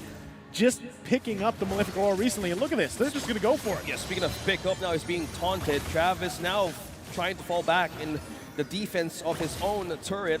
Now there's a Lord up top trying to break down defenses more from UAE. Now, probably what they can do right now is make this Novaria work from 10 minutes. Will this be even enough though? There's no deaths yet from Philippines right now, and it's completely destroying one turret. Again, 10-0. Not just 10-0, but almost 10,000 gold lead ahead now. You can see it. Saysun full confidence going in. Look at the taunt forced out. They flicker out from UAE. Still surviving that setup now. Revealing all of the location now from Philippines where they're going through now. They probably just can't even go out of the base right now. Just completely taking down turrets. And completely continuing their march through the defense of UAE. This is getting even tougher for Travis, right? We saw, it was nice to see the Ballman be picked in here, but you see how fast it gets shut down too. Now 3 levels behind. I think really OSX, the only thing you can do is exactly what Jed is trying to do. Push a side lane, put some pressure somewhere, but the risk there is obviously getting cut off, getting locked down, especially that you have a Franco across from you. Bloody Hunt is just the perfect combination to stop someone from doing this. And you can even see, right? Buez is trying to make his way as well, trying to put anything they can on the map for the most part, right? Travis finally able to get a buff, even if it's on the other side. Look at this though. Look at the placement from Philippines. So I would say, given how that all unfolded, yes, they're still behind 10K. UAE though, that's all they can do, man. It's a scrappy life for them. They have to find just whatever they can to get themselves back into this game in some form or another. What is that going to be? Well, it's probably going to be in the hands of Buez and Drago as the game goes on. If they can get to, let's say, we get to the 20-minute mark. They buy another 9 minutes. They farm up what they can despite this goal deficit. They hold on to their base. They might be able to turn something around. But the biggest obstacle in front of them, obviously, is the fact that then you start getting into immortality territory. That was just a wind of nature being picked up. Locked in. By Requitiano, he's already locked in. Almost 11,000 gold on this plot alone. He's massive in the gold department, and it's showing. And that is something that UAE is really, it's just one out of many things they have to deal with. Even on the defense items, I only see one from Jed, and this is way of like building through the Athena shield up against the damage right now. Philippines need to answer more of that. You have attack damage, you have burst damage coming from Archangel's Kadita. So how would you even fathom to have that defense? So there's just only one that's coming from Paquito. Yes, they have a way to regenerating back themselves once the team fight is initiated, but that is just from the mercy of the blue. And Saison, just by himself, activating his own shield, lethal counter won't be enough. Taunting Travis to just pull and be onto him, but evading that ultimate from Beatrix, a big way of depleting out resources from UAE. Meanwhile, up top, two members just pushing through. On a macro scale, this is just Philippines doing their own way. Just completely have great coverage on the map. You can see what they're doing. They're going with the split formation here. Lord getting ahead and charge in the top side. Gets that damage in. There's the flicker. That's the flicker. That's the bloody HUD connected on to Buez. He is the casualty of UAE now on Requitiano having the mega kill for Philippines. Travis being trapped with the grab and the split. That's a triple. Right onto the marksman of the Philippines. Another hook with a follow from Jed. Now there's no way that they can defend that initiation from a Philippines style. They're just taking down defenses. Again, one after the other. Draco being caught again with grab, and Jed as well trying to send a team fight, but no, Philippines is just marching right into the tower of UAE and taking the first point with a 15-0 for this match. That was rough for UAE there. 15-0 and a massive gold lead. I think it was 12,000 or something at that point. There is a clear disparity between at least this game, these two teams, right? And honestly, going back to Riyadh, something that we saw there too was just the difference. Now, what can they do? What can UAE do here? In this situation, even if you're just looking at game one OSX, there wasn't really a moment, obviously, in that match where UAE was in any form of the driver's seat, right? They were just at the whims of the Philippines. And so you're starting to think, was it just the draft? Was it the Ballman and Florin pick? Like, was that too much? How do you answer, again, the Franco, the Kadita? Had a great snowball, by the way, by Arcangel. So how do you manage to even deflect that lethal ignition, completely bursting through your defenses? And that's just problem, just goes to show that they're having more of the, well, they keep on answering the solutions rather than holding their lanes throughout the early game. Again, at this point, you can see, you know, hopefully they're able to salvage this series, because game one was it was too one-sided, you know? And if you really break down even the draft, then yeah, maybe you just went with the Florin, but you went with the more traditional jungle option. There was still a lot on the table. You know, Ballman himself just isn't, I feel like there are situations, there are team compositions where it could work, right? Like, it could work, but for the most part, like you said, with what they had across from them, so much CC, so much burst potential, how can you play around that when you're on a hero like Ballman? That was a good question, and to think that the Paquito was the priority of UAE, Philippines banned out right away the Baksha. Having the draft rotate around Paquito and you pair up with a Beatrix or even a Faramis was completely denied by Philippines just from the second phase of the banning.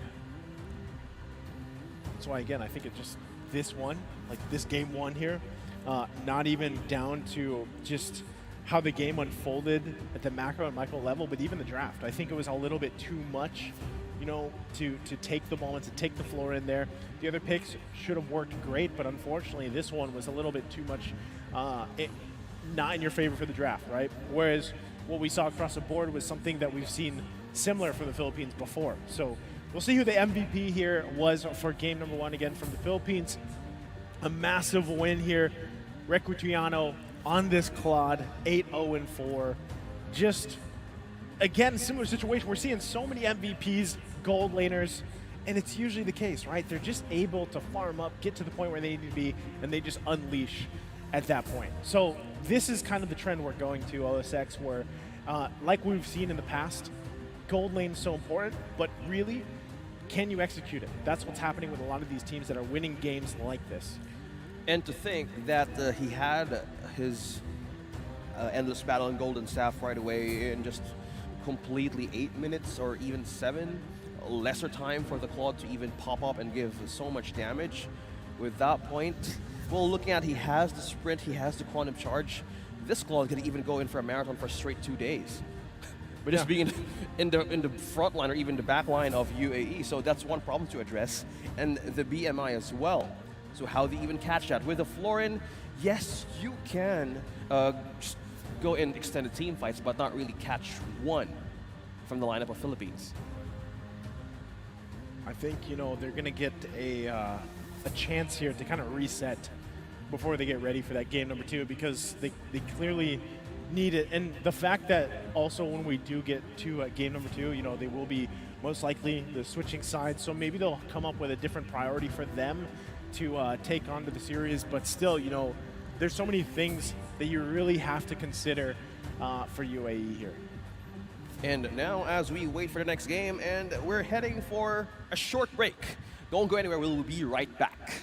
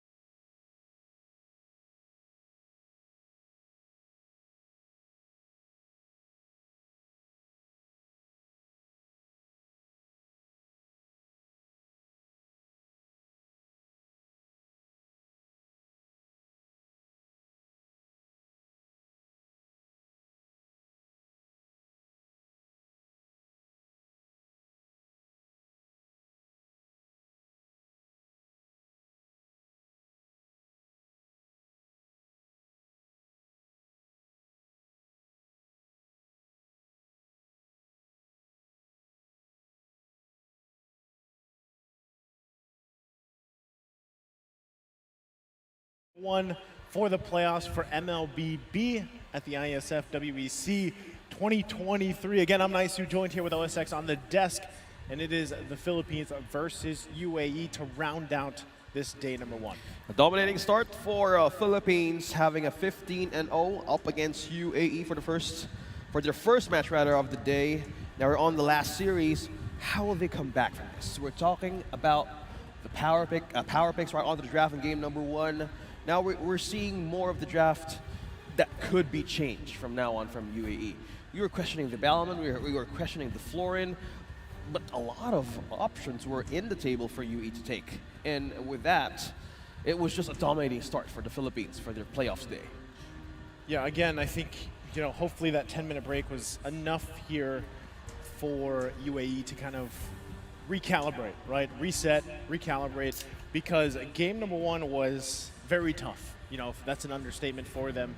And, we're talking about, even, again, draft-wise, there's probably a lot better things they can do here. And I think with this game number two and them having that priority pick, it should set themselves up for a better draft, I would say, right? Again, I don't want to say that Balmain wasn't a great choice for the most part. You could probably make him fit in some type of team composition if you're really able to pull it off, right? But you still need things to fall in proper place for that pick to work. So again, we have UAE this time on the blue side, Philippines on the red.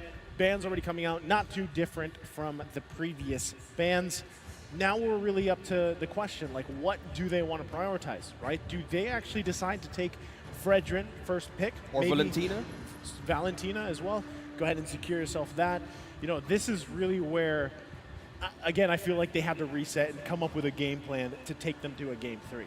Well, speaking of game three, though, they have a respect ban now. There it is. From Arcangel. They ban out the Canada, and the Fredrin is their priority now instead of, again, from game number one. It was a different round. It was either the EXP, but now they want to eye on their jungler to actually make things work in the early game. They want that extra, coverage, mostly in their own camps, because right now, how do you even seal, or how do you even counter the macro strategy of Philippines from game number one? They were all over the place, creating so much coverage from the river, enemy camps, and now they're back with Terizla. Cannon gets his hands on his Terizla for this game number two.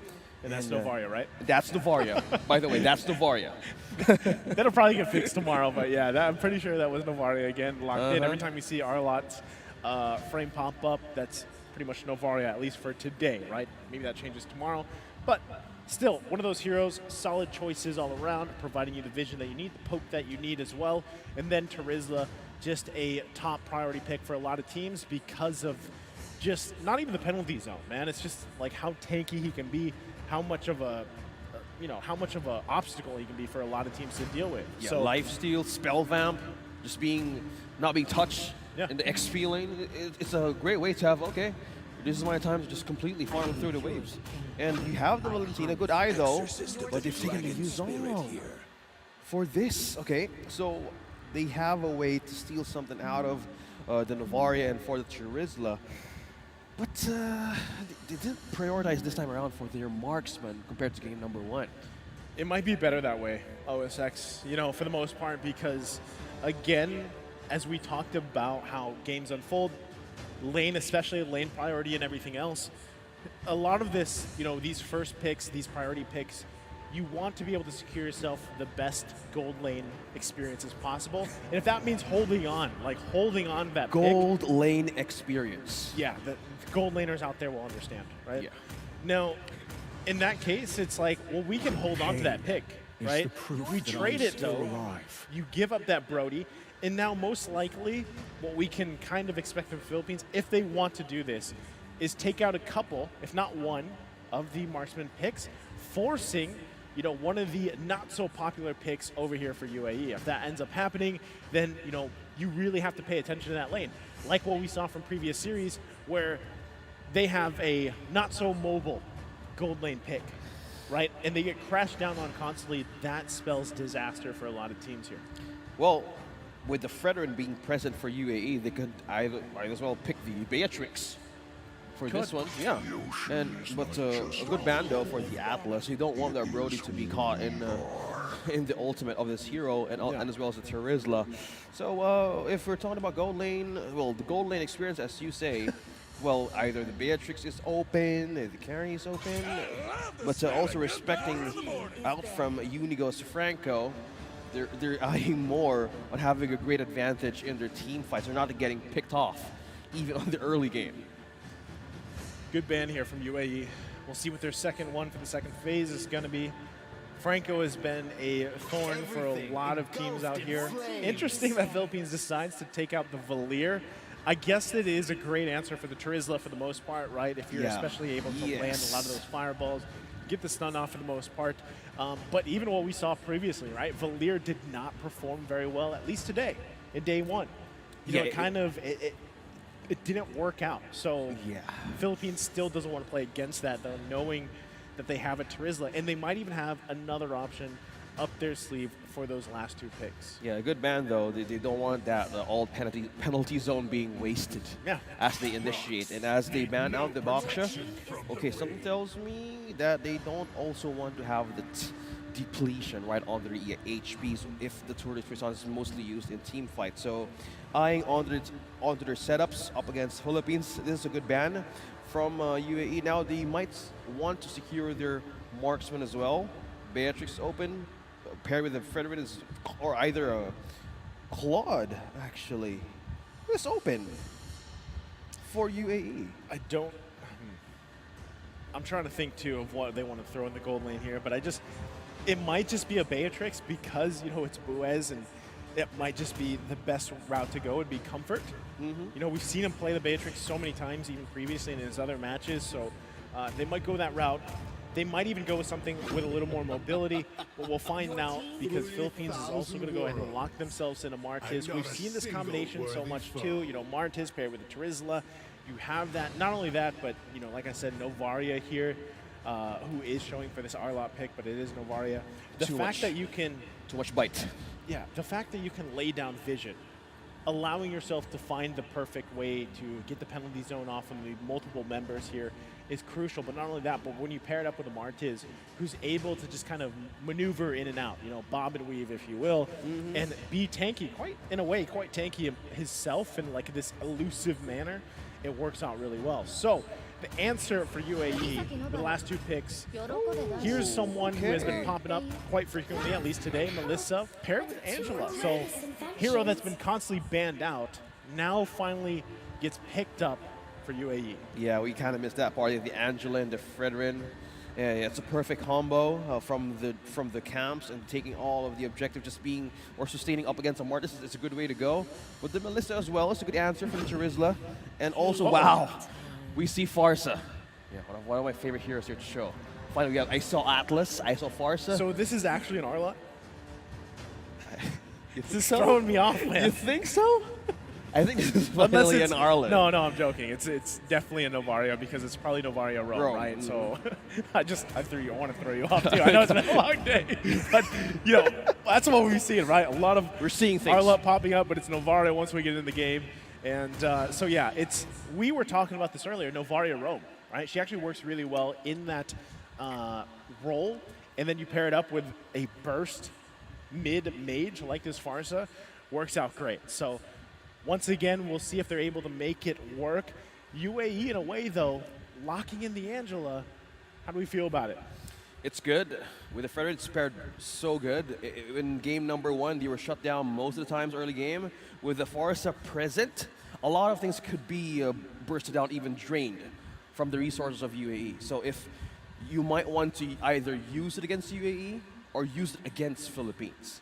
So it's just a race on who gets the first, who gets the first level 4 right ahead in this game, too. And as we jump into it, again, game number 2 here, UAE fighting to take it to a game 3 after a brutal game 1. Looking to slow down the momentum from the Philippines here. Solid choices, though, in terms of picks, especially with the Fredrin. It's a great option, right? So now, already getting this early flicker out from Drago. He had the right idea, though, right? Put the pressure where he needs to, especially in the mid lane. Yeah, good game sense there by Drago. So he felt it coming. The response time of Philippines right now is so fast, considering there's 2 quantum charges present for Saison and Ricatiano. Look at that, Saison is looking to take down Jed. Meanwhile, trapped on Zoom. Here comes Cannon for the reinforcement. Saison doesn't escape that one. Jed secures the first blood. Well, Cannon's trying to get this grab point out. 7 and down receives the cold run onto Unigo. Look at that, HP bars dropping, but still sustaining that. UAE gets the first point against Philippines this time around, game number 2. That's great for Jed, right? He needs, if it's someone to get that first blood, Jed is a great person to have that. Not only that, but he's going to be able to utilize this. Oh, that's tough. That was close. That was close. Okay. I was waiting, man. I thought there was a scary. Okay, there's been a lot of those moments today, right? With a sliver of health. And as I was leading into that, Jed, he needs to take this little bit of a lead. He had that first blood to hopefully be that front man for his team, right? For the most part. Yes, you have the heart guard from Angela from 7M, but having this small lead right now, you can actually do quite a bit with it, especially leading into this first turtle. We'll see how they play it out. Philippines has good position onto this turtle. Who gets the first objective? It's Saison. Cannon might want to secure this kill onto Travis using the penalty zone. Trapping 1, but he's now dropping onto his life. Jed secures the kill. Saison takes a trade. Oh, one more or another. Jed uses the Black Dragon form, tried to chase on Unigo. Will he use the Petrified though? No, he won't. But still, it's just UAE fighting and getting those objectives right on their hands. Hey, it's another kill for him. You know, Jed, unfortunately, as a turtle, as we look at this replay, he didn't have the Black Dragon yet, right? He wasn't level 4 because he got forced back to base. If he had it here, this might have been a little bit of a different fight, right? But still able to pick up a kill.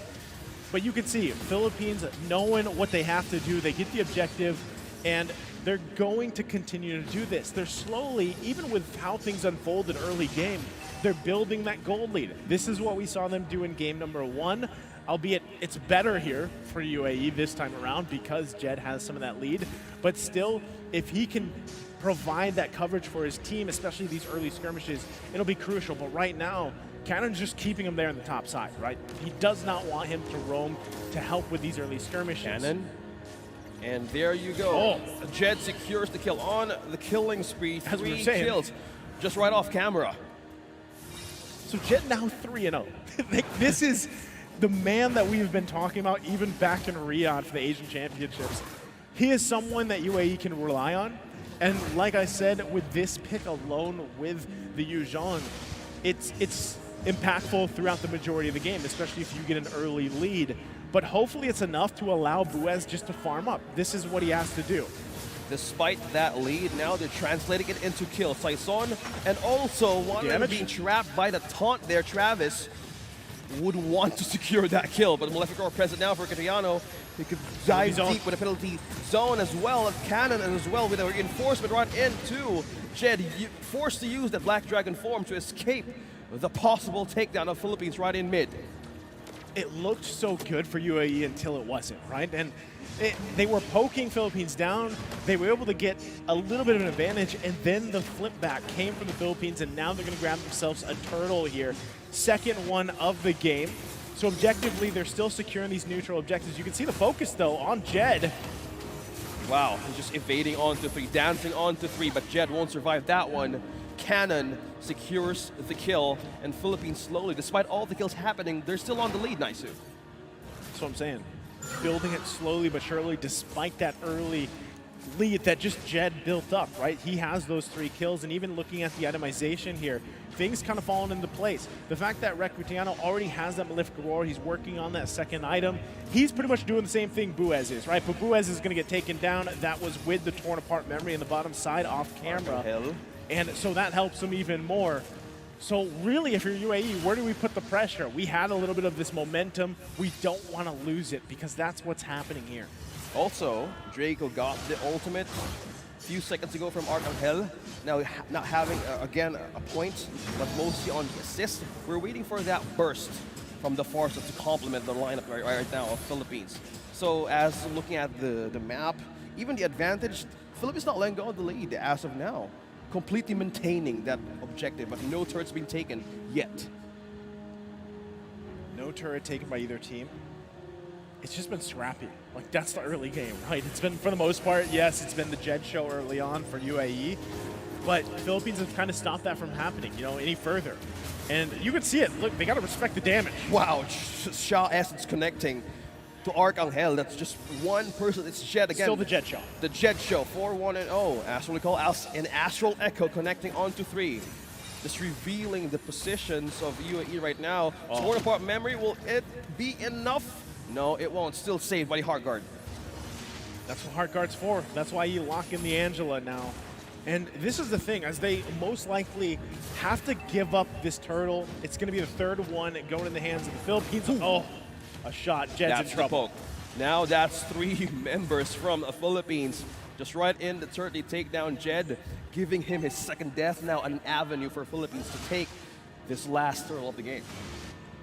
Wow, they already, okay, so top side, they got the flicker out from Recutiano, but still, members going down here for UAE. There's just, it's happening all across the map, OSX, right? There's objectives being taken, there's kills being taken, and still, at the end of the day, what's happening here is it's building up, right? The lead from Philippines continuing to snowball, and so you got to slow it down. Right now, getting another kill. Just up top by himself, yeah.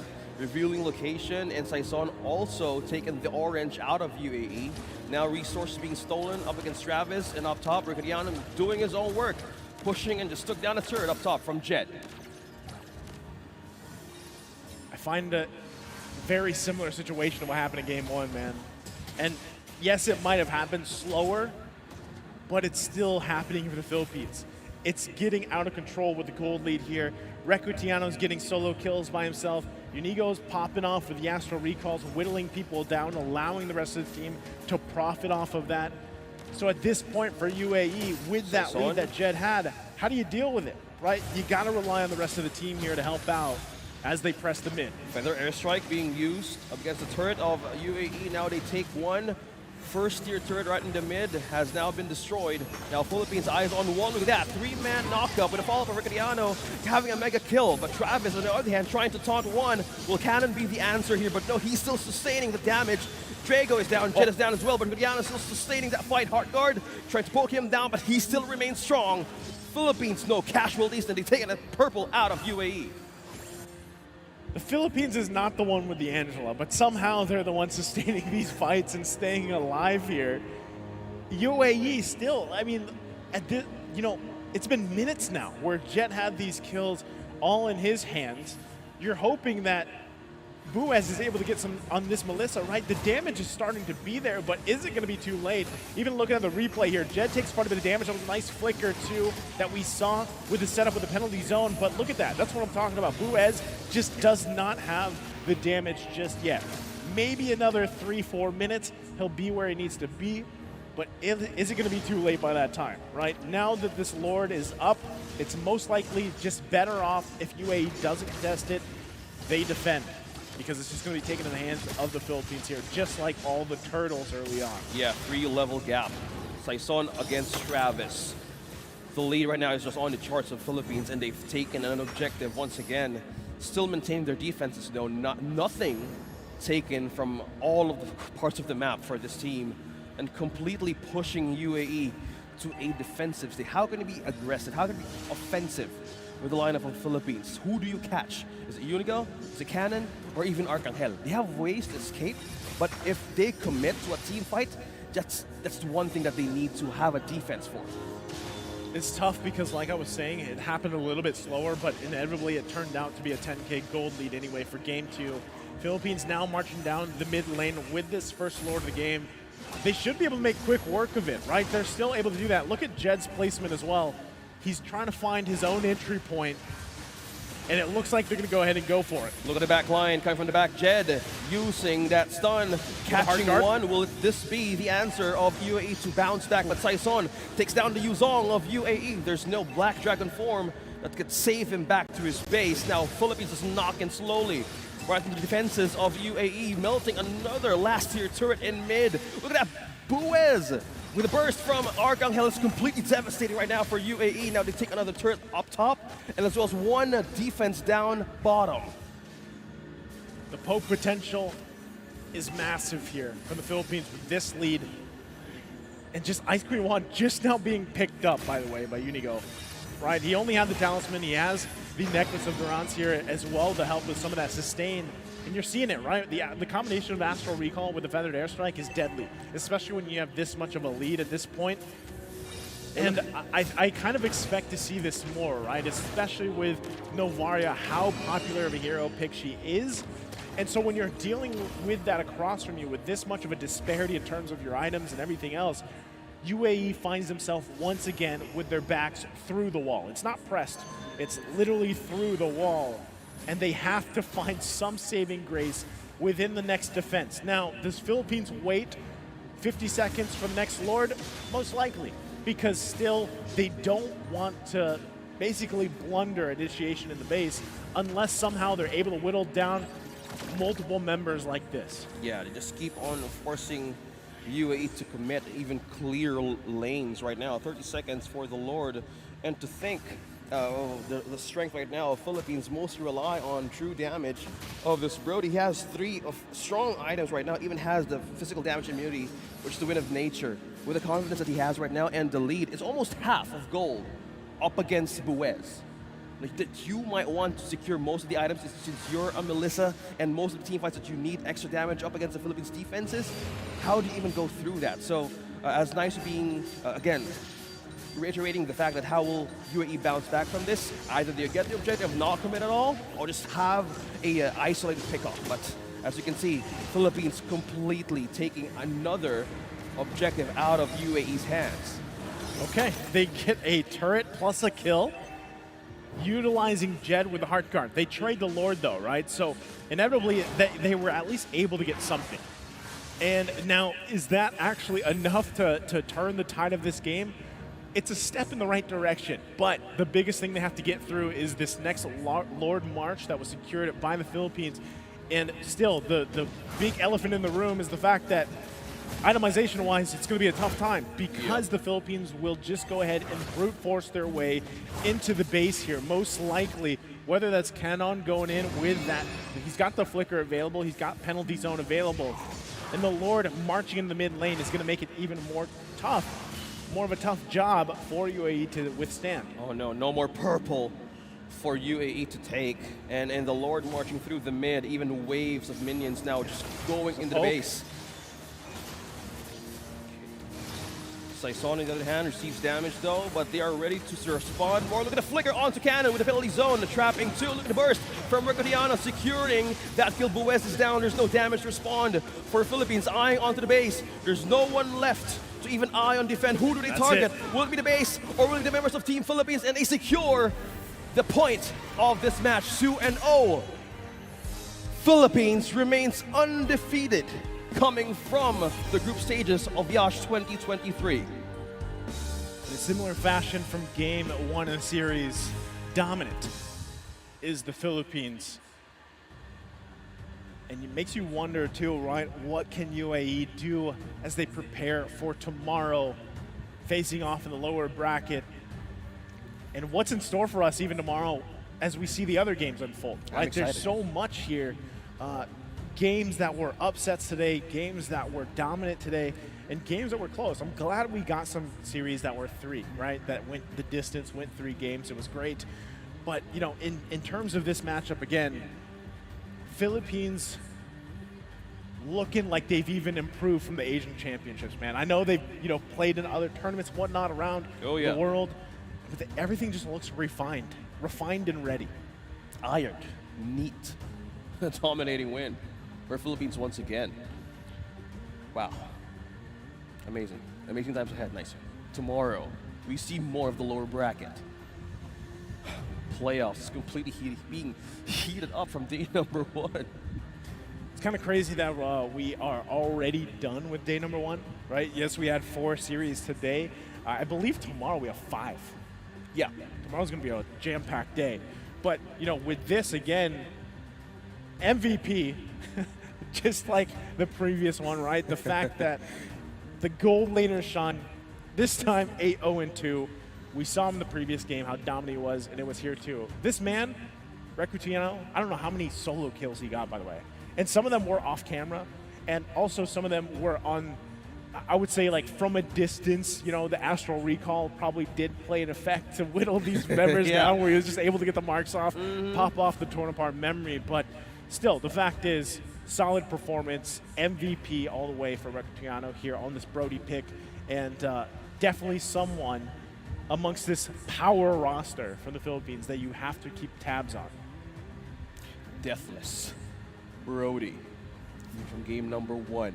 Wow, Philippines on a great start here for their playoffs day. Wow, but just looking from the draft and how they changed, you said they are refined. They are more just having the advantage on day number 1 and having this kind of performance from stats. They can go a long way heading to the playoff stage, even for the championship stage. Wow, amazing. Yeah, I think it's, again, one of the big questions is who will be able to deal with this kind of powerhouse team. You saw it too earlier from Indonesia, so you know I don't want to naturally say like, oh, Indonesia and Philippines going head to head, who's going to come out on top of that one? Because from what we saw today from both of their performances, OSX was they're both primed and ready. But not only that too, but some of the surprises we saw earlier on today unfolded as well, right? And yes, I cannot wait to see how tomorrow unfolds and the days ahead of us. Exciting times ahead, brother. Exciting times ahead, brother.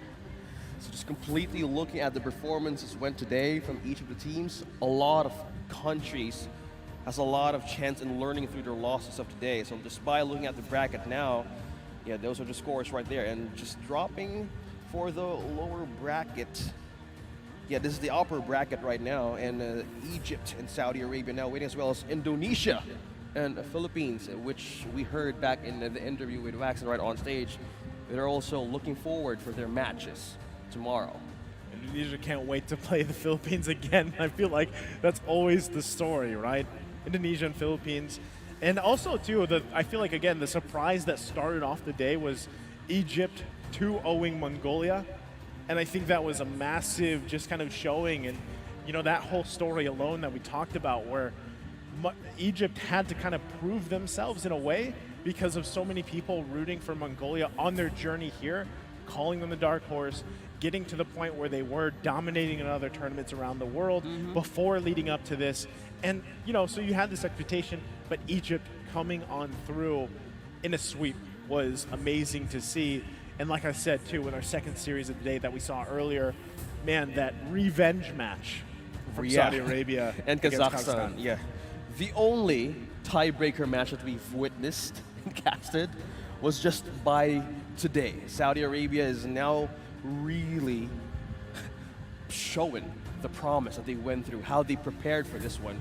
And tomorrow they go up against Egypt. Wow. I think Saudi Arabia is one of the, I would say, like, even after watching them today, they're one of the most improved. Kazakhstan, I'm still going to say, is one of my dark horse for the tournament. Like, I want to see how they perform, you know, in the lower bracket that they've been sent there, of course. But I have my eyes on Egypt, bro. You have your eyes on Egypt? Yeah. That's who you're choosing?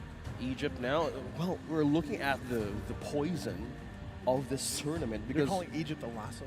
Yeah, a lot of teams actually really had an answer to each of the problems they faced from the group stage. So opportunities and mostly threats, or even edge of each team fighting capability of each teams right now, is just a way of like seeing the possible threat moving forward from the semis starting tomorrow. Tomorrow's going to be jam-packed.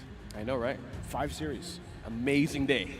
And if anything that today told us is that there's a ton of flexibility in terms of team compositions.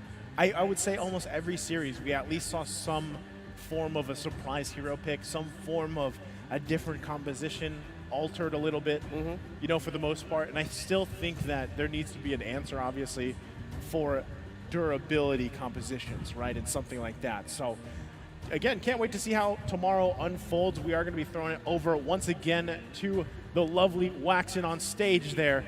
Take it away. Thank you so much, OSX and Nice. Round of applause for our amazing MLBB casters. And now, making their way onto the stage, the winners and the 4th addition to our top 6 for the MLBB Championship, the winners of this best of 3, Team Philippines!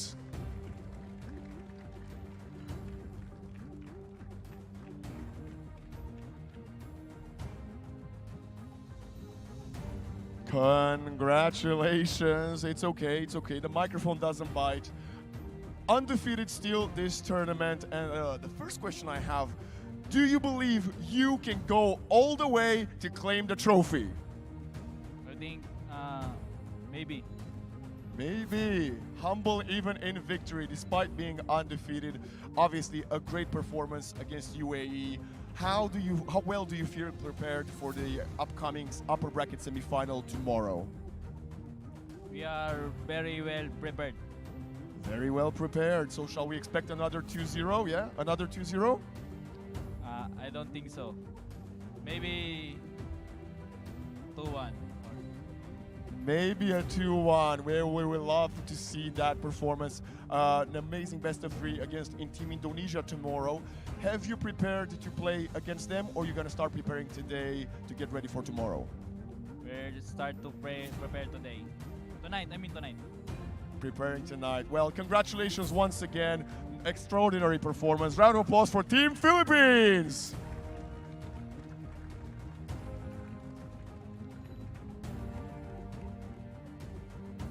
And that will be all here live on Twitch for MLBB IESF World Esports Championship 2023.